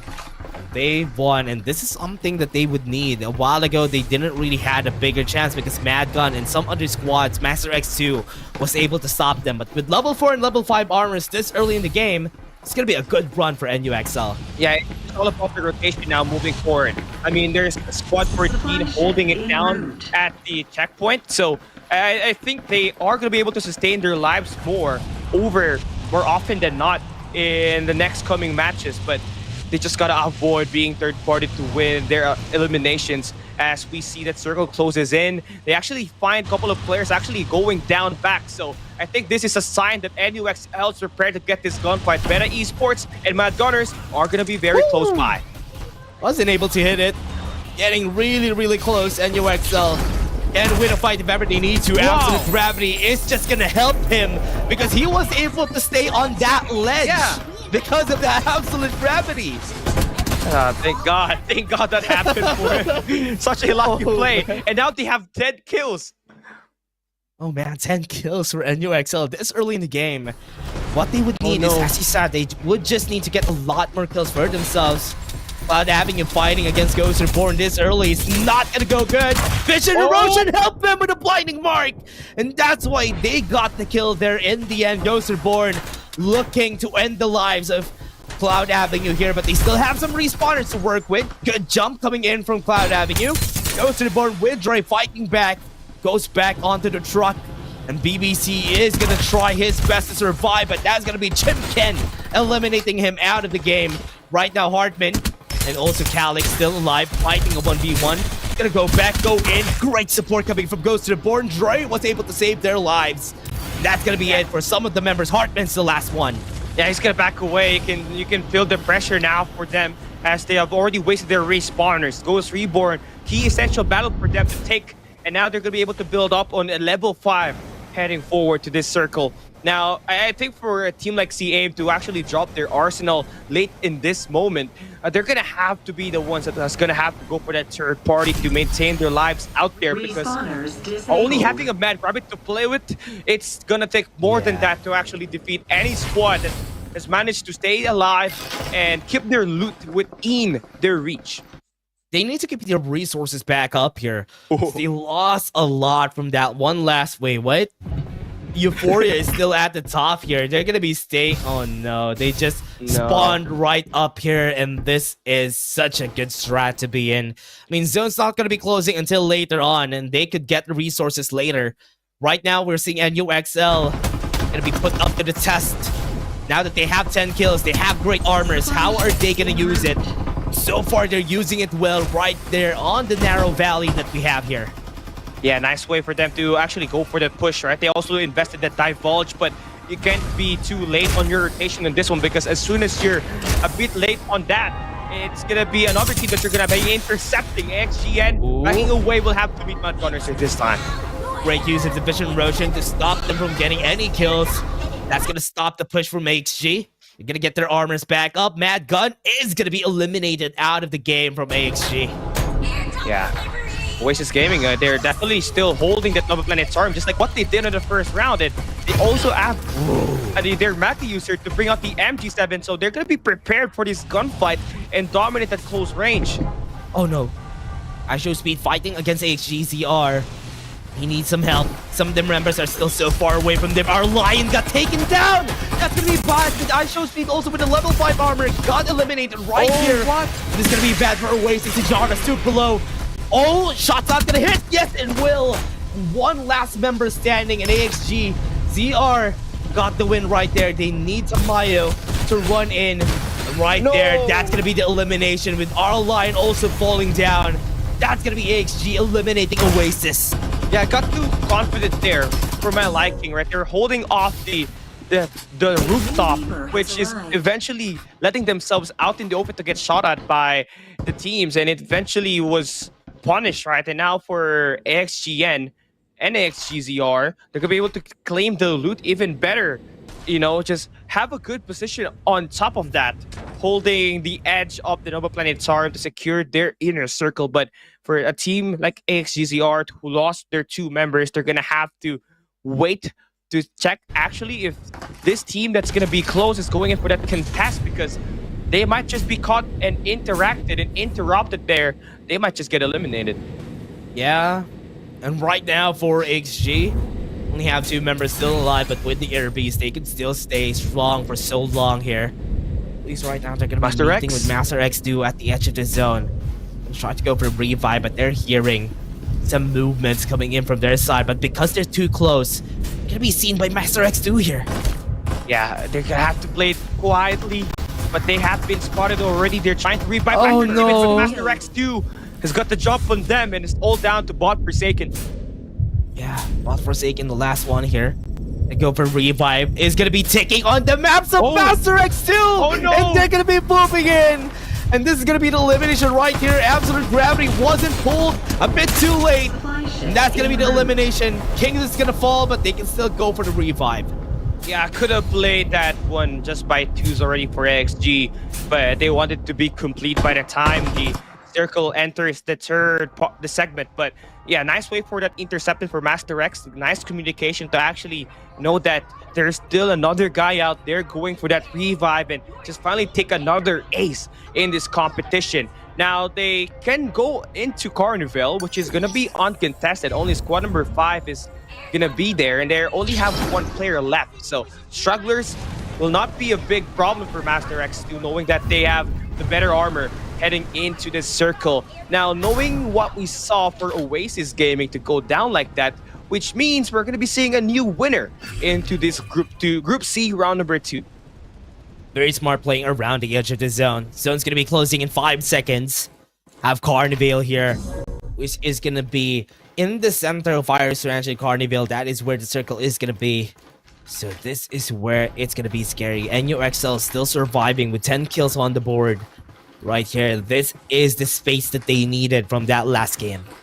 Obnoxious Asputus is going to be by the Iris Trench. They got the upper ground, but NUXL has got the better jump on this one moving forward. They're just going to have to stay by the cliff side and maybe wait for Obnoxious to expose themselves in the open and go for the pounce and take these kills.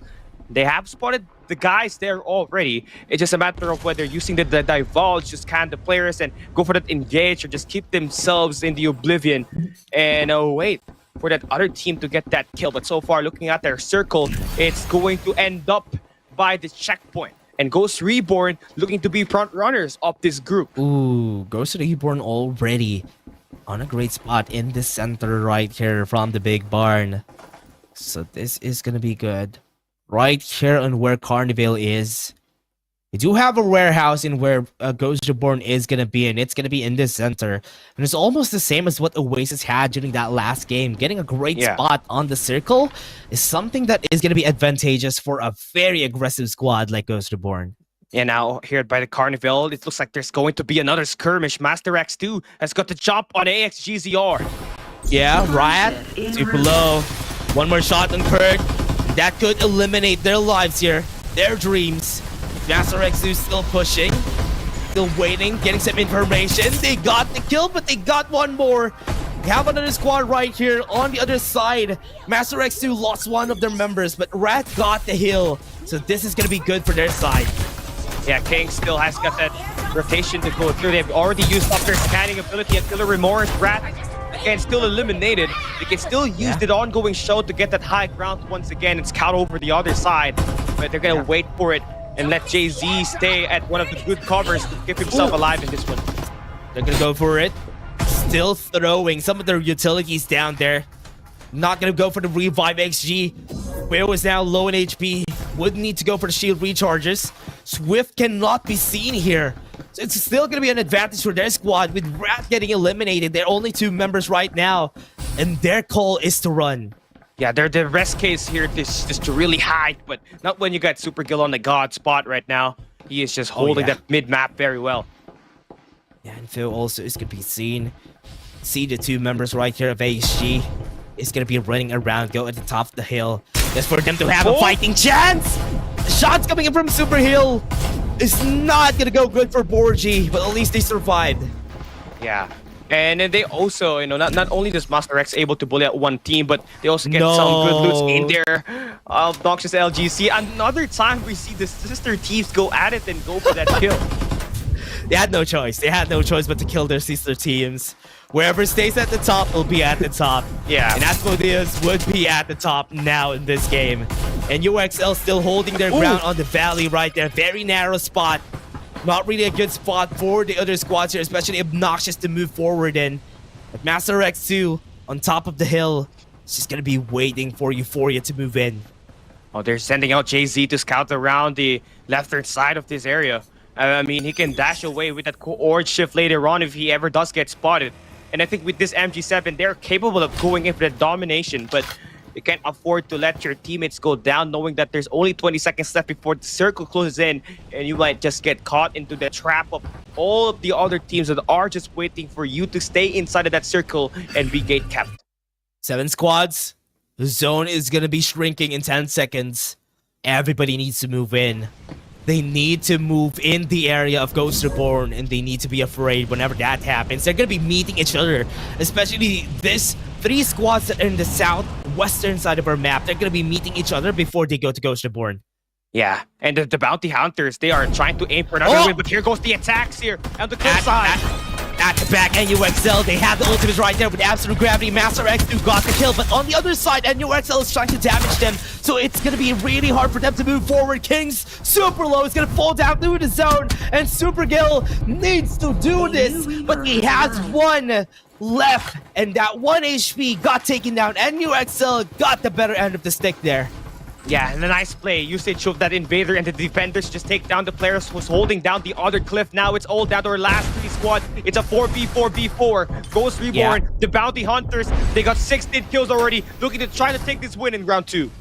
They got the vision, got the War Falcon. Here comes the cluster bombs. Got the damage on their members, but NUXL is going to be moving forward, and they need to get for support. Right there, NUXL goes in. 1 member got taken down, goes to the board, looking to kill everybody. They got 2 already, and they're looking downwards. And everybody right here, no ultimates onto their side. Obnoxious can't even dip in this fight. Flying Barcade gets seen, and they get eliminated. Yeah, just 1 more player to work around for Ghost Reborn, and they can take their first win in the semifinals.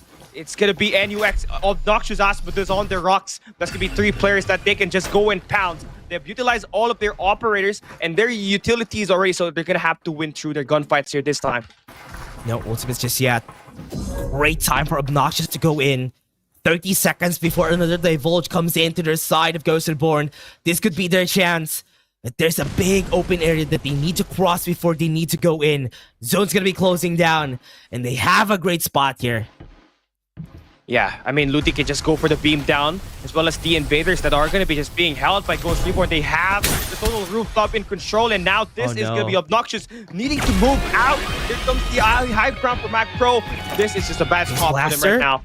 They got the kill on 1 though. Weiss got eliminated. They got 2. 2 more members still standing. Vision Rosh is going to be used. They have Divulge in like 10 seconds. And this is going to be enough. With the EMP shock, they're going to be shown. They're going to be seen. And they get eliminated by Ghost Reborn with 24 kills to end this game. Yeah, the bounty hunters finally able to redeem themselves even without JZ. Ludi was able to turn it up and be the top Reaper, scoring 10 kills, and the team ending up with 24 in total. Shows how much this team really is intact with their talents. And the thing with that play was that they were the first team to hold down the best position on the last circle, which paved the way for them to get this win. Yeah. they were so far away from the other squads that we have there. The other squads really went into the edge of the zone. Everybody thought the same thing rather than contesting Ghost Reborn. And that's why Ghost Reborn had free reign in that area. When it's time to move on that last two zones, everybody just got in the arms of Ghost Reborn, and that's why they got so much kills that game. Yeah, and the thing with Ghost Reborn, they may not place a lot in the top 3, but one thing we know, when they're jumping by the eastern side of the map at the Riverview Park, they always get at least 10 kills before they get shot down. They can really get the kills, and with them finally able to get a good positioning in this round number 2, they're able to not just take down one team, but 2 teams that are actually going for the contest on their position, right? And I love that what I saw from Mac Pro, using that cipher to his name, and also that War Falcon. He know that Ludi was being pinned down by NUXL, and he decided to just put the grenades in there and just provide that artillery in that air and get this team that ace that they need to get this to a 2v2 4v4 match. That is always the catch, right? Whenever you have a Ghost Reborn, every time, whenever they get the momentum that they need, like as you said, 10 kills starting it off is going to be jump starting the momentum of Ghost Reborn, and once they get that, it's going to start to roll over in their favor, and that is when they make the best decisions in the game. And that's why Ghost Reborn is such a very volatile type of team. They explode at themselves or at the enemy team. But again, we're going to be taking a look at the highlights before we move on to the next game.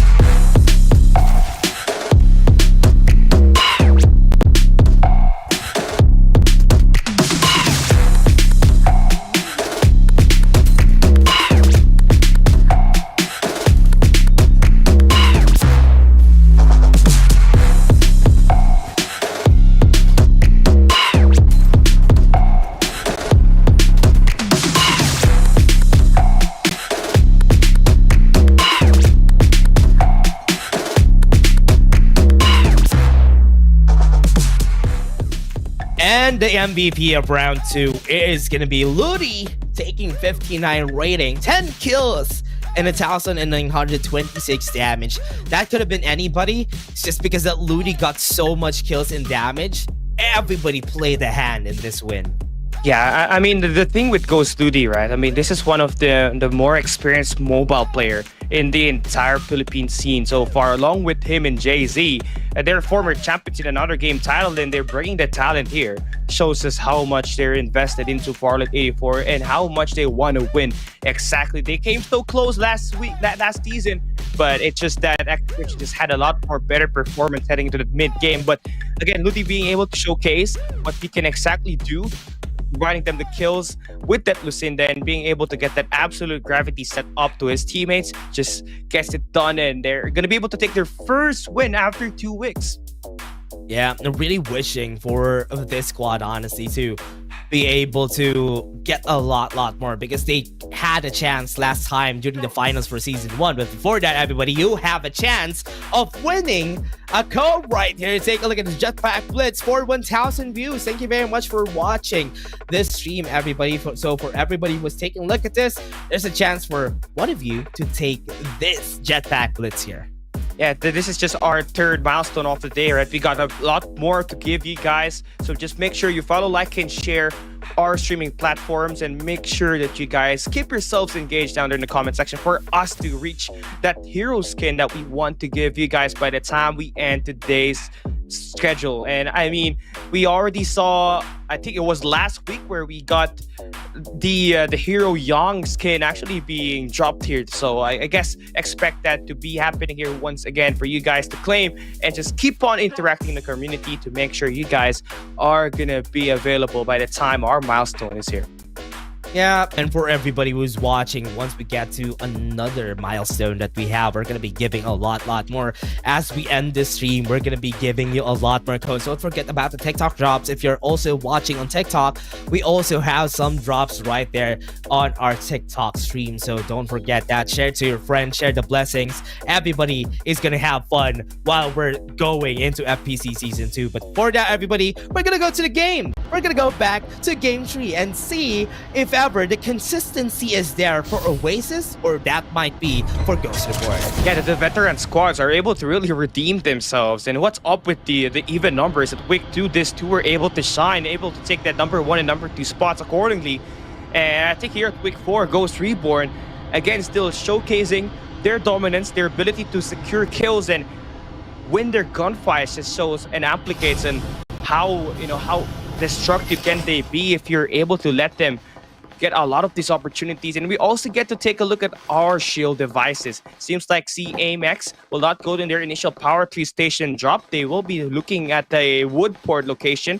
And again, Iris Ranch power 3 is supposed to be contested, but players are going to be dropping it out of the way and just settle for their alternate drops moving forward. Yeah. And for now, so from what we're seeing here for the other squads that we have, especially for at least now Osiris and Beta are on Tin Man, and we have some spots that are being filled. Even AXG is going to go to ACC Boulevard because it has been a lot of maps already, and they would need to get some resources in this area. Yeah, and it's just all about finding the right timing once again. It's most likely gonna end up a graveyard as soon as we see Ghost Saints and Master X2 make their rotation after heading and just doing the gunfights at the Smiley.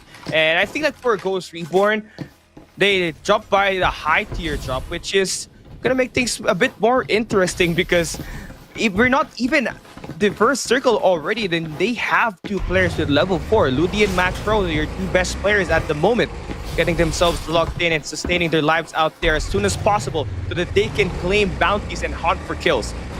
Yeah. For now, from what we're seeing from this squad, this is going to be a startup right there for Ghost Reborn. They would really need to just start it off again. Rotations right here on this spot, right here on pit stop. Right now, you can be expecting a lot from Ghost Reborn. Yeah, I mean, they already have their optimal weapons here.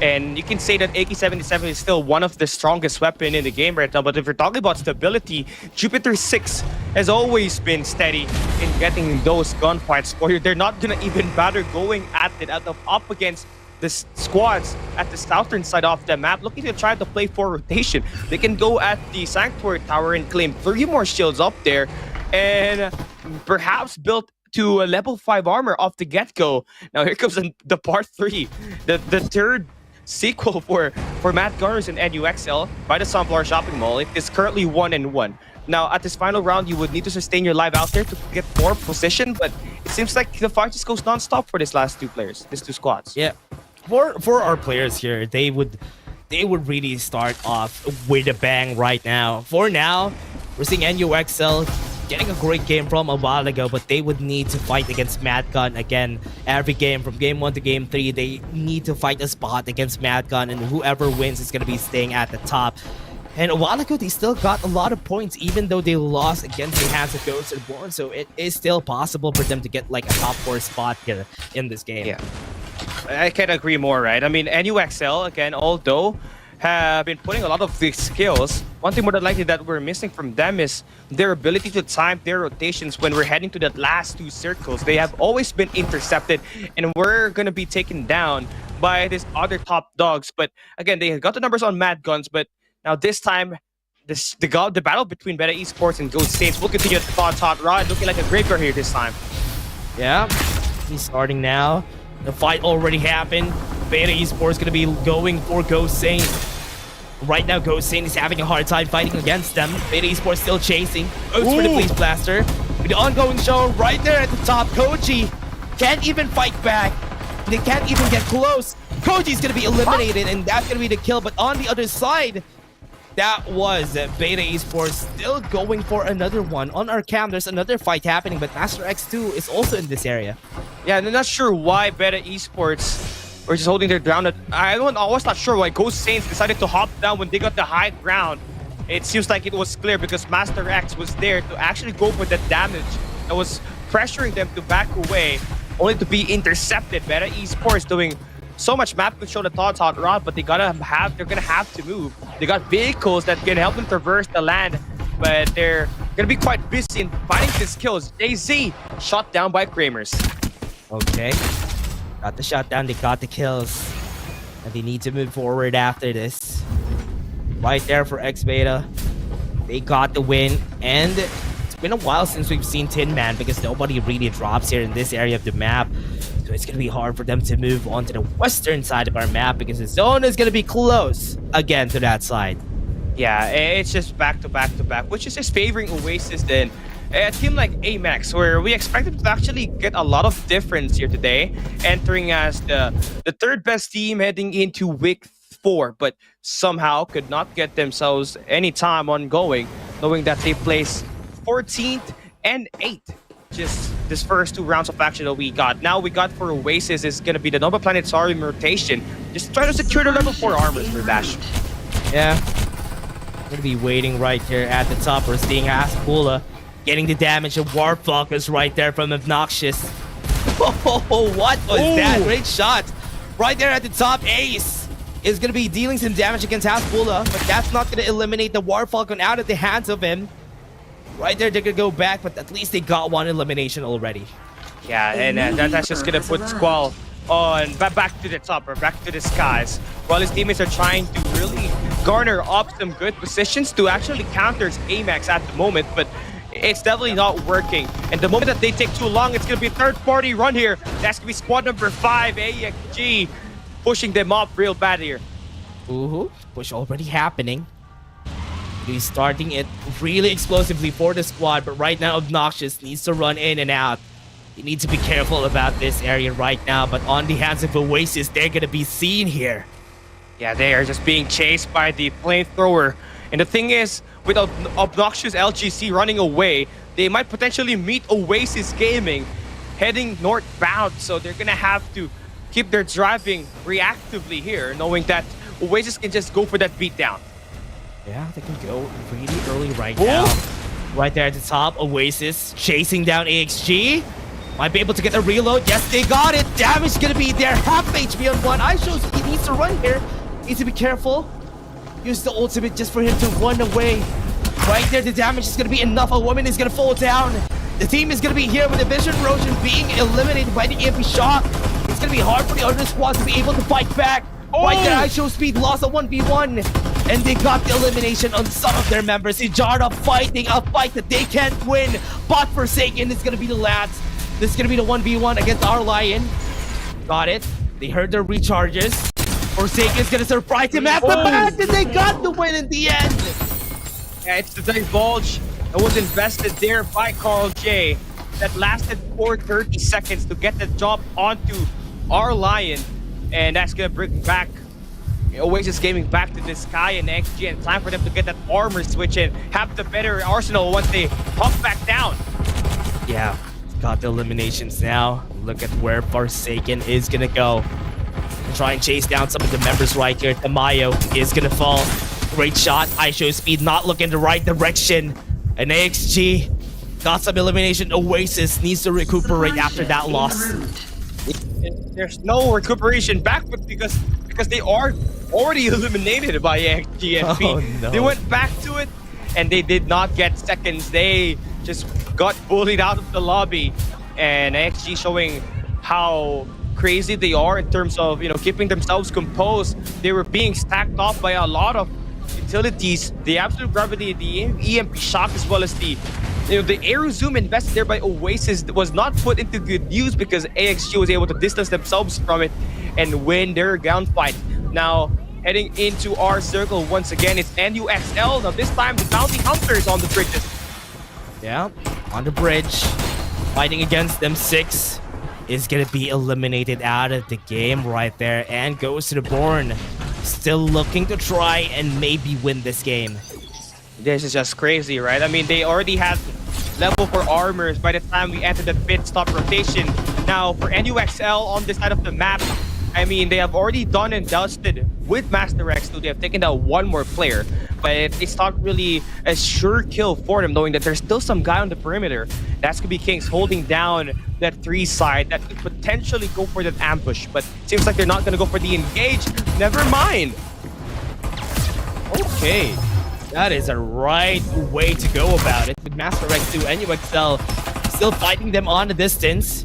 Gonna try to go inside, get close to where they are.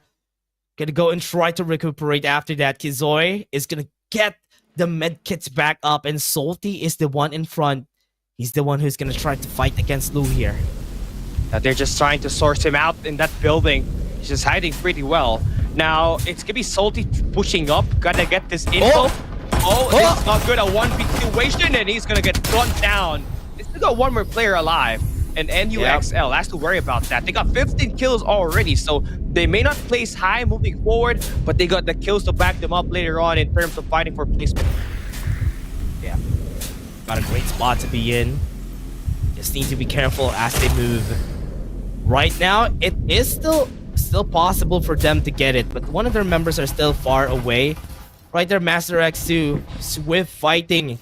Is it gonna work though? It's not, and that's Master X2 out of the game. Yeah, Ghost Reborn are just too comfortable at this point in time. Last round, they scored 25 kills. Right now, they still have 6. So it's still gonna take some time to try to beat that later on. But now at the Carnival, there is about 3 squads who's fighting for good position. And eventually, whoever gets this gets to advance inside. But they will be met by squad number 1. XG taking down Mad Gunners here. Okay, they got the takedown, and they were successful with it. Right now, for the other squads, what can they do? Just need to think about how they would approach this. Ghost Reborn going on a domination this game. 10 squads are still up, even though we're only 24 here.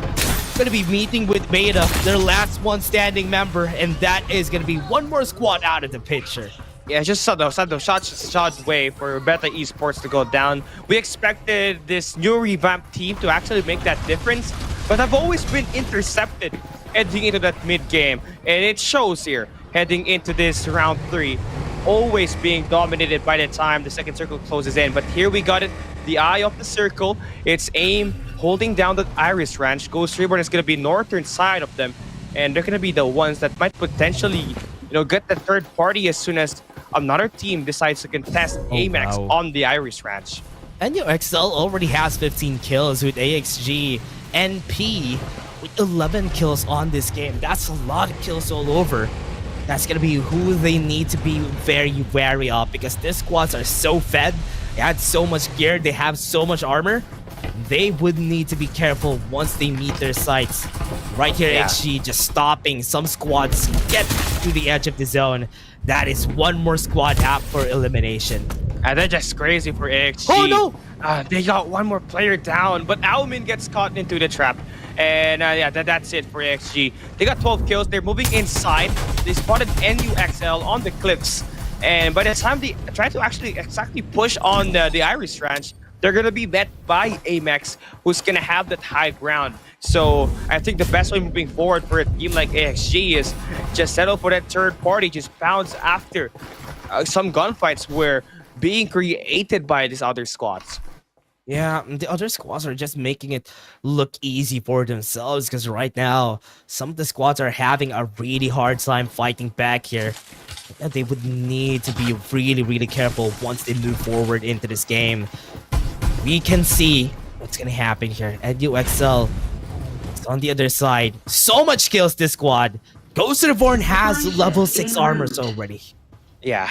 And I think this is the same scenario that we saw from them at round number 1, but they just could not get the job done up against Oasis Gaming, where they placed 4th. But they still did show up with a lot of kills, but they're being attacked by NUXL. Such a big move and quite a ballsy one, knowing that, you know, the team that they're going up against with is the round winner of last round. So they got a lot of arsenal already. They got the defenders to help them get this long-range attack.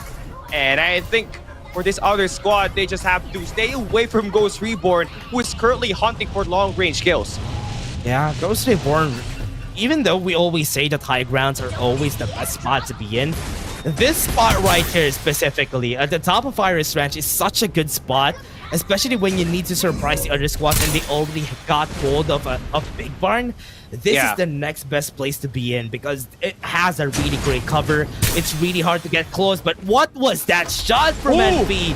Forsaken got it. They got another absolute gravity in their favor. But because everyone's at high ground, it's still going to be hard for Forsaken to move forward here.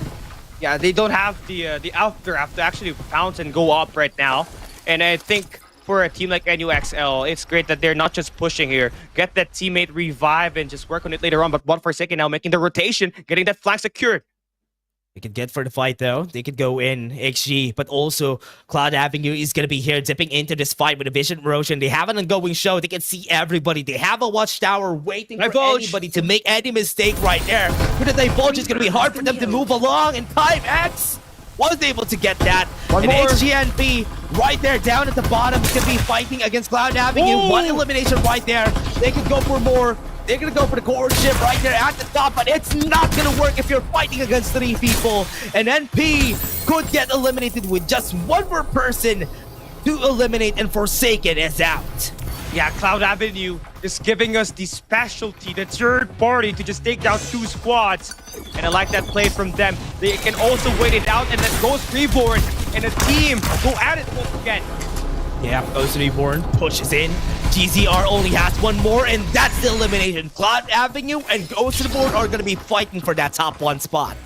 Yeah, I mean, looking at it this way, both teams equally stacked in terms of their armors. It's just all about who's going to be able to win that long range and that close range later on. It seems like for a team like Ghost Reborn, they're trying to close that gap down up against Cloud Avenue. And it's currently working, but this 1v1 is key. If Dre stays alive, they got a big chance of winning this. And Mac Pro on the long range takes Hartman out. Hartman got eliminated. Now this is an advantage. The top 3 and top 4 squads that we had from the last LAN finals are fighting toe-to-toe here in this last game. Hartman got eliminated. Right there at the top is where BBC is going to be falling down. Now it's going to be a 3v3. We're back to square one. We're back to advantage. No advantage on both squads. And they would still need to fight this. That's going to be the jump from Ludi. Got the elimination. You have the base blasters, super low in HP. Right there, Calyx and Asbula are waiting for their spot. But the zone's closing in closer to their side. Yeah, now Ludi's going in for the pounce. He's got the MG7 to work with. He can easily melt Asbula here in this altercation, but it's the one taken down. They got a 2v2. Calyx, no more armors. Asbula doesn't have any more, and he needs to push. He needs to fight against Backrow, and they got the elimination. And in the end, Ghost Reborn still takes the cake and wins. It's a back-to-back for them. Round 2, it was 25 kills. Round 3, it may not be a lot, but the 16 kills gets them the opportunity to maintain that 25 points that they get from the first placement. And it's just up top here from here on out. Despite not having Jay-Z in their roster, they did pretty well, knowing that MacPro this time is able to step things up and get these eliminations. He's gonna have 7 and the highest damage in total. And I think he's also the one that was the catalyst into defeating Amex. When he take down Hartman on the gas station, that was automatically a 4v3, which gave the squad an opportunity to move in and close the gap down. Yeah, and once it started, it all really went down to how this zone is gonna work in their favor. Once they got the big bar, and Cloud Avenue had a nice chance there, but because they also went from a fight together with Ghost Reborn, both of them got out of a fight before that last fight that we've seen there, and Cloud Avenue didn't really had the best of utilities once they went into that point, and that's why Ghost Reborn in the end, with the better armors and with the better amount of utilities that they have, they were able to close it down in the end. But super close, super close. I like that this top 3 and top 4 were able to get a good highlight off of them, right? Finding out who's the better team, and it will look like it's still going to be Ghost Reborn having the numbers up against Cloud Avenue. And the thing that helped them won that game was, again, the Invader from Mac Pro and the M7 that they had at the late game. It started really nice though, but because of that one elimination, as you said, it really went down to who is the better team. But again, let's take a look at the highlights.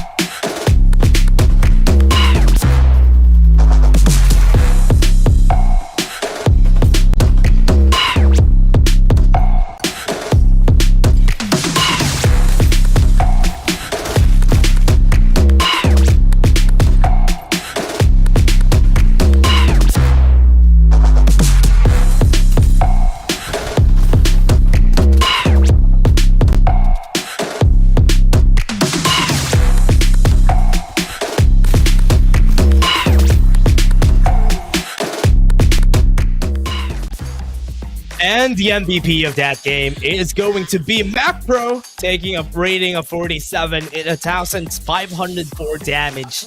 7 kills, Ghost Reborn. What a team we had here, and this is a redemption from last week. And just like what we're talking about earlier, Macro was the catalyst in taking down a key member in Cloud Avenue who was holding a vital spot at the Iris Ranch. And it was the first key of defense that they were able to break through, and they managed to keep that distance down to a close range where their players can operate and take it over with the MG7 that they got from the loot drop. What a nice effort. At round 2, it was Ludi who scored 10 kills. This time it's Macro, a serious veteran, and was part of the ACC Asia Championship run by the team before. So it's nice that he's been able to keep up to the pace and help this team take that victory. Yeah, and because they got that victory, I think they're gonna get the top spot. 2 victories in a row, 24 and 16 kills. That's 40 kills overall with the points that they had also in game 1. So that's a lot. So for sure they're gonna take the top 1 spot. Once we show it, that's gonna confirm it later on. And Ghost Reborn, this is like a sigh of relief from them, because at least now in week 4 they didn't go down the slope that they usually went from season 1. Yeah, there is definitely a high end down for them, but this one is gonna propel them to go way up higher. And I mean, at last week's matchup, they did not even make it to the weekly finals, which is insane, knowing that this team has a lot of talent that can help them secure this victory. Now, we take a look at our highlights, not our highlights, but the team rankings of this group itself. And just like what we said earlier, 2 victories from Ghost Reborn, that's exactly gonna give them that number 1 spot. And I wonder how many kills they have. 48. Yeah. Ooh, 48. So calculations, our calculations were right. And here, finals FPC points that they're gonna get here is 500. And for sure, they're gonna be joining the likes of all the teams that we have there. That is gonna be on the top 4, maybe higher points overall. But with 112 points overall for this squad. That is going to be needed. But NUXL though, NUXL, Master X2, and even Cloud Avenue taking a better spot than Oasis just because of those games that they had so much kills. Yeah. I mean, for Oasis Gaming, they only took round 1 with 25 kills, but right after that, their placement was kind of terrible. 11 at round number 2 and 12 on game number 3. And I think the thing with Oasis is them replicating back the problem that they had seriously since season 1. It's the rotations that they're always being caught off after that Carnival drop. We actually saw them find that route and take one win here today, but they did not get to replicate that moving forward, as we see a lot of these teams are able to get that contest and put pressure on them and get them eliminated.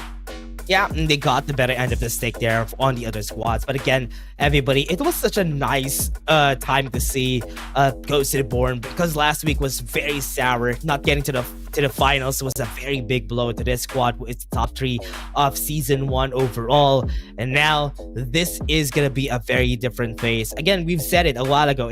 It's week 4. We still have week 5 before we go into a long break, before we head into the knockout stages after the holidays for sure. So it's gonna be fun. Everybody's gonna be having fun during the holidays, but for sure, these players are gonna be grinding those whole time. Yeah, I mean, speaking of fun, right? Unleash your gaming dominance with ROG Phone 7 and experience the power of the latest Snapdragon 8 Gen 2 with ray tracing. Order yours today and dare to dominate. Now, take a look at another segment that we have here for today. It's because you got an opportunity to get yourself a Maggie Cake skin, an MKR network hack, and an AK-77 Midnight Gladiator, and to top it all off, that Flamethrower Sweetheart. Now, you're just gonna have to join and thrive in our Cyber Cafe privilege. Yeah, and for everybody there who has been in that era and where cyber cafes were a thing, right now we're getting back there. We're getting back to the era because everything is going back to normal. Cyber cafes are being back, especially in the Philippines. But everybody who is or who owns a cyber cafe that wants to join this, you can join and give all of this to everybody. You still have a chance to join it, the Cyber Cafe privilege that we have here. So don't forget to join there on that link that we have on the lower left side of the screen. Yeah, one big cooperation and collaboration we had was with TNC, right? They're already around the Philippines, and them being part of our Cyber Cafe just shows how much support that we're getting from the community itself. So don't forget to take the link and actually visit our website just to know more about this information. And to those people that are watching here right now, you guys have to stand it back down a bit, because when we come back, it's going to be Group D, where the defending champions are likely going to end up with one of their most dominant force. Watch out, we'll be right back.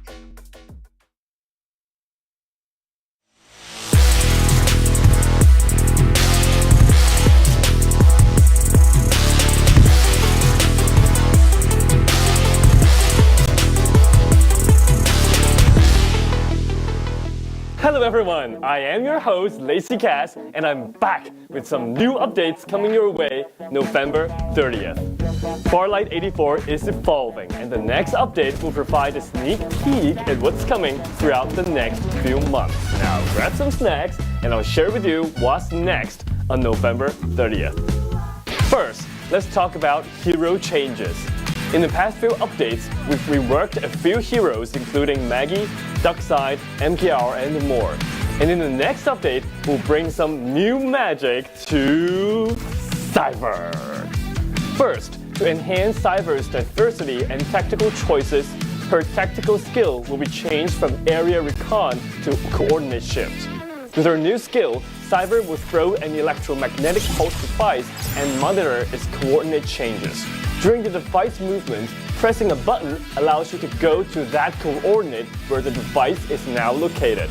Otherwise, the decoder will be directly transported to the coordinates where the device lands. This means Cyber can adjust more flexibly during combat. For example, she can quickly teleport to somewhere near the enemy and apply her ultimate EMP shock, which will reduce their defense capabilities by damaging their shields and deactivating their jetpacks. Just like how we adjusted the other heroes, this change will help Cyber to become more proactive in combat and fun to play with. In addition to this new playstyle, Cyber is also coming along with something the community has been asking for a long time. The long-awaited SSR skin for Cyber Wild Player. This new skin is inspired by the classic street gaming arcade style. And coming along with this style is MKR's new SSR skin, Kinetic Mech. The series come with some interesting special effects that you'll definitely love. Both skins will be available in the all-new Battle Pass Pixel Bliss for the next season. Apart from these two skins, let's take a look at the other lottery skins coming your way in the next update. New chest event, Sandy Illusion, will bring us a brand new Bar 95 UR skin.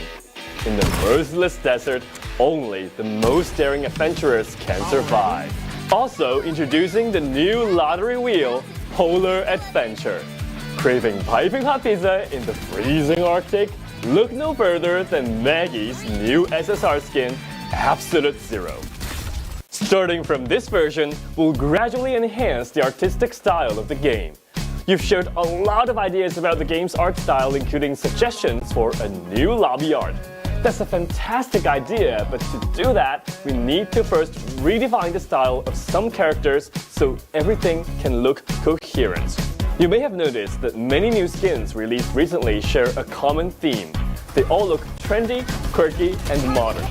Knowing that you love how these skins look, we'll start by expanding the aesthetics to some of the heroes that don't share these traits. And the first one is our fireman, Captain. Captain has a low selection rate, averaging only 3%. Unlike the other characters, we feel that Captain lacks his unique personality with the current character design and would like to update his look. The new Captain will have a more prominent personality, showing his robust physique with a gentle and reliable twist. Inheriting his instructor's will and continuing to seek truth, Captain will become the synonym of justice and will remain a helpful friend of the neighborhood. Being a skillful fireman, his Aqua Blast skill deals extra damage and slows down the enemy. What did you know? The effects actually become stronger when used closer to the enemy. I bet most of you don't know because so few of you play as Captain. Now, to reintroduce this hero to all of you, we've prepared a video to tell you more about Captain. So remember to subscribe and hit the bell for more Battle Royale content. What's that? Captain's dancing? Listen closely. His dance comes with music now. In the upcoming new version, we're introducing special sound effects and background music to some dance emotes. I really can't wait to try them and piss some people off. In addition to the dance emotes upgrade, in this update, we're introducing a new item, Kill Announcement. When you kill an enemy, everyone will see this announcement. Everyone.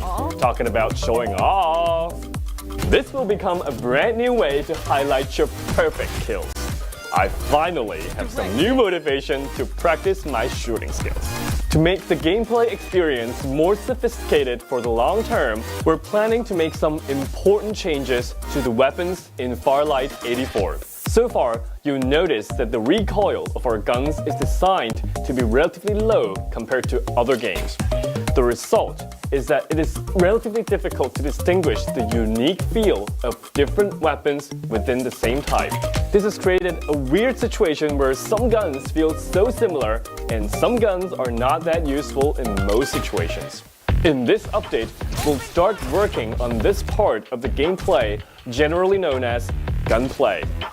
We will start by adjusting the feel of the AK-77 by making it feel realistic to hold and shoot. The first aspect is bullet spread. So far, all of our weapons have fixed bullet spread trajectories, not random. And in this update, randomness will be introduced first to the AK.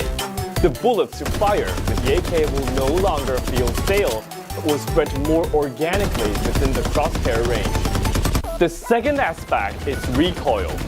We've fine-tuned AK's recoil in this update, increasing its maximum value.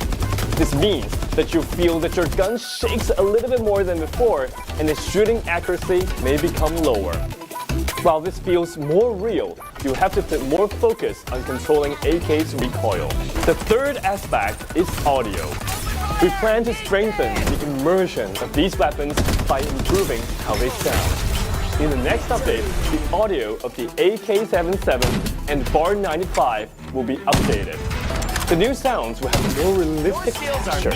You'll experience a clearer, more impactful feedback. Let's take a listen.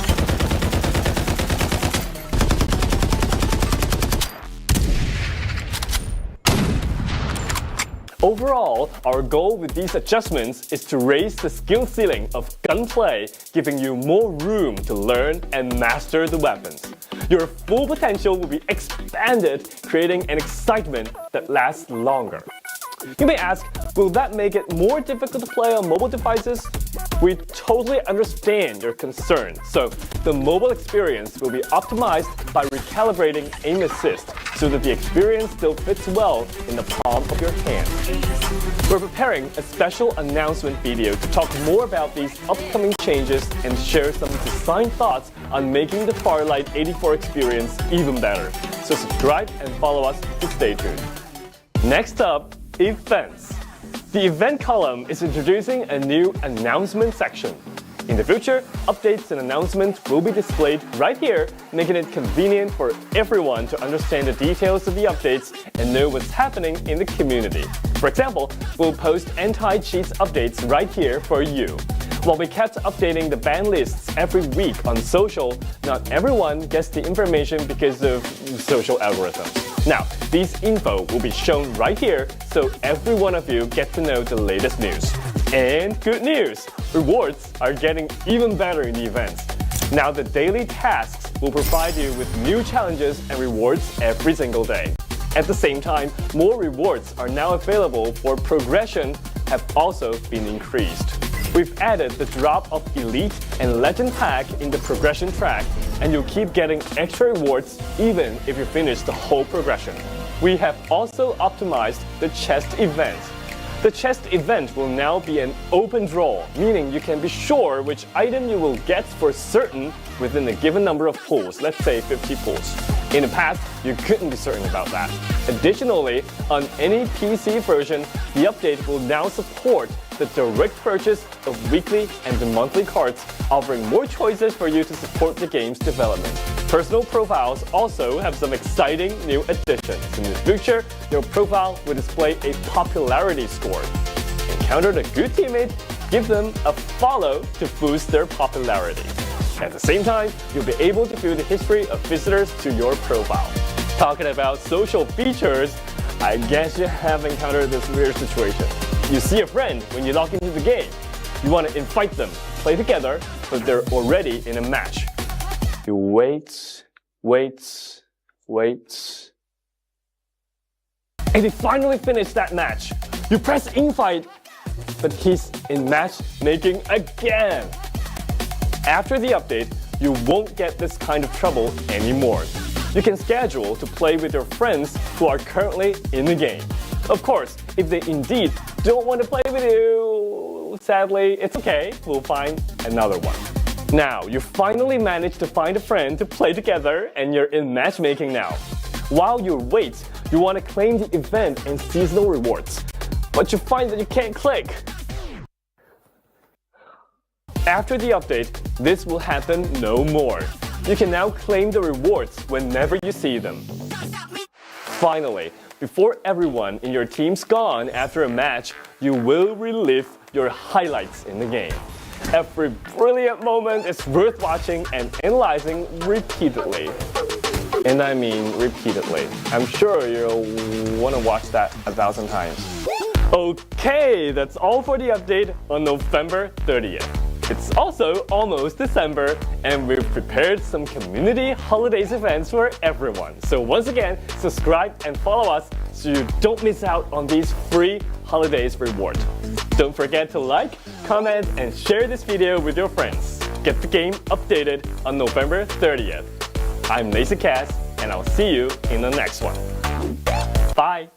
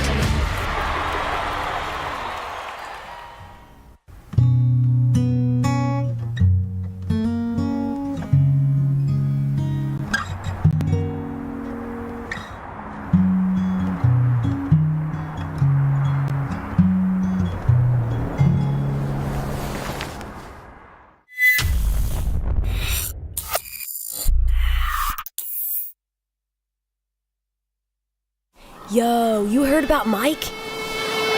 Oh, they say he's like a giant, all decked out in heavy armor. He's the baddest legend in this city. No cap. Straight up. Baddies bounce when they spot him. Dare to mess with him, you'll get hurt. Nah, that ain't it. Why? Okay, hear me out. He's got that never give up attitude and hands quicker than anyone. He's always working on every muscle and improving himself. He's ready to pop up wherever people need help. That ain't cool at all. Oh, trust me. When he pulled me out of that fire, he was hella cool.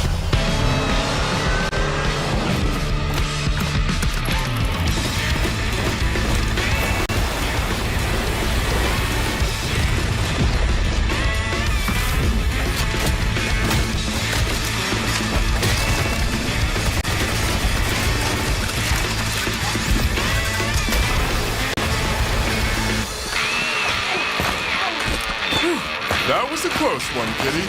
But don't trip. You're safe now.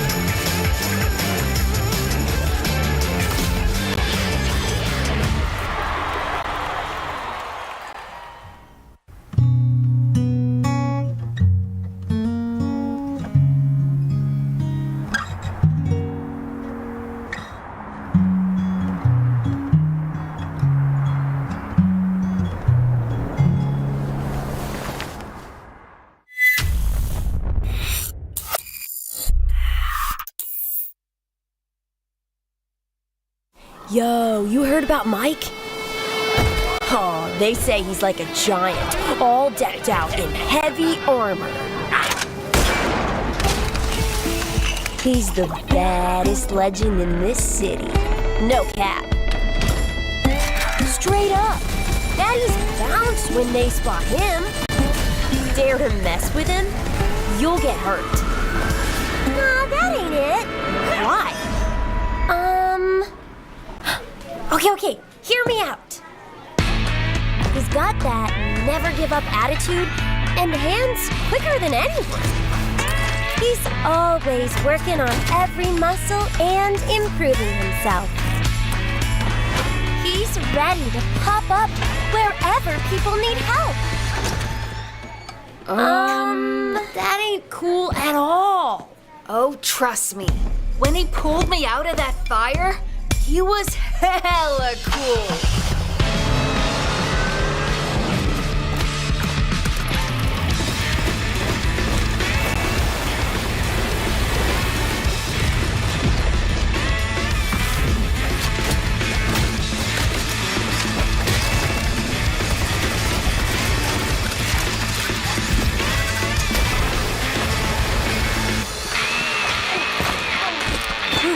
That was a close one, kitty. But don't trip. You're safe now.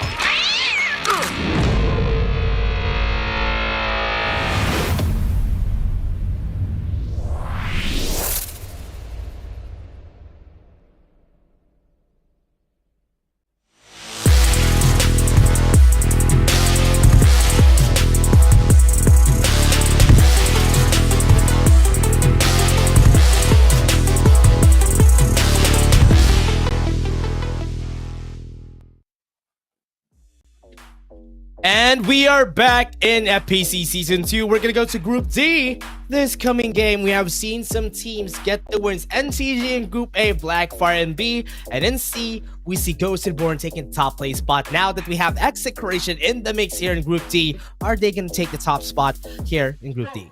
Yeah, I mean, they're the week 1 champs, but they have dialed down significantly for the past few weeks, right? Not able to get the job done. There were plenty of instances in the past few weeks where they were placing 10 and below, which is unheard of for a team like them, but they have a chance to return back to favor, just like what we saw from Ghost Reborn at map number at the Group C. They can turn things around and get themselves some victories and, get the momentum swinging heading into our finals tomorrow.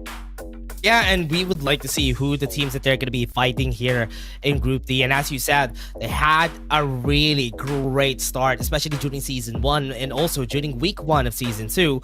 As we move forward into the game, things have been changing and everything is not working. I mean, is working, yes, but not as good as before. And here are the teams that they're going to be fighting against.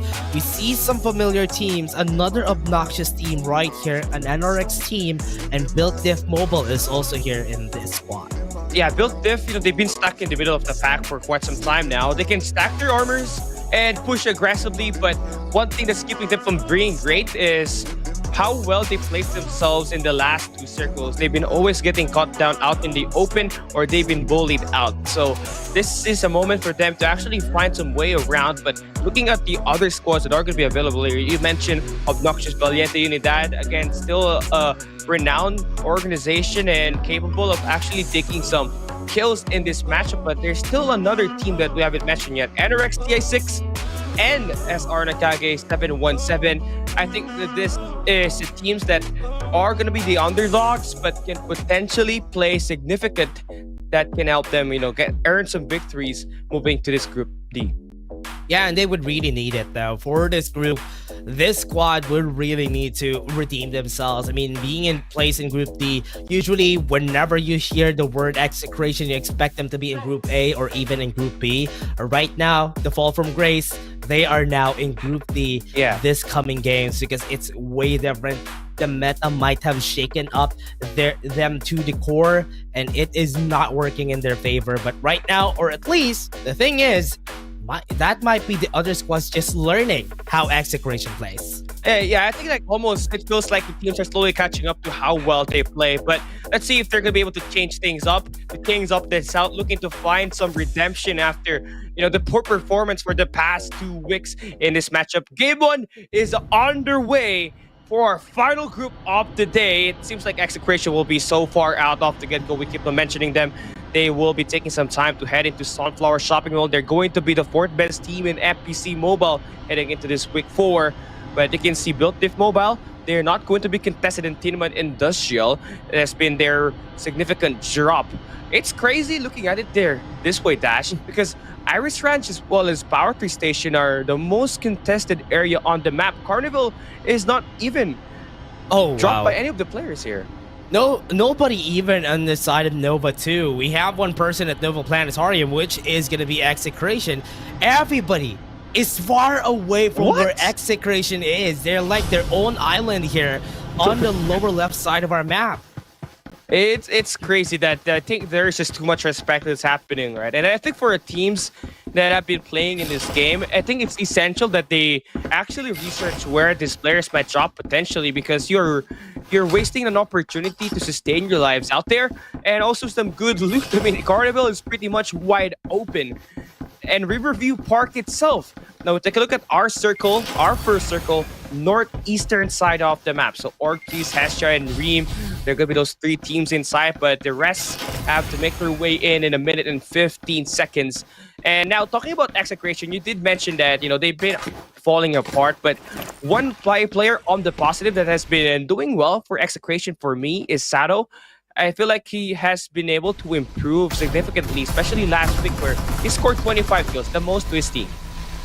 Yeah, they have been doing. I mean, for this team, a lot of members should really need to step up, and Sato, as you said, would be that one on the team. But again, as we move on to a meta and where it changes from what happened during Season 1, especially with the addition of Mayshell being very, very viable in our meta, it really works well for the other squads. And Execration, yes, it doesn't work as much, it doesn't gel as much for them, but they are a squad that you do expect to be able to really make things work when it matters the most. And when it matters the most is probably during the knockdowns and even during the finals. Yeah, Hestia is here, trying to find their way out.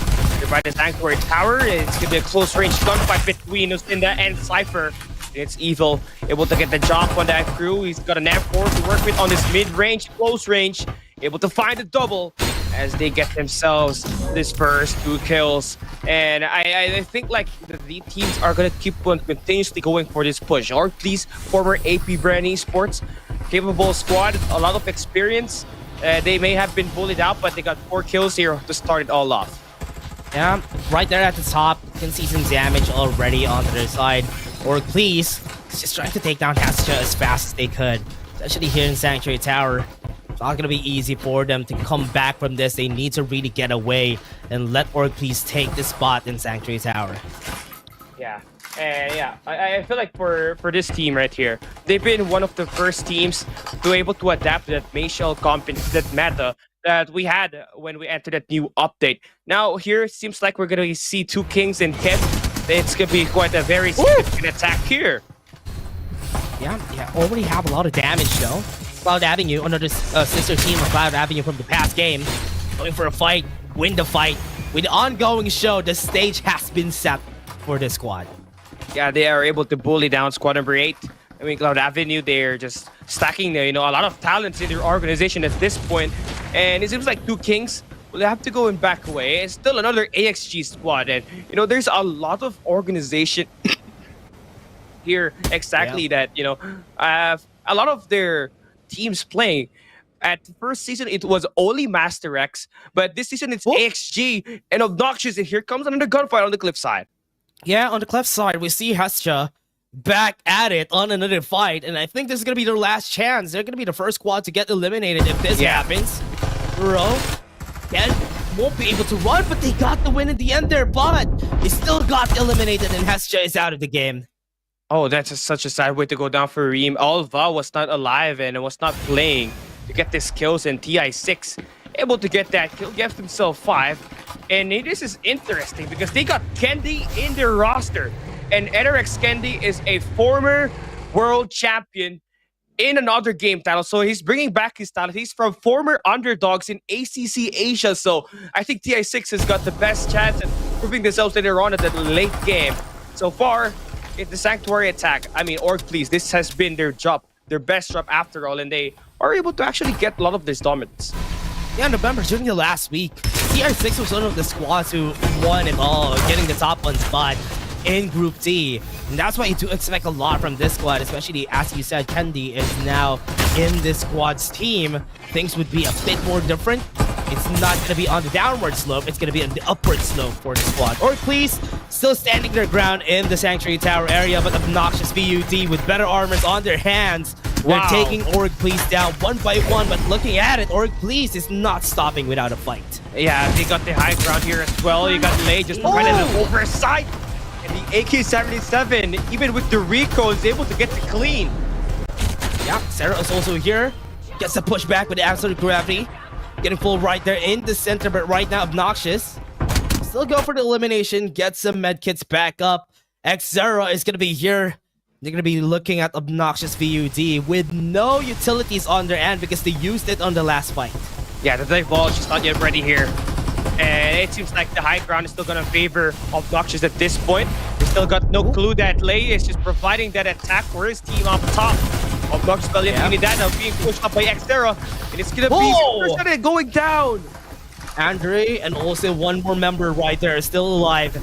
Right there, Obnoxious VUD regrouping after that whole fight. They're gonna get back. Xterra with their last 2 members gonna be eliminated right down. Respawners are still gonna be back up. Andra has been eliminated too. They need to use their respawners. Yeah, I think for Obnoxious, I mean, they've been doing pretty well here, standing their ground up against Org Please, but Xterra has shown that they're actually keeping up with this pressure. Now, I think for a team like Org Please, they're still part of that inner circle. They don't have to aggressively push, right? For a player like Evil, this is such a smart way for him to do. Just wait for Obnoxious and this other squads to push. But now, built different, they're aiming for a third party here. Obnoxious has to watch out. Yep, has a lot of kills already. 7 kills for Obnoxious. Built Diff would want to get that. 2 kills up to 6. That's what you're chasing down the members right there of Obnoxious, but Obnoxious in a great spot on the other side of that rocket. So they're not going to be seeing each other there, but Crimson Esports are going to be seen here by Built Diff. Yeah, they're out in the open. I think this is the best spot for Built Diff to utilize their utilities. Pretty fast though, but right now they're in the open. Members right there, Crimson, gonna use the Divulge to get the information to get advantage in where Built Diff is. Built Diff is in a big open area. They need to be careful as they move forward here. Yeah, squad number 4 is gonna be on the cliff side here as well. And there's just a lot of players that can go for the third party here. Crimson Esports is currently caught into a pinch and Built different. No. They're just gonna wait for these 2 to go at it before they go and pound. Team Raiders, Base Blaster is gonna be used. They'll have their own Base Blaster in 20 seconds. They're just gonna wait for it, but Stream Raiders are not gonna go for a full-on commit because they know that there's another squad and they might get third-party later on. Well, I think that's a smart way to go out. Stream Raiders, they will not go and engage and risk their early, utilities from being taken away by these other squads if they lost a gunfight. But down there out the south, Execration, we're dropped by the Sunflower Shopping Mall. Still taking their time. They are doing that gatekeeping scenario down below. It's just like the long range from Virus is connecting. The defender is strong on this one. Ooh, Blue just got the elimination there on that 1v1 scenario. 2 King still has some members still alive here, but Execration is just going to take over at the lower left side of our map. It's just going to be looking for any stragglers right there. Marquee, they're looking for him. Not going to be sniffing him out. What a very smart way to play it. But Blue, on the other side though, he's not gonna see where Marky is. Oh, that's such a... What a sneaky boy. Yeah, he's such a sneaky devil. Even with Blue, who's got that War Falcon, he has not been spotted just yet. Just don't need to engage at this point. Just wait for them to get away as fast as they can. No!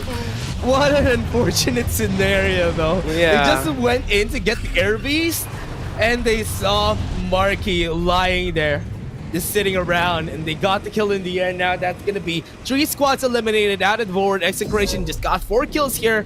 very characteristic of this squad, not taking any chances in the early game. They just need to play it safe. Yeah, this has been a problem for Execration. Every time a circle goes way up north, there seems to be a struggle, and they kept on getting intercepted. But yeah, just like what you said, they are playing it kind of passive, which is such a big difference to what they have been doing for the past 3 weeks. And they've been pretty much cornered up here, and they got a good stack of armor already. And Evil just doing the dance on the Sanctuary Tower. Man. Oh man, Evil is just standing there. It's very lucky that the zone is gonna go at his side, right? That's like the Sanctuary Tower spot that he's in. It's okay that he's in here. He didn't need to jump downwards, because in this spot he's gonna be safe. Doesn't need to move around. But again, as we were talking about Execration, it's also because of the fact that all of the squads are so far away from where Execration is. That's why they're not gonna get any kills. It's like they're the only island at the lower left side of our map a while ago. Right now they're chasing one of their prey. It's gonna be Reem, that one last member. Oh, they're just being chased. And actually, they're putting Execration into a position where they can actually take down another squad, which is Master X6, who's by the bridge. Oh yeah. Pretty close to another squad though. Where they try to chase this, it's gonna go anyway. With Master X6 is the one that's gonna be seen. They weren't able to see where Lord Gab was. And Reem, oh man, they're gonna be the ones taking the 9th spot. They see the other squad, and here they go. Base Blaster is gonna be used. They got some damage. Zaki's not gonna be seen. Gecko is gonna be dead. Are they gonna see where Zaki is? Hiding himself right there, but no, he's not gonna survive. Just a sad way to go there. But I think that's a very big play for Gab. I mean, he baited Master X6 to get taken down by Execration, and actually put them in a very good spot as well. They can go and contest squad number 4. That will be Stream Raiders, who's holding down the motel. Yeah, squad 4 still have squad 3 also in the same area. Be careful around this. Right now, taking a look at where they're gonna go. Stream Raiders are actually confident in this spot that they have. And with this, seen by them so far away, they need to be careful about that War Falcon. It's gonna be one elimination on the side of Cloud Avenue. Oh wait, Virus got a kill though. Yeah. And here they come. Here they come, just because of that one kill that they had there. A lot of them very healthy still. Gonna be chasing down the members right there. TZ gonna be hiding around, but got eliminated by Crimson. And on the other side is gonna be the last straggler right here. That's the elimination. Virus got eliminated. Yeah, but his teammates is there to actually back him up here. And the thing with Execration, they already have an MG7 to work with. It's in the hands of Sato. And he's the one that you want the most in those close range engagements. Luki has dialed down a bit, and Sato has been able to, be that front man and get these kills. Crimson Esports does find that information onto Execration already, but they're not gonna keep on wasting their resources and just waste that bullet away. They are just limited at this point, so they're just gonna wait for that circle to close in once again, and maybe perhaps see NRX Proverbs to rotate up north and be gate capped. But built different, they're going up against Cloud Avenue. FRX once again, it seems like they got the best chance of winning as they go for the push. Here comes the Duck Ball. They have a shield together with him. He's gonna be at the top really, really fast. And a 1v1 is not what you want to do whenever you have a duck side on the other side. So this is gonna be hard for Cloud Avenue. 2 members are down already. On the top is where Pagoro is gonna be. They have one at the 2nd spot, 2nd floor right here. But at the top, there's 2 members still going up for heals. Yeah, Cloud Avenue has got 10 kills to their name. They are not messing around, although they have very inconsistent armors here. It is built different and has the high chance of winning this, but they are getting teamed up. Oh no! Oh no! He automatically went into that ledge. He could have won that fight, but because of that, he wasn't able to. Why not? It's gonna be eliminated, and one last member standing here. It's gonna be Frost hiding under that watchtower. It's gonna be cleared for sure right here. Not gonna know what's happening. Wait a second, Frost. This is gonna be criminal if this works. Oh, it's going for a 2 birds, 1 stone here. Oh no. It's not gonna move. Daichi? Oh, he's just crouching spam. Oh no, Daichi! Oh, Frost lost his chance. Could have got 2 eliminations there. Yeah. This is not the way to go down there. Wanted to play for more patience game, but too much patience will get you eliminated. Yeah. Wasn't successful in that great escape, supposedly. Oh. But again, the knock right there gonna be met by a build diff. Their ultimate's ready with the Wrecking Duck Ball. To move forward, get close to the cover.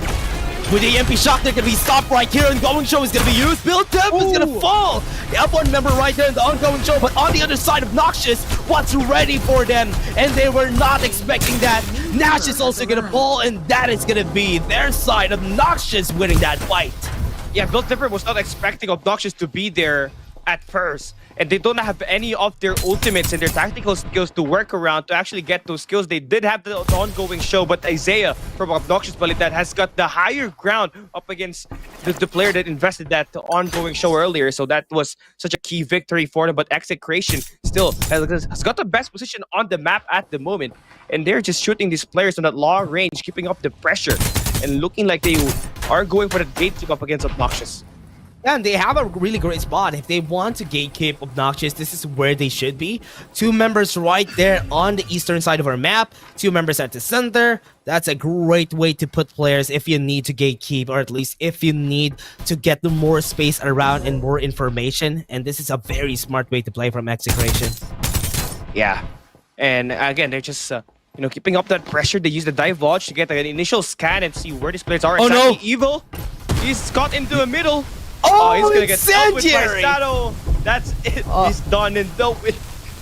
Wait, Scatty can't even move though. Covered shift is gonna be used. They're gonna be moving close to where Execration is. Yeah. They're not gonna be very, very successful. 3 more players are still alive here. Gonna be staying at the edge of the zone. Gonna be trying to help out the members right there to eliminate Crimson Esports, and Crimson is now down. Yeah, and now Execration, it's looking like they're gonna end up taking this first round. I mean, they struggle on the northern side, but today it's just different. They are just beaming everybody. The patience is just insane. Sato finds a double. Yeah, with the base blasters, it's gonna make it easy. They have 1 more with the EMP shock. Get it? They can't move. That's gonna be 1 more blinding mark to end their lives. And Execration, what a great way to split their numbers in order for them to secure that win. Yeah, it's crazy because the area that they went in is exactly the opposite of where they dropped. Sampler Shopping Mall. It was such a long route and they still take home the victory. And it was such a collective effort from the team, right? No one really standed out. But having their level 5 and level 6 armors attained on the last 2 circles was such a massive feat. And managed to get them the best chance of taking it over. Yeah. Again, it was such a great way to start there for Execration, taking that first win in that game. Remember that game, Execration didn't get any eliminations during the early game because nobody was there. Nobody was at Nova, nobody was at Construction, even at Carnival. So they had to make that extra effort in order for them to really put themselves on a great position in that end game. And that is very commendable for Execration. Yeah, I think like for this squad, right? The only problem that they had when the circle is up north is the teams that are trying to intercept them, but with no one actually, there to contest them, it helped them build up quite greatly on their armors, especially their weapons as well. And Execration have taken the first spot, but Obnoxious Valiente Unidad, as well as TI6, will take the second and third. Still not a bad performance from them as they secure enough kills to put themselves on the top 3. Yeah, honestly, it was still a great performance. TA6, this is going to be a new challenge for them because honestly, playing in Group D is still going to be hard just because Execration is still around. They might not be able to do anything much compared to what they did before, but I do expect them to still place on the top 4 spot here in this game. And so far, as you said, Obnoxious also played their cards well there. It was just Execration was just so good at placing themselves in that area before they went inside the zone. But again, everybody, before we head into the next game and even the MVP, let's take a look at the highlights first.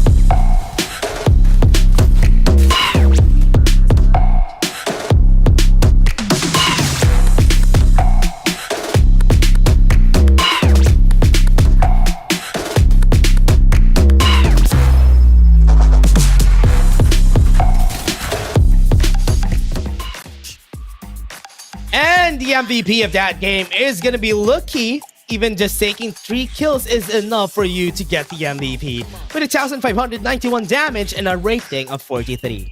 Yeah, he's always the one that potentially is the front man for the team, right? Outside of Sato, who is obviously the one in charge with that MG7.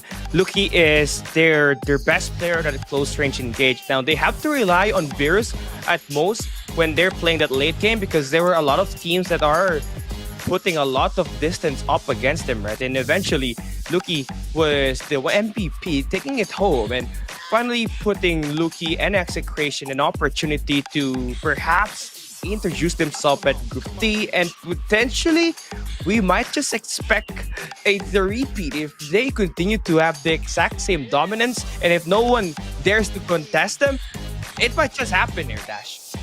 Yeah, and so far, based on that game 1, nobody even dared to contest them.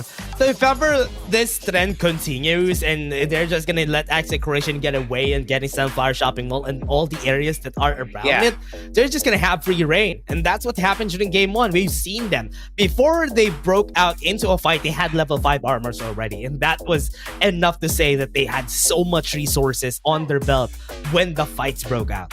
Yeah, we did not get to see where exactly the static shield devices are on the map, but one thing for sure, when they already had level 4s in the match, that means there was a Sunflower Shopping Mall SSD as well as a motel, because they were just really able to get all of these kills and all of these armors in that mid game. So expect that this team actually could do a lot better if they are not going to be intercepted in any of their rotations. So if you're going to be aiming for the number 1 spot, you better have someone to deal with Execration off the start and, stop that momentum to carry over and prevent the snowball.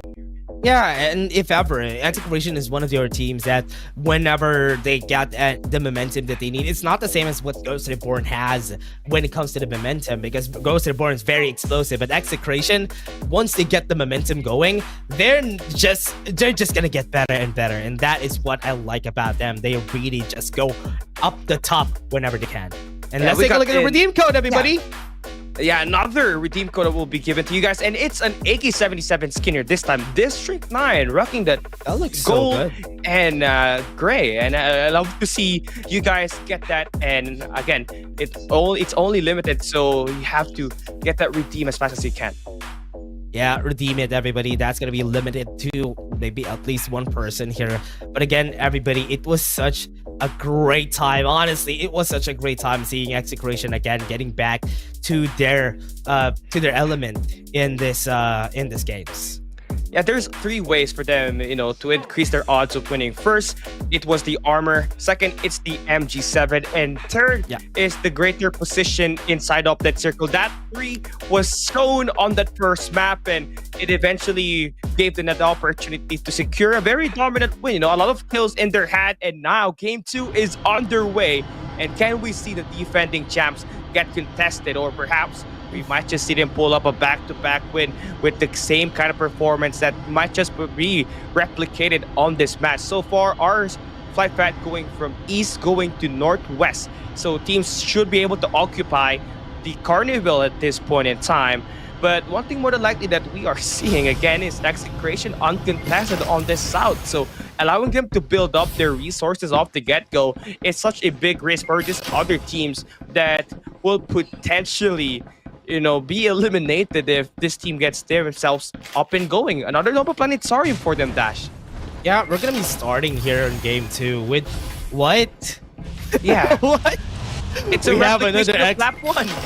Yeah, and honestly, I'm really surprised that nobody's trying to contest them. I mean, yes, Execration is really good, but when you catch them off guard in this type of situation, like, yes, they're so far away from each other. If you catch them off guard, just check them out, you might be able to even eliminate them this early in the game, and that's why they should try going at the, what do you call this, northern, east side of our northern, and even the east side of our map.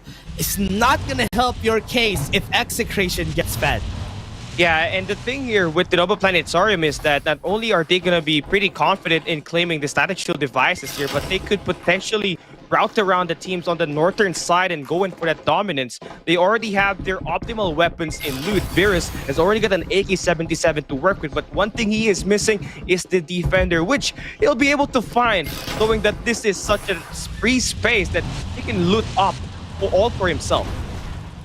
Yeah, and for now, execution really easy to have so much resources. So whenever you're only this might be the chance though. If Squad G would be able to follow this through, yeah, is that an air beast that they have there? That's why it's super fast, and I think they might be able to move against execution. Oh, we got the TI6 and Cloud Avenue FRX once again going at it. Vault will be invested for one of the two squads, but now Cloud Avenue first one to engage. Get information, they have the EMP and they have the Vision Rush, and together with it, they're gonna be burnt down at the stake. Wow. And Cloud Avenue is not gonna be able to do anything because TI6 knows how to play it.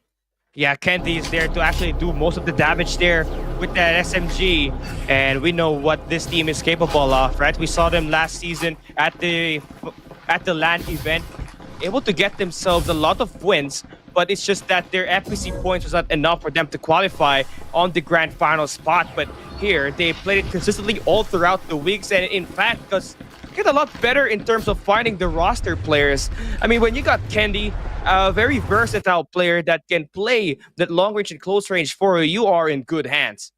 Yeah, we're gonna be helpful for the squad right here, but now we're seeing Sarah. Take a look at Master X6 from far away. We'll be seeing them, but it is not gonna work out for the side of Master X6. They still have some respawners though. They can still get back up, but Gecko is gonna be trapped here.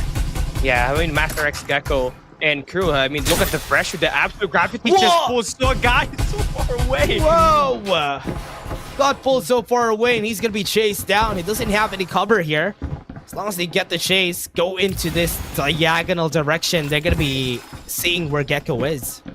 Yeah, and but the thing here with XR is that I don't think they even have a vehicle to traverse the land. There is a great potential that the team holding that Iris Ranch can close them down with a War Falcon, or perhaps even worse, a Blazing Infantry. But now here at the north side, once again, we are back with Org Please, as well as Stream Raiders, an exact scenario that we had last round.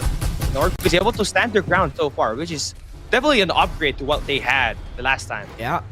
Gonna be seeing Stream Raiders. Org Please is just gonna be holding on to it. Gonna be waiting for any pushes from Stream Raiders, but Stream Raiders taking none of it, and they're just gonna be running away from that battle. Yeah, I think that's just very great for them, right? You don't have the armors to actually stand your gun up against Org Please. Who's got the better weapon and armor upgrade so far, but now it seems like the converge is just insane on the edge of the circle. It's Master X6 are holding their ground in there. How many squads are that? That's a lot of squads. Hesha could get eliminated here. Master X6 is also there. The cluster bombs coming in from Lei. It's gonna make it work. Gecko, Incendiary is gonna be there, and he's just gonna be running away. A fadeaway shot coming in from Lei. That's the eliminations for Master X6. Another squad is at their north. They can still just wait. They can still just recuperate, then go back at it. Yeah, Lei finds 3 kills on that altercation. Almost a 1v4 he just did up against Master X6. But they gotta keep it close. I mean, they did not use a lot of utilities there. They can still go for the push. Crimson Esports trying to pin down XR this time. Yeah, XR is being chased down again. Don't have any more vehicles. Andra is still in front. Here comes the squad. Crimson Esports are gonna try to eliminate them, and they got taken down. Respawners are still available though, but Xera, Suya, and Andra are gonna be the last members standing there, and they were able to get the takedown on them. Yeah, there's just 5 squads in this northern part of Iris Ranch, and the fight is just non-stop there, not wasting their time to go for the gunfights. Squad number 12, which is gonna pull it out, that's gonna be Xera heading down back to the Iris Ranch. What is that? But you know what? There's never a break when you're in a bit of a pinch here. Once you go and rotate towards the bridge, that's gonna be obnoxious that you're gonna be meeting at this point. Yeah, Crimson might get seen here, but as you said, they go to the bridge, and they need to cross that bridge in order for them to get a better position here. They can just go to the riverbanks and just get a they can just get to the riverbanks and maybe find a way to get to the other side. Right now, they're gonna be seeing Hesha.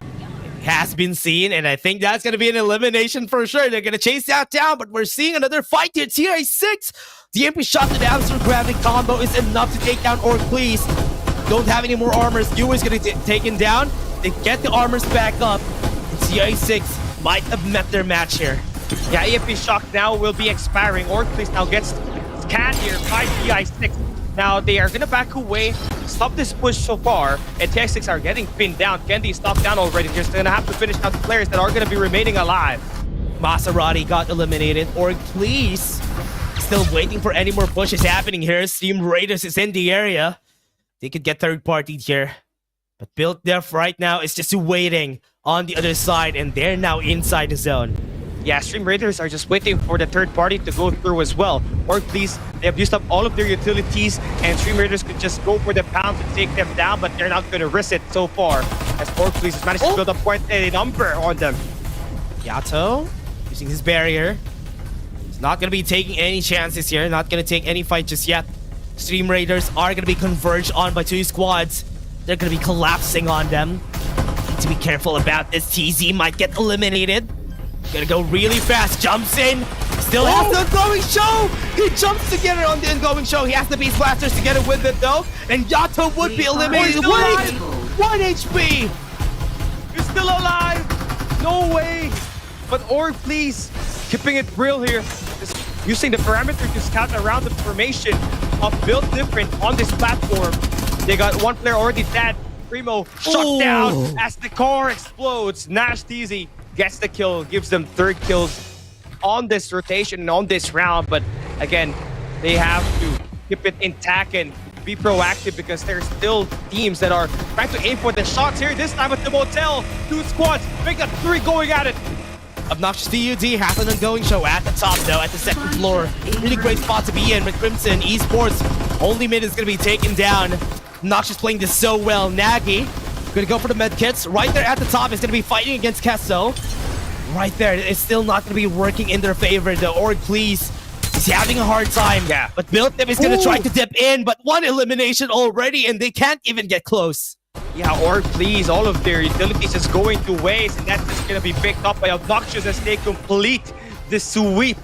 That's gonna be 14 kills in total for them right now, which is insane.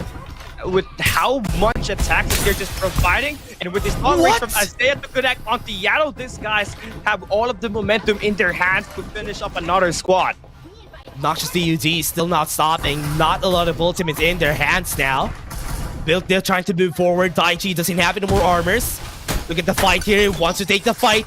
Nash TZ knows that he needs to run away. He has an Ancient Star on hand. Yeah, his teammates are going to be so far away. They only have that long range to back him up. But finally, there is going to be Yato just to provide that backup as soon as we see some gunfights to go through. Built Different. Again, I think the best way moving forward is just to stop this contest. You're drawing so much attention on your location and the circle's about to close in. Maybe just try to focus up on getting yourself inside the circle and keeping your team intact. Yeah, Obnoxious VUD fought against a lot of squads before they were in this situation that we have right now. 14 kills on the board already. Even see Maserati eliminates them out of the game. And Obnoxious is just getting so much momentum from this game. Yeah, they're just building it up. Meanwhile, we haven't seen Execration. They are going to be by the cliffside. We have not yet seen them actually go in and create a difference by fighting all of these kills. And, you know, all of these other squads are just feeding Obnoxious all of their attachments as well as their player XPs that will bring this team closer to getting the level 10 by the time we see the circle ends. But I feel like for Execration, they're trying to chain up a flank here, while Obnoxious is kind of busy and just going in for the push on the other teams that are outside the circle. They're trying to set up a play where they can go in and use the divulge to scam these players and go for the pounce. Yep. For now, Obnoxious. Here, divulge. Still in a great spot though to get information on where they are. Right now, they use the divulge themselves. Built Diff needs to move around in the open space. And one is going to be eliminated, left alone Execration. there. Obnoxious fighting against Execration here. They're going to be moving forward with one elimination. That's going to be their call. Yeah, that's this one way through to get Alpha Blue now bouncing on the crew. The divulge is on. And the EFP stuck in Alpha gravity comes in to connect. Really fast Execration just swooping in, and they're sweeping the members of Obnoxious PUD with their momentum. They're going to stop them on their track. They're not going to get this victory from us. Yeah, and that's just one way to amplify Execration's power all throughout. They only had level 4 armors, and there you see them actually take 2 level 5s on that altercation.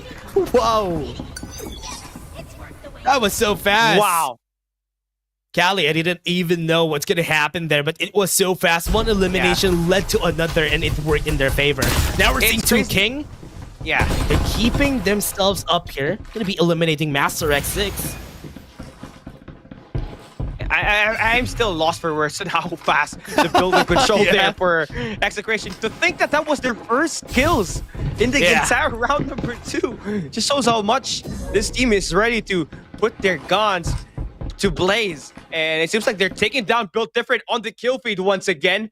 And Virus confirms that kill, and another squad will be wiped down. It's all down to Daichi for Built Different to create that difference and revive back his teammate. But it's going to take more than that because Execration is already building up so much momentum with 8 kills in their hand.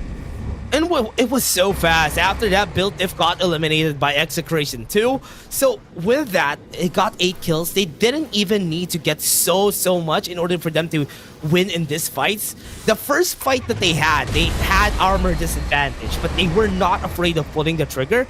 Because if you have the EMP shock, you're not gonna care about the armor fights anyway. And that really is the reason why Execration is so good, because whenever they call, everybody follows.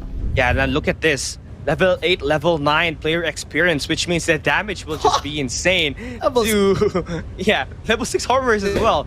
So they have attained 2 of their keys to victories. All that's left is finding that great position on the last 2 circles to put themselves a chance to gatekeep all the players that are going to be making their rotation early. Seems like we are down to our last 6 squads, 3 of which are just going to be strugglers. So if they're able to take down 2 Kings, who's holding down Riverview Park, they might just easily pick down the other squads left here one by one. Yeah. And from what we're seeing, 2 King. Oh, wait, Marky! Oh, no. Just got eliminated so fast there. And that is going to jumpstart again Execration. Look at the top. Lukey is already there. Already have the spot. The high ground already theirs. And 2 King is trying to run away. The shots coming in from Virus is just crazy. And right now at the top, they even have the ultimates back up. Absolute Gravity throws the incendiary in front. And that's just going to get some space in favor of Execration. And so far, it has been working.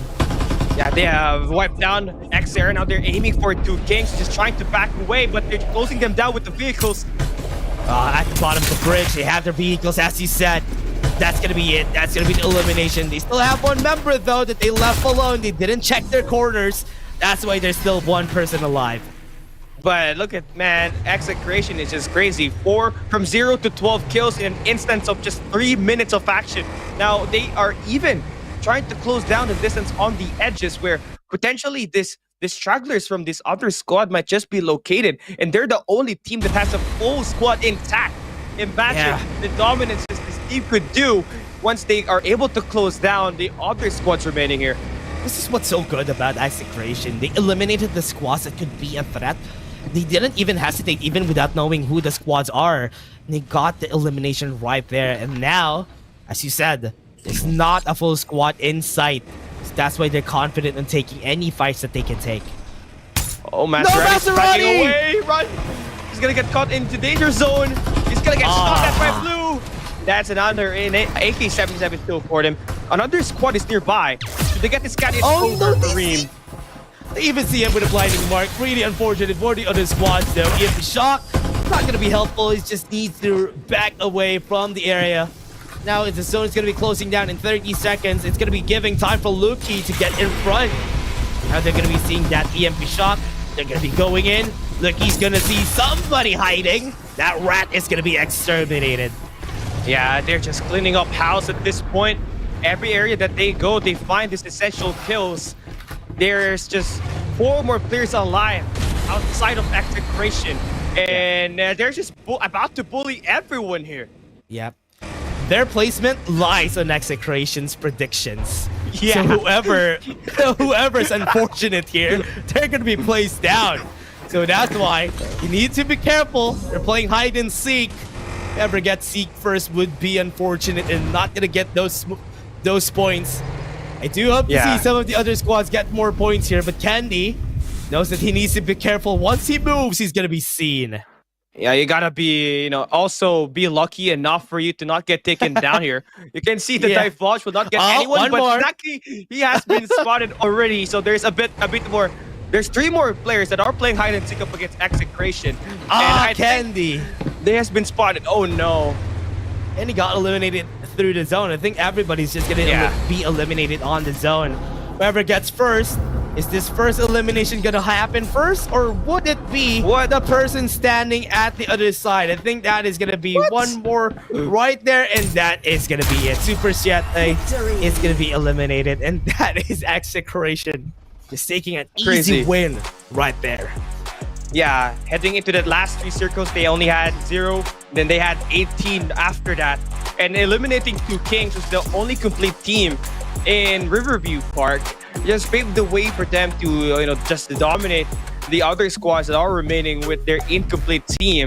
Execration once again going back to back, showing how to get it done, and perhaps we might just see their first repeat if they continue to play like this kind of performance in this first 2 rounds. Yeah, what's scary about it is because what happened during that game is the 3 squads, or rather the 4 squads that Execration eliminated one by one. That was the scary part. It wasn't a point in where everybody was so fed, especially their first squad. The first squad that they eliminated, that is what jump-started that momentum back in their favor. And it's also not a problem at this point. Execration not seeing anything during the first part of the game is not a problem. As long as they get that first win, that is gonna start, and that is how they got that win that game. Yeah, I mean, the best way to actually start their gunfights in this map was taking down the team that has the hot hand, which was obnoxious.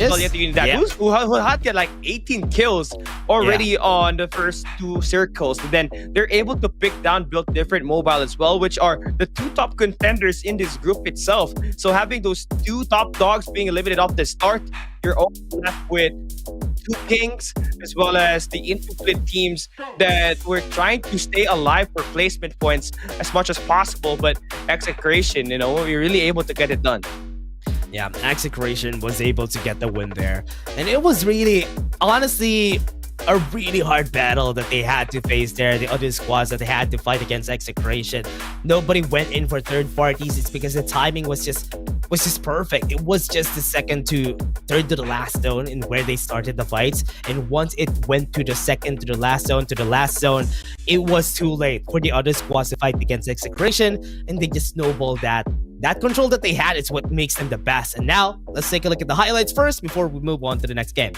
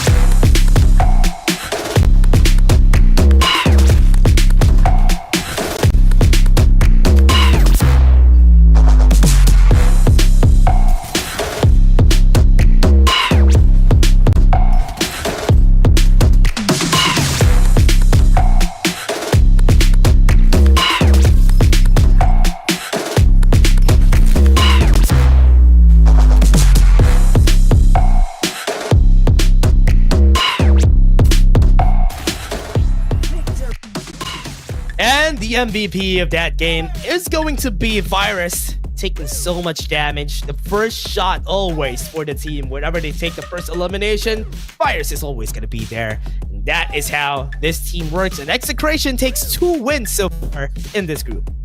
Yeah, loving the effort from them, but it's also an error that the other teams is doing in letting Execration be successful. I mean, letting Sunflower Shopping Mall uncontested is fine, but giving away the Double Planetarum to Virus, who just obviously had his essential weapons to work with him already, it just gives him a lot of ample time to dominate and get his kills. Obviously, the best sniper player in the mobile division right now, one of the best reliable player, and Mr. Finals MVP himself during the LAN Finals last season.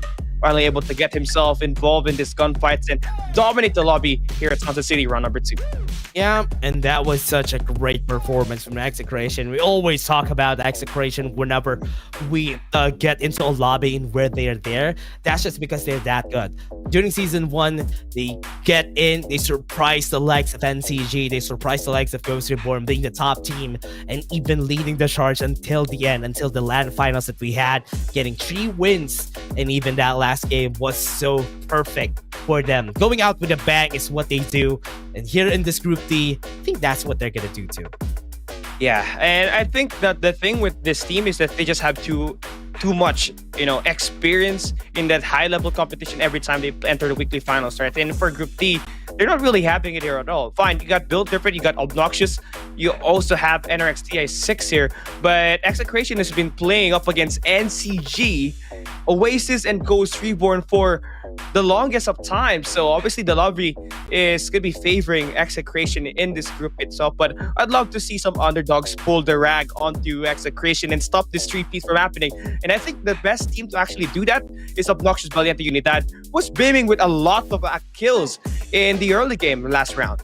Yeah, and in the early game, I think they need to change their things up here in this game because it's gonna be, I don't know what they could do here for the other squads. But again, everybody, before we head into it, we're just gonna be taking a short break before we head into our next game. See you guys in just a bit.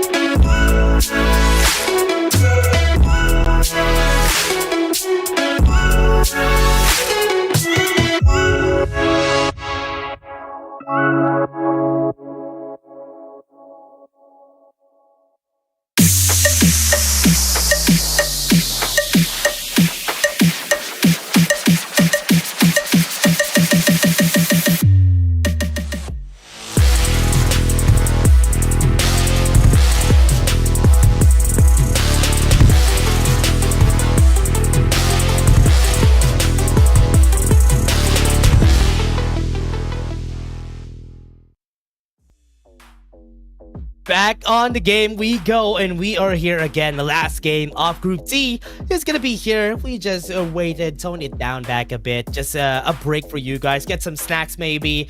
And now here we are on to our next game. We're still gonna be your shoutcasters. My name is Dash, and I'm here with Kali. Yeah, so now what we're seeing is Execration on the best route to take a three-peat, perhaps their first three-peat in the entire FPC season at all. And it's crazy because I think they're capable of doing that with the lobby that they have here in this moment. And I feel like there is a big chance that they can initiate and get these kills as much as they can because of the experience that they've been able to stash up since Season 1. Yeah, and for this, the importance of it's going to be very important for the other squads to be able to turn things around here, maybe have another strategy, find a way to check Execration out so that everybody has a chance to win. But it's also going to be risky. Game 4, or rather Game 3 is where we go, everybody, and we are back in Group D. Woo, let's get it go. Final game for this semifinals, and Execration finally able to stay still and put themselves in Sunflower Shopping Mall. Everybody will most likely going to end up contesting Nova Planetarium here this time, where Virus is kind of caught into a bit of a pinch between 3 squads.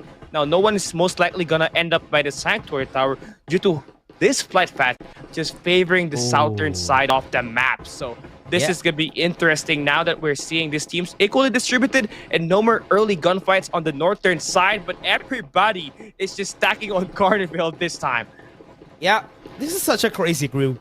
A while ago, we had so much squads on the edges of our map, and now we have them back right here in the center. And as you said, it's going to be because of the flight path. But because of this, Execration might have to try things differently in this game because it's going to be a different story overall. It's already changed already, right? I mean, Virus is going to be intercepted in Nova Planetarium. He's going to have to find his way back to his teammates. And this sudden delay is a big moment for this team to actually stand up and get this win. Now, for Execration, they're still going to end up with their initial drop by the Sunflower Shopping Mall, but they're going to be ridden away of the key areas on the map like the Nova Planetarium, where they're able to get that fully all by themselves. And so they're going to be limited in terms of resource, and they're going to have to stuck to their default in Sunflower Shopping Mall. Yeah, and we're going to be seeing Virus here going back to Sunflower Shopping Mall and at the annex building that we have here. It's also because of the fact that that's one of the biggest strategies that they could do. It's a good thing that his respawner wasn't taken off. Yes, it's a bit too late, but it's also a great strategy to just get information on where the other squads are. And I think he caught 3 squads that were super close to him. Yeah, and it's great that he found a vehicle there as well, right? To just easily get back lucky up and find a weapon already off the get-go. We did not get to see our circle, but here by the Nova Planetarium, TI6 is going up against Cloud Avenue. This has been going for the past 2 rounds, and it will be replicated here once again. This time, it's TI6 able to get the first 2 kills onto Cloud Avenue. They still spot down 2 more players inside of the buildings, and so this building control has to be key. They don't have any of their ultimates ready yet, but in terms of looking at their weapons, they're ready to actually take it over. Yeah. J6, even with Maserati not having a lot of resources here, it's still a good spot to be in. And once we go to Nova Planetarium, the shape of our map is going to be way different. Because Execration got the information a while ago, they're going to go back to Mansion. They knew, with Fierce being there a while ago, they got information that a push could happen in the area of the map. They're being pulled back, maybe shops going to be used, no armors to look in Sato. And Rim is still standing on the same spot here. That's going to be an elimination on Toshiro. We still have 1 member in front. That's going to be the elimination that Execration needed. Yeah, great absolute gravity usage there by, Ream, but Execration has just got the better position. They got the overall rooftop that was easily able to get them that beam down. Now, Org, please, able to dominate Carnival here as they find themselves with 6 kills. Now, this is a squad that we know is the former AP brand Esports. Now, they're still looking for an organization, and they've been doing pretty well, right? But if there's any team that's actually looking forward to acquiring one, I think this team itself is, deserving enough to get themselves supported because of the efforts that they've done so far for the first season of Farlight 84 and the difference that they have been able to make in the first 4 weeks of FPC Season 2.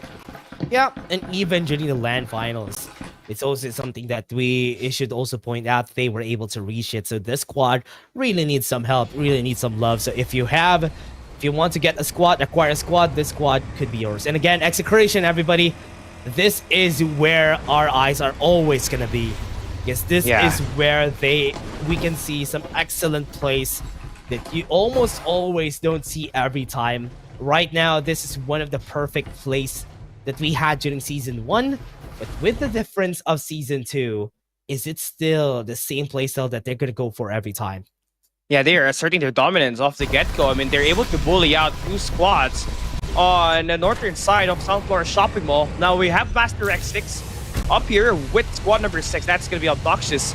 Now, this is a squad that, has definitely tons of potential, but they've always associate themselves with this early gunfight, which turns out to be always a 50-50 for them. And when you got Obnoxious Balietti, you did that on the perimeter, which is a team that has the hot hand last round, you're putting yourself in a very dangerous spot. Now you have been scouted. This is the best chance for Obnoxious to go for the kill, but I don't know. It seems like the armor advantage goes to Master X6 on this altercation. Oh no, Obnoxious is going to be running away. They knew that War Falcon was so far away from them. That's why they're chasing them down. Not a good spot to be in for Obnoxious, but it's a good thing that they called for a runaway, and they're trying their best to run away from this. Scotty got damage on him. Armor's going to be taken off. Going to be staying right here in this house close to Sanctuary Tower. They're still going to be looking to fight against Master X6. Yeah, this is a good spot though. Few is out in the open. 2 players from Obnoxious just beaming him down on the rooftop. This is one less player to worry about, but squad number 2 is closest by. It's going to be another gunfight. They got to prepare for it. Nagy on the other side. Built Dip was here. That's why they're going to get eliminated here. With level 5 armors on their team, it's a 2v3. They even have the ultimates back up. Even used the Impi Shock a while ago. Wasn't able to do anything much. They got eliminated right here. Thor's trying to fight back. Scotty got back up. They have some respawners back in. The Obnoxious is still not done after this. Yeah, it's just a sad way to get eliminated in the same spot where he just got shot down by Execration last round. In this exact same observatory by the Sanctuary Tower. Oh no. But the fight is not yet over here as we got squad 3, that's Crimson Esports, trying to go exchange hands, but it's so different. Crimson Esports starting the fight. Right there at the back, they go at the back of the building. They're going to be seeing Build If. They'll have one member still alive, Yato at the top, but Pagoro was able to eliminate one.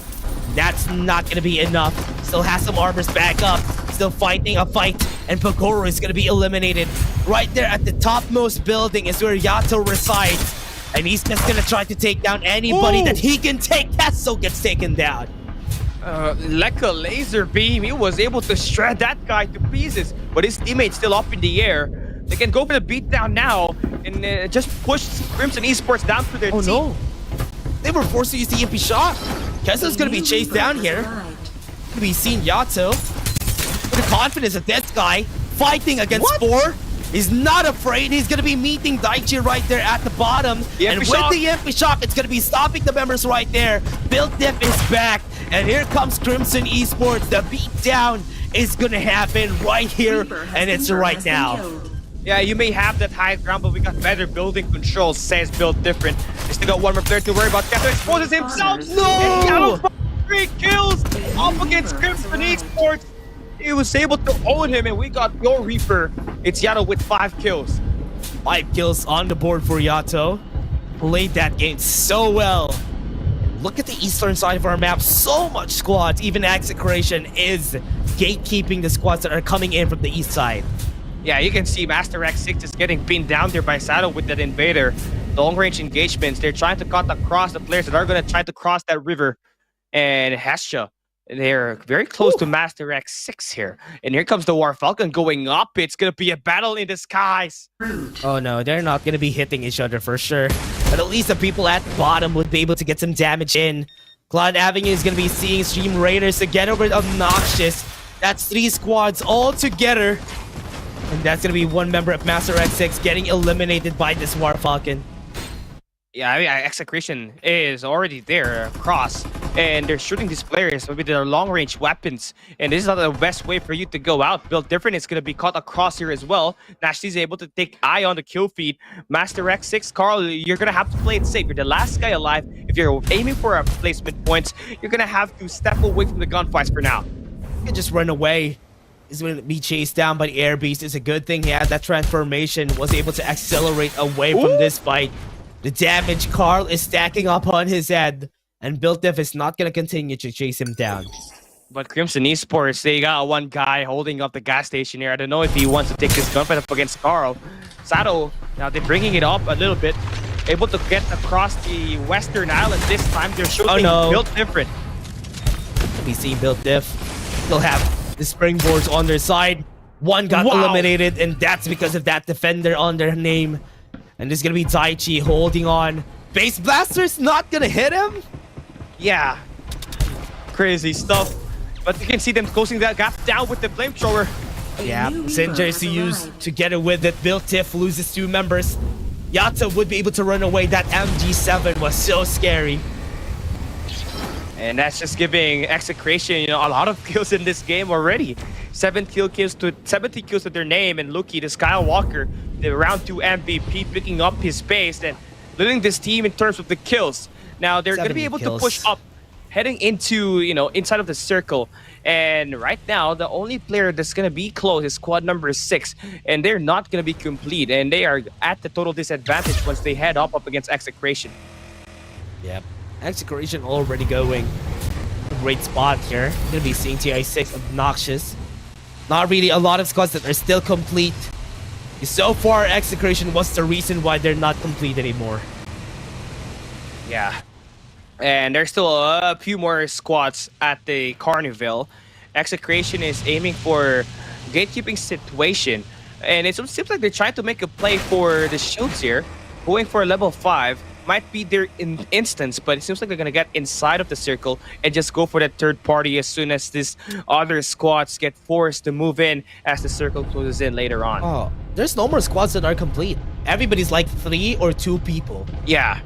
Oh man, Execration just gonna go for another beatdown this game. Yeah, this is looking like a 3-beat. Their first 3-beat in the FPC if they continue to pick these players. Obnoxious Nagi is the last guy alive, and the Carnival is able to get spotted down by Blue, and that's gonna be another kill for Execration. Make that 18. Oh man, Execration wants to get to the 3-beat gang. Because last week we had some 3-beats. Now they want to get back in this week. The first 3-peat that they're going to have for this week 4. He's right now. At least we see it in Group D. Yeah. And again, we saw NCG. We got Lancelot and Blackfire in Group A in the first week. Last week was NCG at Group B, Aquila on Group C, and Execration might just potentially earn it. Daichi getting shot down. The teleportation technique for Luki is just pure. Nice landing there. Gets himself 7. They're just hunting everybody down at this point. They're just looking for anybody, get all the vehicles that they can on everybody, and they're going to be choosing your fate. What happens to your score, what happens to your placement, it's all in the hands of Execration. Yeah, you better be lucky that Execration will kill you last, right? It's going to give you 20 points in the placement department. And it seems like everybody. Them, hide well. Yeah, you gotta hide well. Nice try, but you gotta hide well right now. Oh man, Carl. they see Carl, and Carl's gonna be chased down Master X. Oh no, this is your placement. It's like they're handing out medals. This is your placement. Yeah. This is your placement. Oh, but Execration is just crazy. Oh, they're showing no mercy. They're showing no mercy. Oh my god, I am losing my words, man. They're showing no mercy at all. Even going after the guy outside the safe zone. Did not even give him a chance to enter and redeem himself there. Oh, TI6 is still got the revive. Yeah, they got the revive. On. Oh man. Okay, there's a chance. There's a chance Okay, that there's yeah. a squad that can fight against them. That's good. At least now, they could lose a bit of their confidence because this is a squad that knows how much members are still alive because they always watch the kill feed. That's why they were confident in taking these fights because they know there's not a lot of squads that are still complete. That's why we can take these fights. And you can see them just roaming around the map, scouting for players nearby. They saw a gunboat, so there has to be some players in there. And TI6 is trying to slowly work their way in up against Hestia. They got 2 players there. Divulge is in. Kenty now are going for the engage. AMP shock to be used here, but the absolute gravity, the one-boat combo. Oh no, they're not gonna survive that great combo from TI6. Now they know. They have an idea that TI6 might be complete still because of those eliminations that they had. They saw that Divulge for sure if they were driving around the map. And they see it, and that's why Execration is just gonna follow through already. And they see Super Siete. Oh no! You're gonna be moving and you're gonna be placed exactly there. Siete. That's lucky number 7 for him. No pun intended on that one. Now, Execration, I wonder who's gonna get their medals next. TI6, they're roaming around. Oh, they are actually stacked with their armors. So they might stand a great chance at keeping themselves up against Execration, but they're kind of moving. Sata knows. Yeah, he knows. There's 2 here. Oh no, Sato knows. He sees it. No, a bit too overconfident, I think, for Sato. Fighting against so much members. Priam G7, they got eliminated, but on the other side, there was another team there. There was another split right there that we've seen, and Blue was able to get the eliminations back up. What a great backup from the squad there, and they will get TI6 eliminated out of there. Yeah, if you eliminate TI6, the opportunity to get that 3-peat is upon your reach. Now we're down to our last 5 squad. 3 of players are going to be alive for Execration. There are only 4 remaining ones that they're going to have to take down to get this win. And Ifu doesn't even have this base blaster was a signal. That was not good. Yeah. That was that was not good. That's the signal to get himself killed. That's not one way to expose yourself. Oh no, that was like a flare gun that he used there. Yeah. He used a flare gun. Hey, and, I'm here. I'm here. Kill me now. Oh no, it's not gonna be good. Nashtizi knows that he was there. That's why he was running away. He knows that he could get eliminated if that happens. But at least now Execration is losing 1 member. Bit of a confidence for the other squads here. Yeah, but again, you're still going up against 3 members that at least have level 5 armors. Nashtizi trying to be the ace in the class, trying to get himself this win, but the division erosion for Itsu Hybrid gets himself that kill, but that is a flare gun as well. Yeah, it's a vision erosion. It was so big. Oh no, that's the reason why Execration know, and now Nashtizi is gonna be next because of that. They're gonna see him. Here you are, and you're gonna be eliminated by this squad. And this is just massive for them. At least Nashtizi got a better placement out of that. Yeah, he still won that one. But look, he takes on Ifu, or our top 2 is here. It's Stream Raiders Easy. We see our top 2, TZ. Oh man, with a 4-legged lizard too. Oh no, 30 kills for Execration that game. So much kills right there for this squad. And that's also a 3-peat that we did not even mention. Because they were handing out medals every time they get their skills. You take top 7, you take top 6, you take top 5, and TZ, you take top 2. We're gonna take the top podium with 30 kills in our hands. What a funny game. Honestly, Execration just eliminating so much squads that they knew in the end that nobody's gonna contest them anymore was just such a game of hide and seek that we didn't expect coming in from Group D. It was quite a different game that we've seen here compared to the other groups. It's just that Execration being this group, it was unfortunate for the other squads, but a very big commendation for NRX, for Obnoxious, and even for BuiltDiff, and even for Crimson, that they were able to place really well during this whole game, because in this game, they're the squads that I've seen getting a lot of kills, even though that Execration was dominating this whole group. Yeah, and again for Execration, I mean, you kind of expect them to really dominate this group, right? They got the most experience, and they're the defending champions of FPC after all. Yeah. And everybody was just highlighting themselves there. But Luki, I believe, had 2,000 plus damage, and he was the guy that delivered the top 2 placement for TZ and Stream Raiders to give himself 20 points in the placement department. But yeah, Execration, this is most likely gonna be a dominant victory, and they'll end up as the #1 team in Group B. Yeah, and we're probably going to be seeing them tomorrow in the finals for sure, just because of that performance that they had. What I'm really excited for is who are the squads that are going to be joining them in Group D, because Group D, they were robbed because of Execration, and I hope we see some of them again tomorrow in our games. But let's take a look at the highlights first before we move into our scoreboards.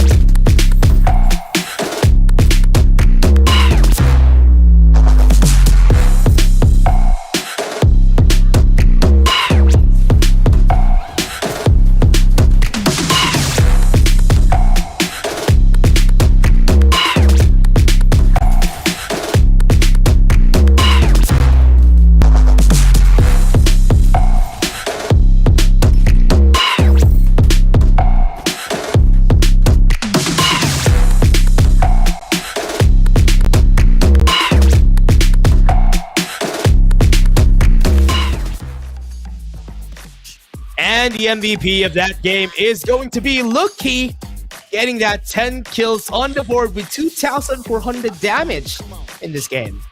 He may be the Skywalker, but he is the father. Man, Execration won this 3-peat in the most dominant way. And it's so uncharacteristic, right? Every 3-peat we saw, it was hard fought in Season 2.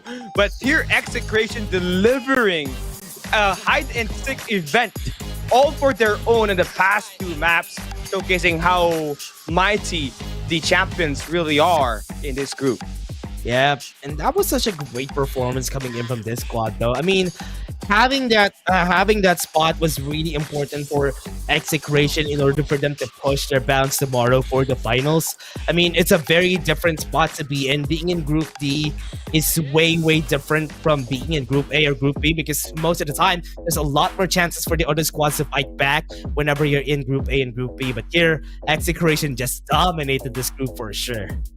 Yeah, the moment that they have level 4 armors, they can really just impact the game in plenty of ways. They can go for that multi-stack push with their skills and their ultimates, and they can also use their vehicles to actually kill and take down these players, which we saw when they entered that mid to late game where they're delivering all of these achievements for these other squads. And Execration, you expect them to actually do that if you let them get away with the initial resources in Sunflower Shopping Mall.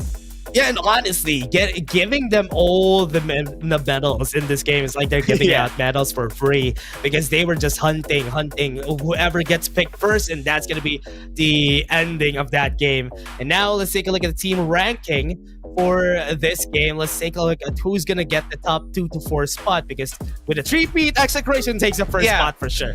It's a no-brainer. And I wonder how much is the difference in the kill points and the total over points entirely. I mean, we know for sure that Obnoxious Valentino that did a lot greater with the kills, but TI6 takes the top 2 spot here. But look at the total overall points: 140 for Execration. Not even half. And TI6 is 67 times 2.3 perhaps.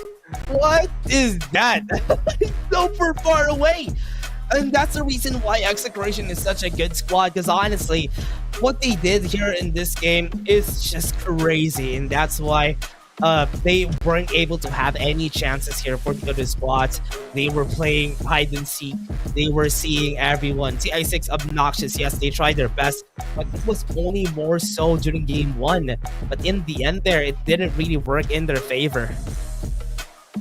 Execration, 65 kills for them. And the second highest is Obnoxious Valiente Unidad, who's got 30. They got a plus 37 on that kill department. And it just shows you really what just happened entirely on this Group D itself. It was not a beatdown. It was a massacre. It was just utter dominance for Execration.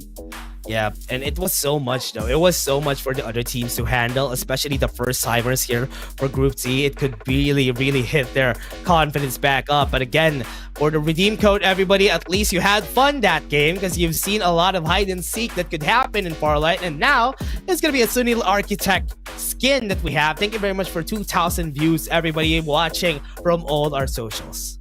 Yeah, this is my best skin in Sunil, right? I mean, I obviously got the ultra rare one, but nothing beats this orange skin. I mean, you get to create your own Sagyo on this one, and you get to get it for free. So what are you waiting for? Make sure you activate it in the CD key. Again, it will be limited, so first come, first serve. Yeah, whoever gets it first is gonna be taking it in their bag again. So that was such a fun day, Cali. We had so much fun, especially for Group D, seeing Execration in their element and just taking, and even Goes to the Board in their element. Group C is such a treat to see. Yeah, you really love to watch these top performers, these veterans actually find the redemption, right? And I gotta agree, Ghost Reborn and Execration did not have a great week last weekend.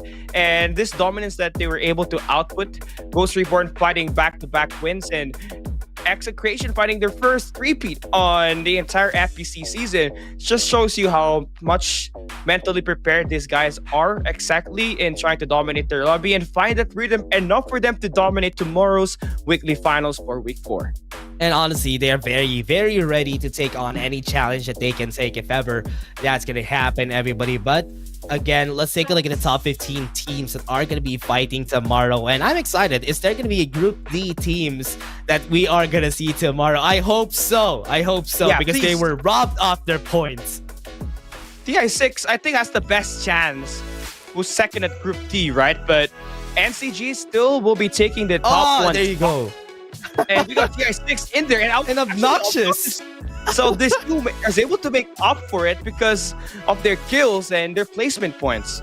And even Built Def is also here though, which is why it's very nice to see them here, at least because of the amount of points that they were willing to take here in this game. But NCG still taking the overall top spot because of their weekly points. And that is also because of the fact that not even during the semifinals, but even during just the whole week, they were playing so well. Yeah, I mean, just fresh off of the three-peat last weekend, last Saturday, they have changed that momentum over. Look at the kills that they had entering Group A earlier. They got 80. Second closest is Execration with 65. And when you have Burn, who has consistently output at least 9 kills per game, and going back here for this squad, NCG, they are at the peak of their potential, and you expect them to actually go in for a back-to-back, knowing that they are able to punish every team at Group A just a little earlier. Yeah, and the very big punishment here. Now that we're seeing so much at all the teams that we have here, it's going to be fun for tomorrow's game. Mobile Finals is going to be at the same time. It's going to be 2:15 at GMT +8. And after that, we're going to have the Group A and Group B up the FPC Finals. Yeah, I mean, Mobile Division is going to be such a sight to see, knowing that might just be a potential remake of the LAN Finals last season, where we saw, all of the top squads just fighting. But here this time, it's a best of 3, not a best of 5. So Execration, then NCG, it's going to be the main talk of town. But PC Division, it has been quite scrappy for this season. everyone can actually win it. And without Dream Team having their initial roster, or in particular to defend their crown, it's up for grabs here for season 2.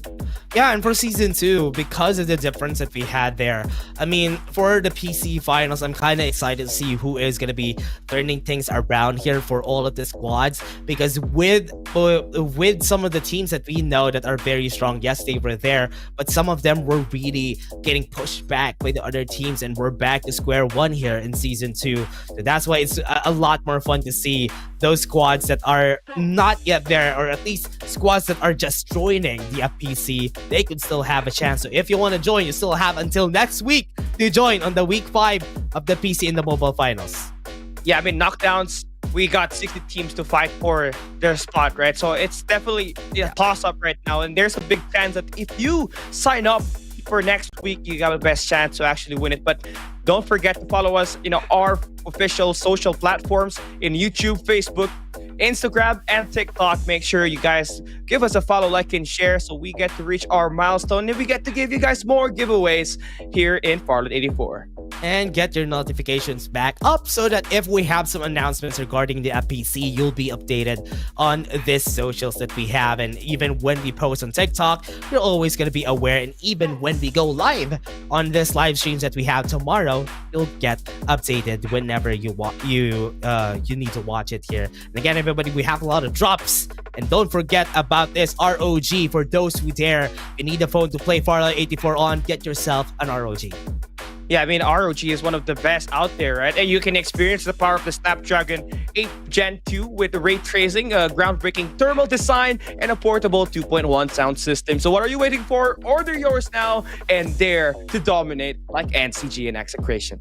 Yeah, and we have seen it in this game. This day, we're going to see them again tomorrow for the mobile finals. I'm kind of excited to see for what's going to happen in tomorrow's game, because there was a lot of things altogether. I just hope that we don't see a hide-and-seek game tomorrow.